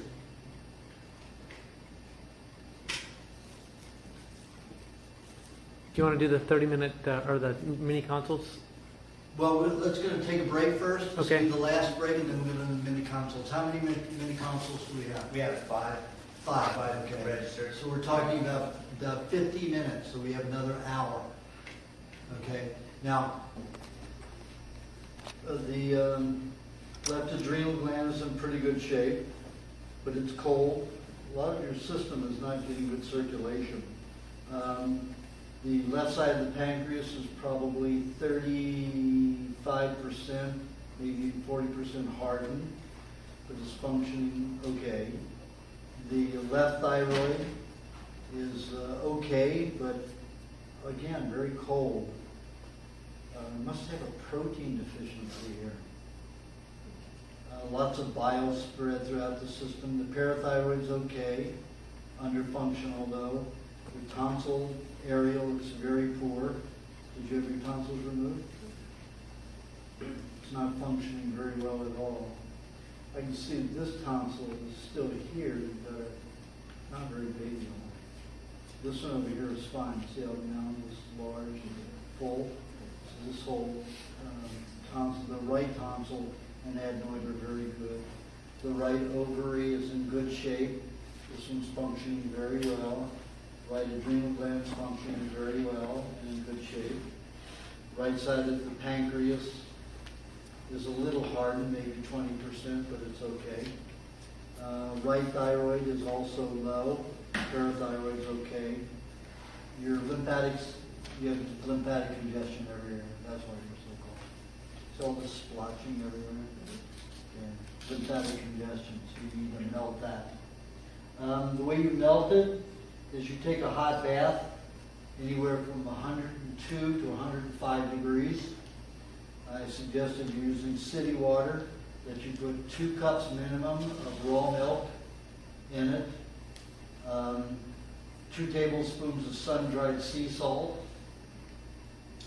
and 2 tablespoons of coconut cream to make sure your skin stays supple.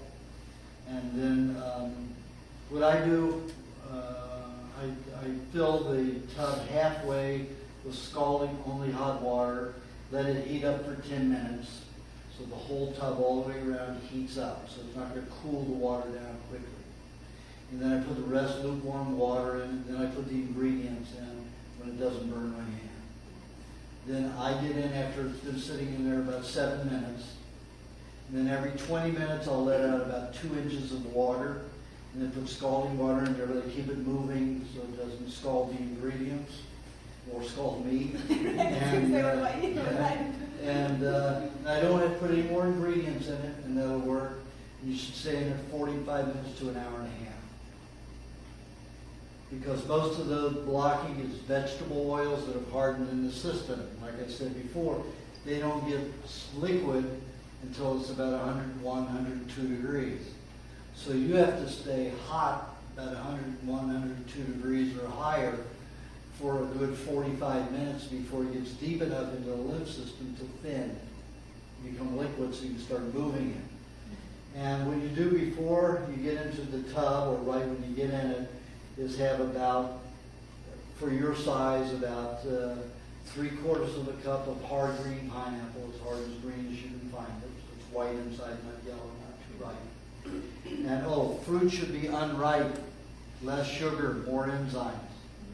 So in Asia, the elderly people all eat unripe fruit. Only the kids now eat all this, ripe fruit that Americans eat, and all the kids are very erratic and have all these emotional problems, like all the people in America, when all the adults, Asians, don't have all those problems. Anyway, take about 3/4 of a cup of pineapple, blend it with 3 tablespoons of coconut cream, 1 tablespoon of butter. You could do up to 1.5 tablespoons of butter, 1 tablespoon of dairy cream, and a tablespoon of honey. Blend that all together and drink that right before you get in the tub or as soon as you get in the tub. So that's working into your lymph system by the time you get out of the bath. So minimum of 45 minutes, but work it up to an hour and a half. Then when you get out of the tub, you move like a turtle very slowly so you don't pass out. Dry yourself, Take about 5 minutes to dry yourself, and then put on very heavy clothes, like long, like from woolen or silks. You can get combination woolen, silk, long underwear, and then put clothes over that. And go take a walk, 45-minute walk. That'll keep the pineapple mixture and the oils and the fats, the coconut fat, going into your system and keep that part of the lymph system that is softened to become liquid, is keeping it from getting so hard when you reach body temperature, your normal body temperature. Okay? You do that over a long period and it'll clean quicker. Otherwise, it could take you 30 years to clean it out. This way, you could probably do it 10, 15. Do it like once or twice a week? So twice a week only, never 3 days, closer than 3 days apart, at least 3 days apart. This is going to take you 2-3 days just to take care of all that toxicity that is now melted. It doesn't really harden. It's a good way to do it. You have some signs of anemia, so I'm going to suggest that 70 to 75% of your meat be red meat, and 25 to 30% be white.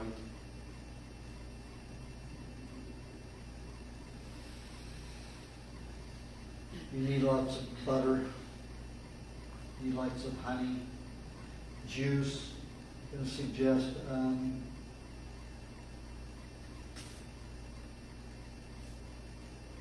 60% celery, 10% zucchini,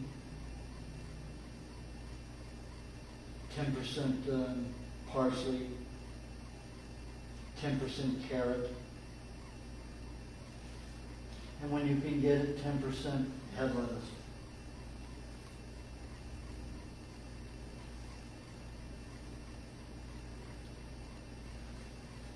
And when you can't get head lettuce, just raise the celery up to 70%.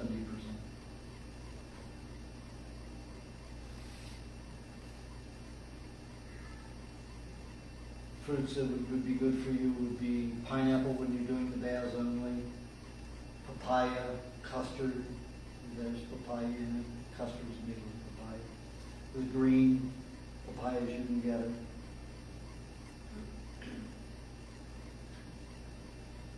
Tangerines and egg blended together with a little cream.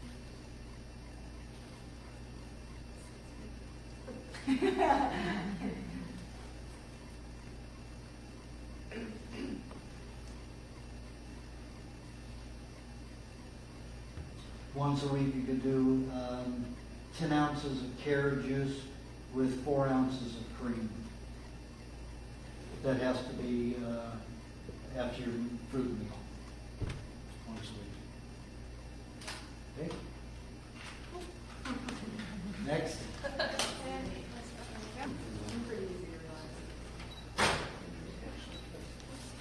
Okay.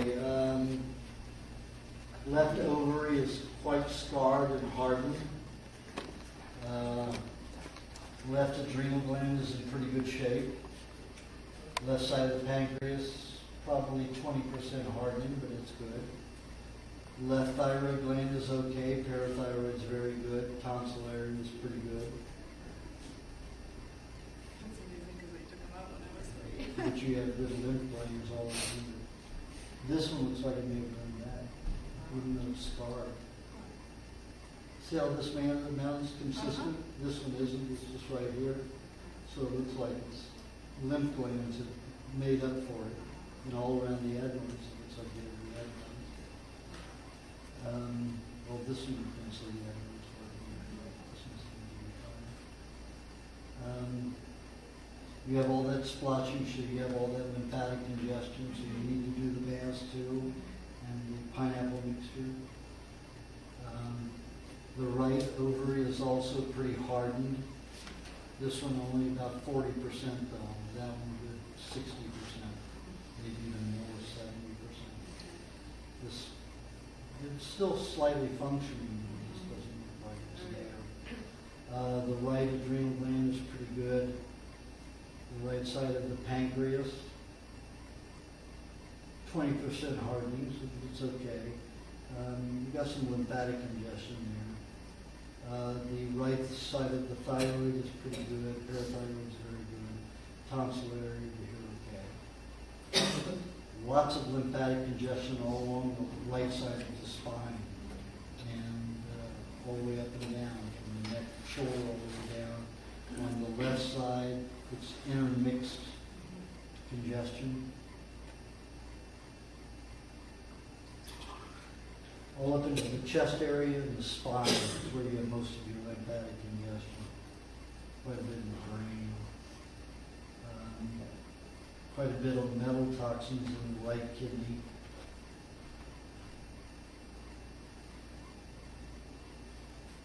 Looks like you have good healing ability if you just eat the right food.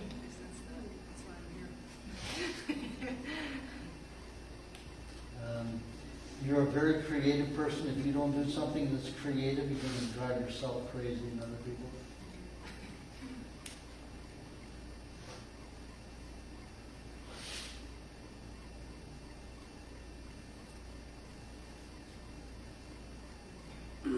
Lots of metal all throughout the torso, all around the heart, even in the heart's metals.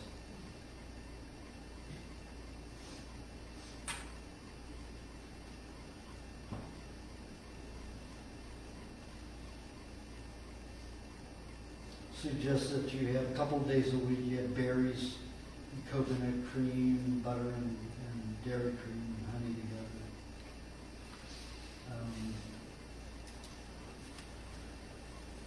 You follow the recipe for that in the recipe book.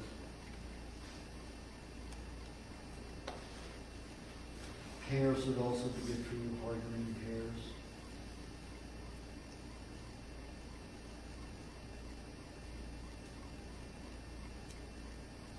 When you're in the bath, your knees and legs don't have, or the shin area doesn't have much congestion. A lot of your congestion, lymphatic congestion is here and in the spine. So you need to get down into the bath, and knees and feet can be out of the water, or just most of the leg can be out of the water. Feet can be in there. But you really need to get that neck on down in the water.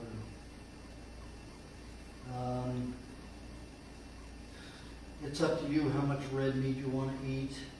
You could do 50-50. You could do as high as 90% red and 10% white. But almost all of your white should be ocean carp, wild ocean carp fish, or farmed oysters. Farmed oysters and clams and shrimp, all they've done is they're allowed to fence off an area in the ocean. Yeah. So that's still fed by the ocean and only by the ocean. It isn't like inland fisheries, which are fed all garbage. So any farmed, raised oysters, clams, shrimp, they're okay. Any other farmed fish, do not get near it.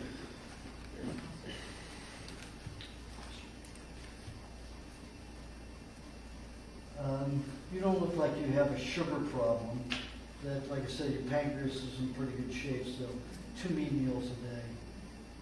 I try to get up to 3 cups a day, so a cup and a half twice a day.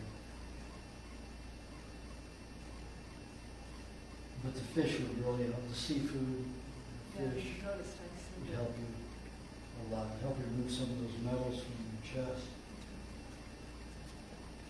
Pineapple's good, like I said, twice a week with your baths. Also, you could use some kind of citrus. It could be tangerine or orange with a little bit of lemon juice mixed with lots of eggs. Equal amounts of juice to egg. And you could have a tablespoon of dairy cream in there. You could even put honey if you want it really sweet. It's fine.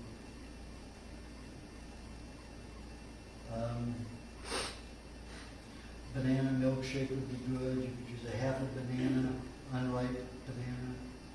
Doesn't have to be rock hard, but firm.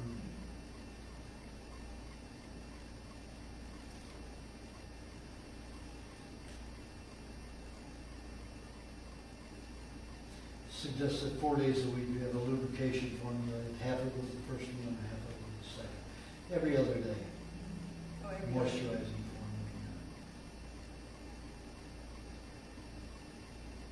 If you wanted to, you could have half of it in the evening meat meal, the last meat meal of that day, have it with the first meat meal the next day. Just don't refrigerate. Anything that has egg in it, do not refrigerate. Do not refrigerate eggs. If they're already refrigerated at the store, that's okay. Just don't refrigerate them again. And find out when the eggs come in, because the eggs only have to be refrigerated and cold to a certain temperature when they reach the store. So no egg producer ever refrigerates the eggs because it's too expensive and it's a mess. So they refrigerate them right when they put them on a truck for delivery. You put them on a refrigerated truck. That's the first time they reach refrigeration. So find out what day they come in on. Go and get them on that day.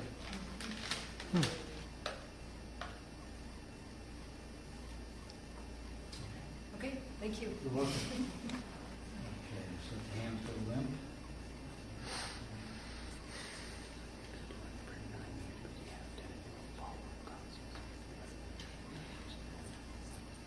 Right ovary feels pretty good. Right adrenal gland feels pretty good. You have what?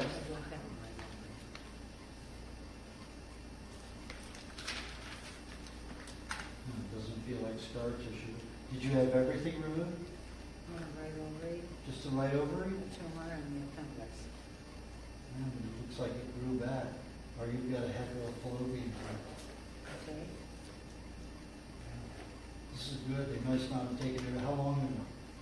Oh, 40-something years ago. Oh, so they may have gone back. Yeah. This seems pretty solid. Isn't it?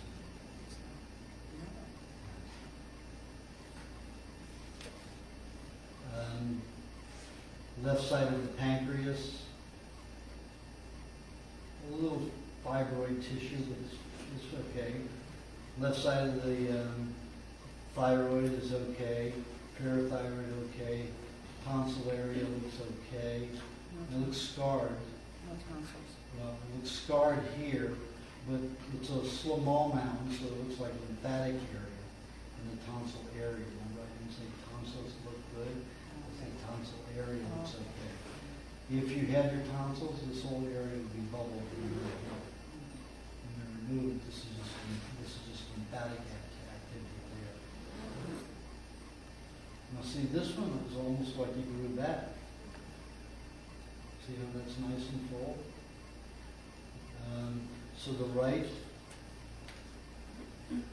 ovary, now that doesn't feel like it's there. It's not the right ovary scar. Yeah, this is the right ovary. This is the left ovary.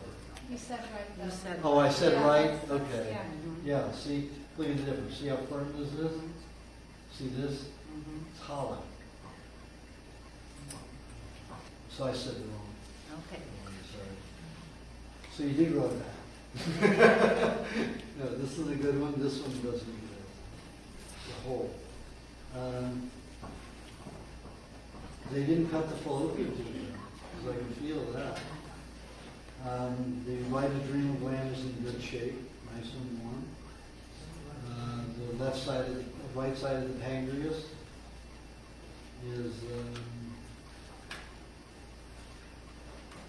feels okay, but it's very cold, so it doesn't feel like it's functioning. The right thyroid gland feels pretty good. Parathyroid's excellent. Tonsil area is pretty good. Adenoids aren't.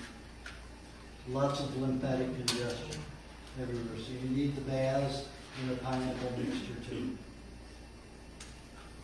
Every 3 days, every 3-4 days, you do a bath. Can you repeat that?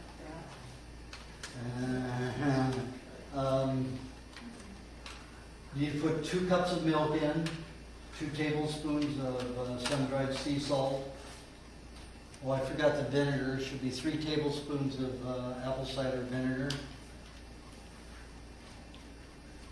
And 2-3 tablespoons of coconut cream. And you fill the bath halfway, scalding hot. When the whole bath, after 10 minutes, the whole bathtub itself gets warm, you put lukewarm water in, then put the ingredients in, wait 5-7 minutes. Then get in, you need to stay in. The minimum of 45 minutes, maximum an hour and a half. The drink that you need to have is 3/4 of a cup of hard green pineapple, blended with 3 to 4 tablespoons of coconut cream, 1.5 tablespoons of butter, and 1 tablespoon of dairy cream, 1 tablespoon of honey. Drink that immediately before you get in the bath or as soon as you get in the bath.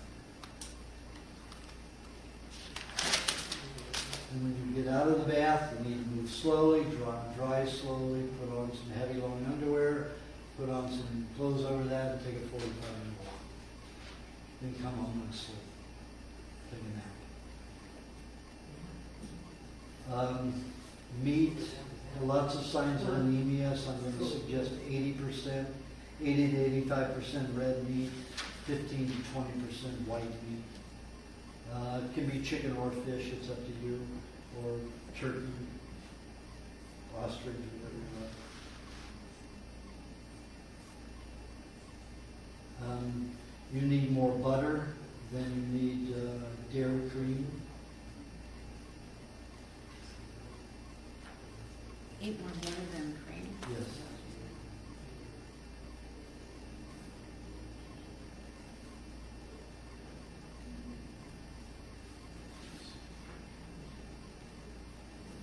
For your nut formula, I'm going to suggest once every 4 to 5 days. You use mainly walnuts for the nut formula. The rest of the recipe is in the recipe book.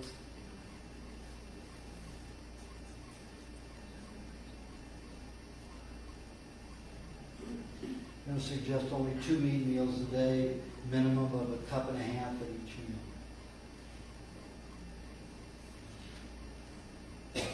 One 3/4 tablespoons of butter with each meat meal. And that could be made into a sauce any way you like it, or just eat butter by itself with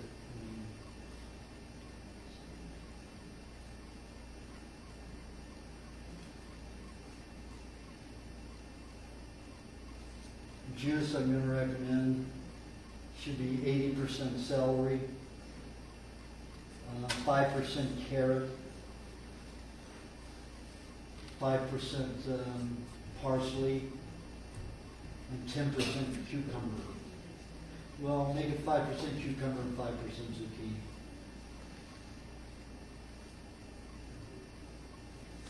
When you can get asparagus,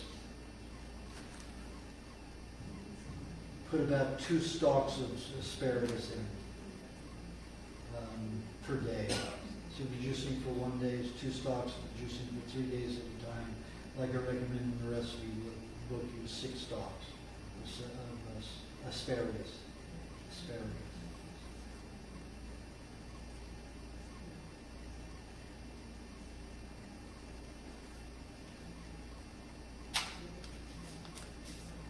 Fruits that are good for you are raspberries, pineapple, green apples. Yellow apples are okay. Red apples, maybe, rarely. Raspberries, very good. Papaya, very good.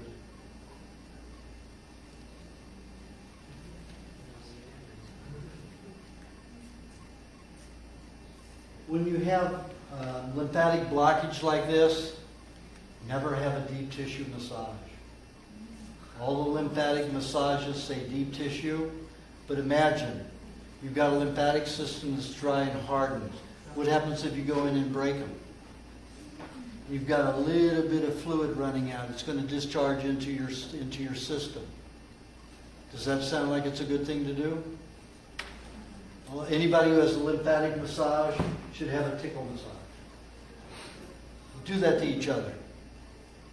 Doesn't that sensation everywhere? Yeah. Much more than anything else. Yep. So no deep tissue massage for anybody who has lymphatic congestion. Actually, truly, a proper lymphatic massage is light. It's Light. not a deep Most people tissue. don't Really do not that, is not a deep tissue. A deep tissue isn't lymphatic. I agree, but that's Yeah, what but- is happening around the country now. Right, right. Yeah. Massage therapy. This is the massage. Yeah. I mean, that's everything, doesn't it? That's what you want. I mean, it doesn't have to be that light. It can be like this, as long as it's So even, stimulating. yeah, even not even Swedish? Not even, no, it's going to break things. I've always What felt do you that. mean by break things? Don't Ti- you want tissues. things moving? Yeah, you want things moving, but if you have dried lymphatic and you press it in like that, you're going to break them. You're gonna break them. Let's say you have a bridge here, and it's dry, and you push it and it breaks because it's not elastic. Most of the lymphatic congestion is from hardened fats. So you go to move it and it breaks. So then it leaks into the connective tissue. And then you get swelling like this, tissue retention like this. So you don't want that. It's got to be so light that it tickles you. I mean, it doesn't have to tickle you like this. It has to be so light that it sends sensation of it without breaking anything. Okay? You're welcome. Ooh, you need that carrot juice. Look at all this bile. Look at all that yellow. Yeah, you definitely need the carrot juice. So you're doing the right thing. You could have it even say every other day as the third juice of the day, right around 5, 6 o'clock. However, if it starts causing you to not sleep well, then you're going to have to break it down to the noon one. Relax, David. Okay, your left ovary. Your left That's the testes problem. is in good shape. Left adrenal gland is in good shape. Surgery. Left side of the pancreas is very hardened. Probably 70% hardened. It's still slightly working. So we have the makings of a diabetic here. Left thyroid is pretty low. Parathyroid is excellent. Tonsil area is pretty good. The right testes is about 30% protein deficient. The right adrenal gland is about 35, maybe 40% protein deficient. Right side of the pancreas, about 20% hardening, but it's functioning. Not well, very cold, so you have lymphatic congestion there. The right thyroid is in excellent condition. Parathyroid, very good condition. Tonsil area is okay. Over here. Lots of lymphatic congestion all over your system. See all this splotchiness? It's all lymphatic congestion. This area is high in lymphatic congestion.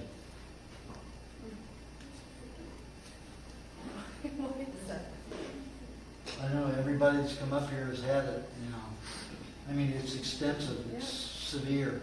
Everyone that's come up here. I mean, I've only seen 4 people in every one of you. You all need the baths. You all need that pineapple mixture. Do you remember what that is? And do it every 3 to 4 days. You have lots of metal in your bronchioles on the right side. And even at your esophagus, you've got mercury sitting in your stomach lining from vaccines. You've also got heavy metals in the right lower lobes of the lung. Looks like mercury there too. Looks like you've got it in the duodenum. What? The mercury.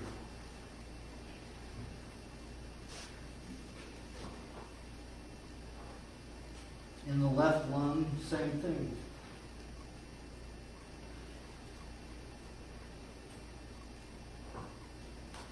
Left side of the stomach, same thing. Meaning, Heavy metals, yes. Mercury. Used to be in a metal band. I think it was from vaccines. This is liquid mercury, not spirit mercury. You were trying to get rid of the metals by playing in a band. Heavy metal band. And that does help get rid of them. Why do you think all those kids are into heavy metal these days? Heavy metal didn't exist until all of the vaccines became mandatory. The more heavy metals that went into the body, That's true. the more the body That's had to true. go through it. The more the body what? The more the body tries to get rid of the metal through all that high energy, getting it to move and get out of the system. Agitation. And you've got to get rid of it. So, and, you know, a lot of people think it's the devil's working on this, and I say these people need it. You know, it's part of their intensity of their system, the poison with the heavy metals. But you see how much yellow you have? It's bile everywhere in your system. It's your coloring everywhere. A couple of years ago, I was addicted to methamphetamines, and it was not uncommon for me to go 10, 20 days without eating. And so I wouldn't be surprised if there was a lot of crap. A lot of bile everywhere because you weren't eating. I mean, good a lot now. of the drugs. Methamphetamine, boy, it's hard to get off of. Did you ever learn this, John? 76% of the people who have been diagnosed as crack cocaine addictive were on Ritalin as children. I've been successful for well over a year. Good for you. Stick with the meat and butter with the meat. Lubrication points, you won't have trouble. Meat-wise, you could have as regular as 50% meat, white meat and red meat, up to 80%, maximum 82% red, 18 to 20% white. So don't go under that for the white. Lots of seafood and fowl, either one, but seafood are going to help you regulate some of this heavy metal a little bit better. Dark berries, blackberries, blueberries, boysenberries, dark mulberries. All those berries will help discharge some of that metal a little at a time. Have it in the afternoon with let's say 2 to 3 ounces of coconut cream, 2 tablespoons of butter, 2 tablespoons of dairy cream, and 1.5 to 2 tablespoons of honey. And when you're having the basil with the pineapple mixture, then you're having the pineapple with that same ratio of fat that you have with the berries when you're just having Do I pineapple. have to do those baths alone, or can I do that with You can do them with somebody else. Thank It just you. might get too hot.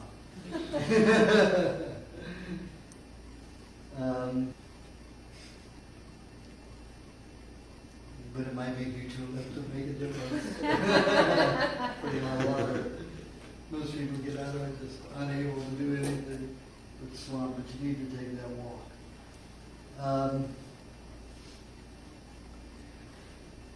I stick with those berries 4 days a week, and the pineapple 2 days a week, and on the third day you can have whatever fruit you like.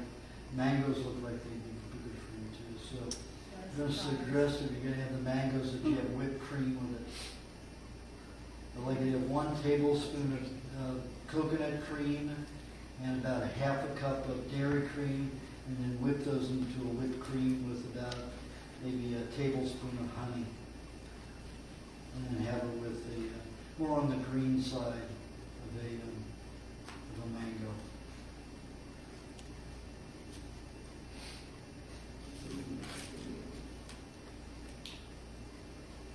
You need at least 2 cups of meat twice a day. If you're feeling really sugar imbalanced that day, then do 3 meat meals.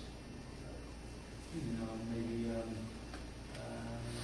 let's say 1.5 cups 3 times a day. It's a little bit more meat on those days. So you can rotate it, you know. One day you have 2 meat meals, the next day 3 meat meals. And as you get better, the pancreas heals itself, and you just stick with 2 a day. 2 meat meals. Okay. Thank you. I have one other question. I seem to have some detox happening on my thumbs. Mm-hmm. This usually manifests like that, and then It's a chemical.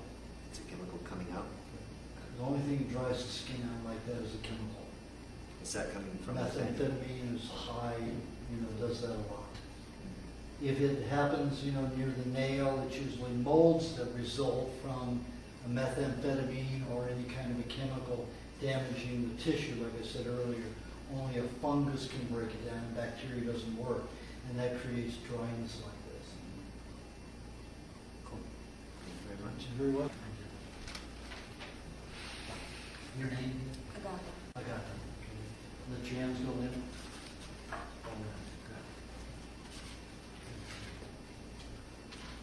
Left ovary is a little hardened, especially the upper part of it. Might have a little bitty tumor on it,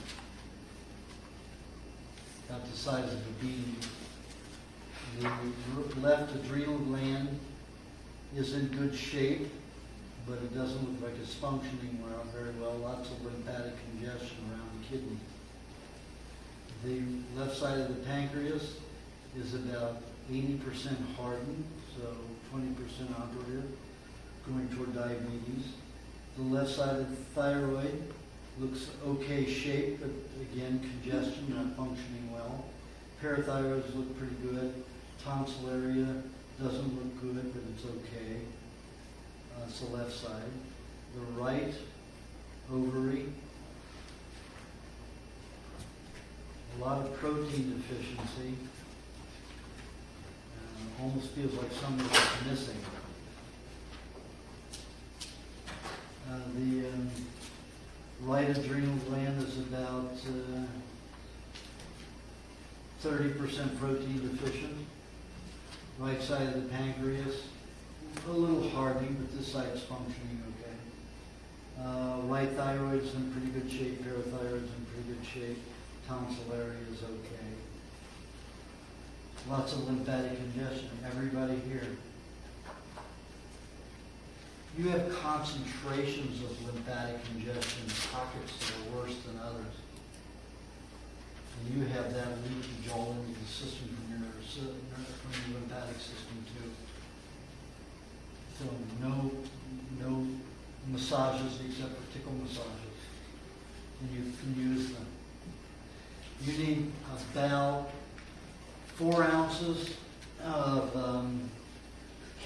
white cabbage juice every morning. That should be your first juice. That has to be juiced every other day.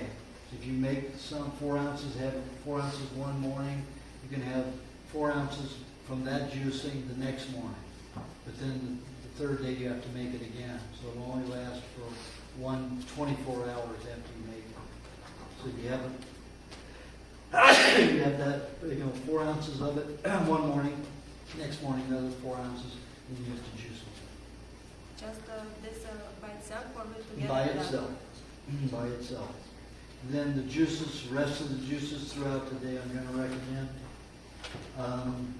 80% celery, 10% carrot juice, 5% zucchini, and 5% parsley. I'm going to suggest that you have a tablespoon of coconut cream before the juice, the other juices, not the juice when you have the cabbage, but the other 2 times if you have juice, tablespoon coconut cream right before you drink the juice. No dairy cream in it. And you need a lubrication formula once a day, or break it up with your 2 meat meals or have it shortly after your meat meals. And you need that for about 6 months, 5 days a week.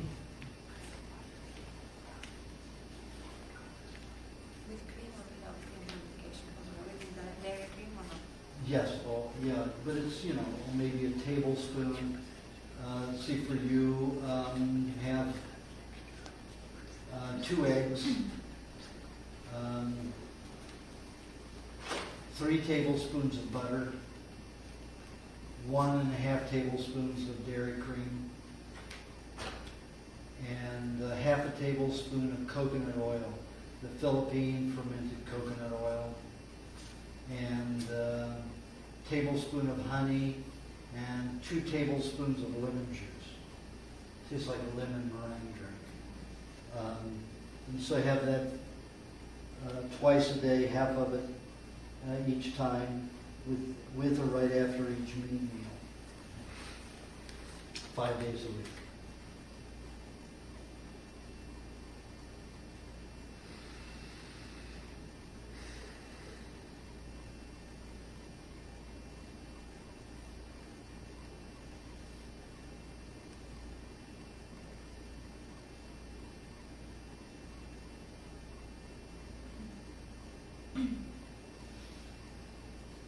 You have a lot of that leaky fluid in your system, so I'm going to suggest that you have a combination of 3 meats almost every time you eat meat.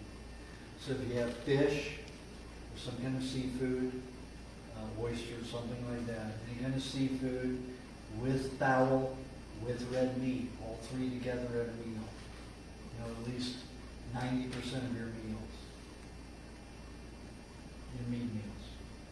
Of all 3 meats. You mean lymph leakage? Lymph Yeah, leakage? you get it everywhere. And it looks like you're moving toward lupus. And it looks like you could even move into MS. Especially around in here.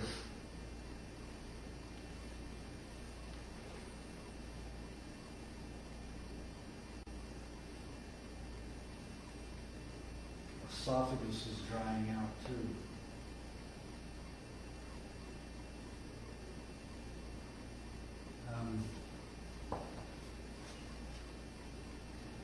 Green pears would be good for you. Well, any pear, but don't get them soft and ripe. Any hard pear. With cheese. You're going to have to eat cheese pretty often. Eat cheese with an equal amount of butter so you don't get constipated or more butter. When I have cheese, I usually have double the butter to the cheese so I don't get constipated.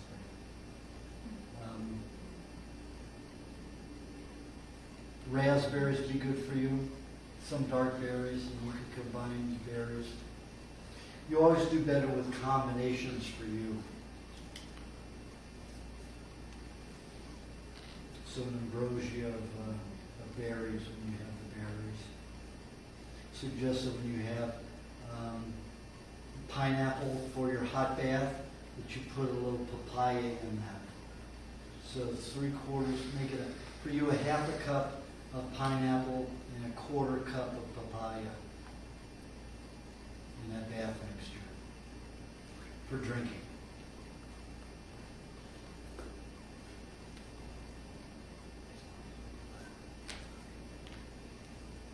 Nut formula for you only every 10 days. Or not at all, or I should No, you should do it once every 10 days.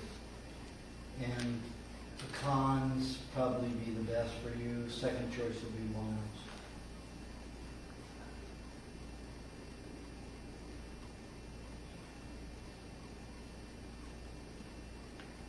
And I suggest at least once every 20 days you get a tickle massage. only on the hands. No, it can be all over the body. Just it all needs to be light. No breaking of, anything. Okay? You need a lot of honey. You need honey all day long. A teaspoon at a time, all day long. Even they sell those little plastic cases of bees, comb, honeycomb. Yes. It'd be good for you to eat that. That thin slice in the center of the comb honey is press heated, so don't eat that. Just scrape all the wax and eat all the honey and wax off the top. Flip it over and do the same thing on the other side. But don't eat that one sleeve, that one sheet. So really eat also The wax, yeah. If it gets, too balled up and too thin, not dissolving, put a little butter in your mouth with it. Because will help the collagen reconstitute in your connective tissue. Okay? Yes. Just one question for the organ meats. To make it more palatable, can I soak it in lemon juice for a while, or it's not good for the meat? It doesn't really good for the organs. Well, for organs it's okay, but not for glands. Organs you can marinate. When I do glands and organs, I'll chop them up and then blend them with milk. 50% milk, 50% organs and glands with some honey. And it's easy to take it. Try it. What is better for me is meat, ground meat with some organs. But then I'm wondering if I should marinate the organs or not. Not really necessary, but if you like to, that's But fine. you'll not But damage like I their- suggested, well, red meat it will damage. So you don't want to marinate red meat. So don't marinate liver, don't marinate pancreas, don't marinate gallbladder or spleen, any of those. If you're doing the organs like the intestines or the stomach or the bowels, except for the fecal matter, you can marinate. Okay? But I want you to eat 3 meats together most of the time. That's for what? That's Seafood, what will have this. It'll help all of your system. You need a good concentration of all of them because you have leakage everywhere. Okay?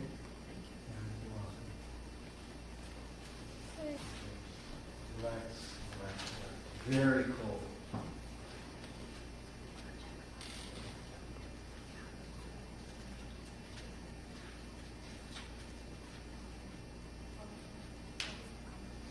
Left ovary is pretty good. Left adrenal gland is pretty good. Left side of the pancreas is pretty good. Expecting to be a lot worse this thing. Left thyroid is okay. Parathyroid is not so good. Tonsil area is very weak, very scarred. The right ovary is about 50%, no, 30%, 35% protein deficient. Right adrenal gland is about 40% protein deficient. Right side of the pancreas is about 80 or 90% hardened. Not so good. The right thyroid is okay, parathyroid is okay, tonsil area not so active. You have lymphatic congestion everywhere. Everybody has that.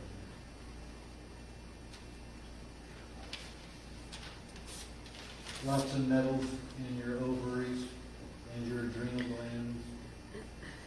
Some in the left kidney, a little less in the right kidney. Lots of metals in the liver and gallbladder. Lots of hardening in and around the heart. Lots of congestion.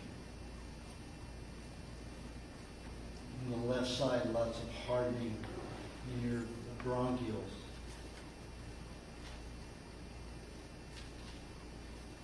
That was left bronchial? Yeah. You don't have any kind of a heart pressure or any kind of a poor feeling in here?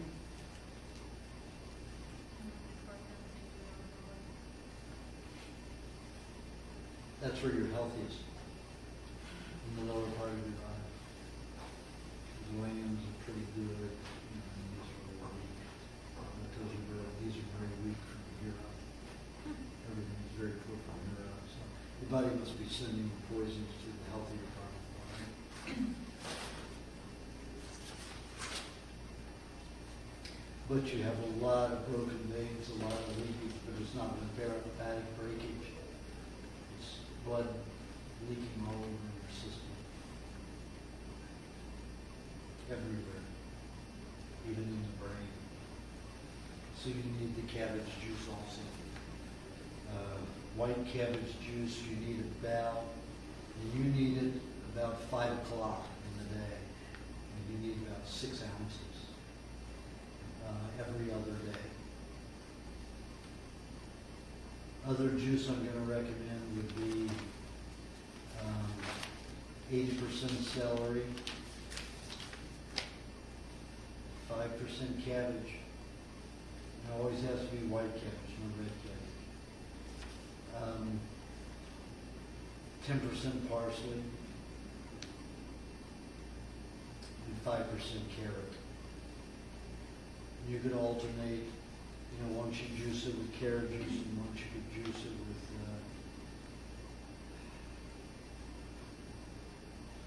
cucumber or the cabbage.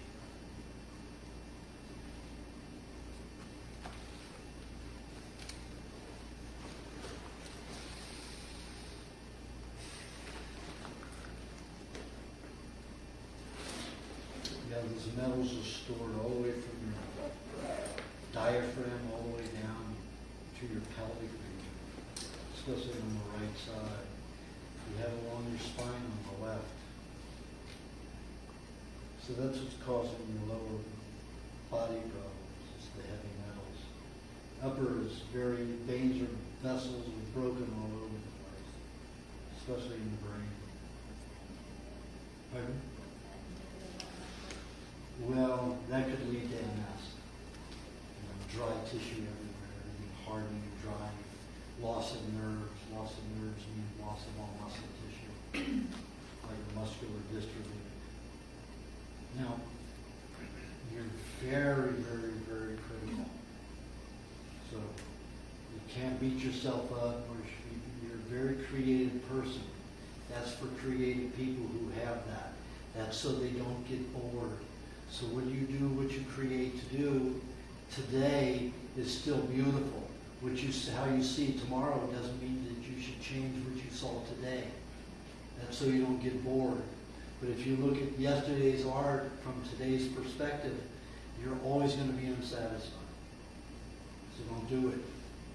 You need to be different every day or else you get bored. So look at it that way. Yesterday was beautiful, your vision was beautiful and entertaining that day. This day is a new day, a new vision for you. Just look at it that way and you'll be happy. Otherwise, you're going to always be frustrated. Nobody's going to be satisfied.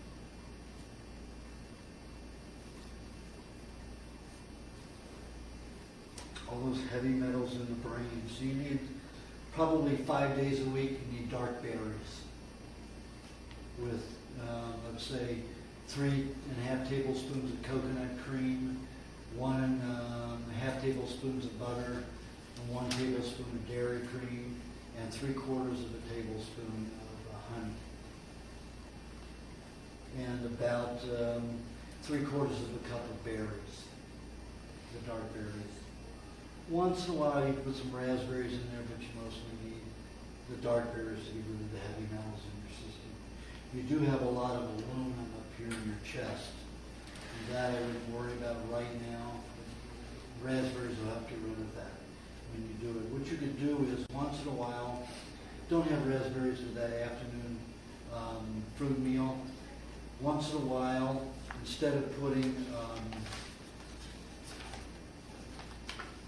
what was the last thing I said of the juice? The last 5% was cucumber and alternate cucumber and what? You said alternate cucumber, you said 5% cabbage. Yeah, And when cabbage. she doesn't have cabbage, yeah. Don't have cucumber, have raspberry. Alternate 5% raspberries in the juice. But make the raspberries puree. So you just blend those and pour them into the juice. You don't actually juice the raspberries because I don't want the seeds broken.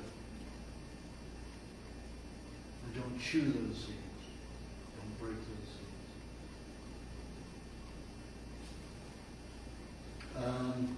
You need 80 to 85% red meat, 15 to 20% white meat. Fish you need a lot of. Oysters, clams with your meat meals to get rid of that heavy metal. One patient I had grew up under London Airport, and she looked like a lathe operator. She had so much metal. And you have that kind of concentration of metals in certain areas of your body, especially along the lower part and along the lower part of the spine. That can cause a lot of back fatigue and a lot of weakness in the back. On the left side, it starts at the shoulder blade and goes down to just a little below the waist. On the right side, it starts about a little below the shoulder blade, but all the way down to the coccyx.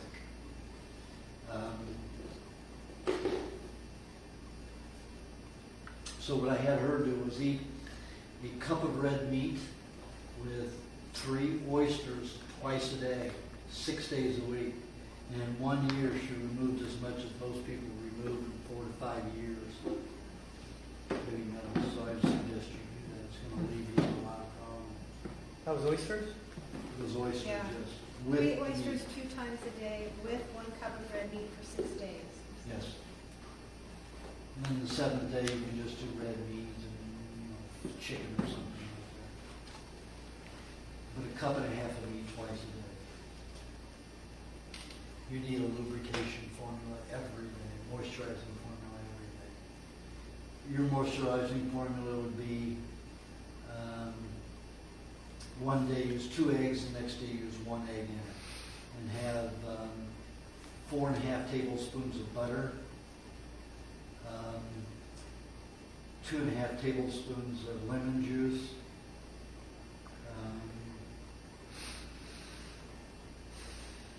2.5 teaspoons, which is almost a tablespoon of honey,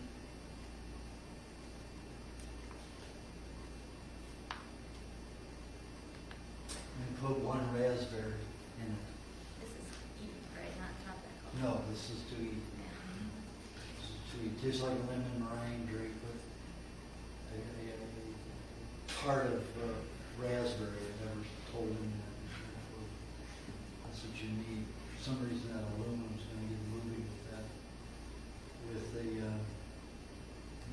With the lubrication formula. So I just want to make sure you have the raspberry minerals in there and the nutrients in the raspberry to arrest that aluminum. Because it's all in the gallbladder too.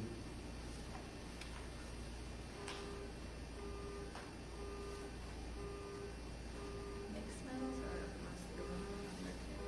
That's mostly aluminum there. And you have other metals there. I don't see mercury there. Mercury's down here around the spine. Oh, in this area. Especially on the right side. Here.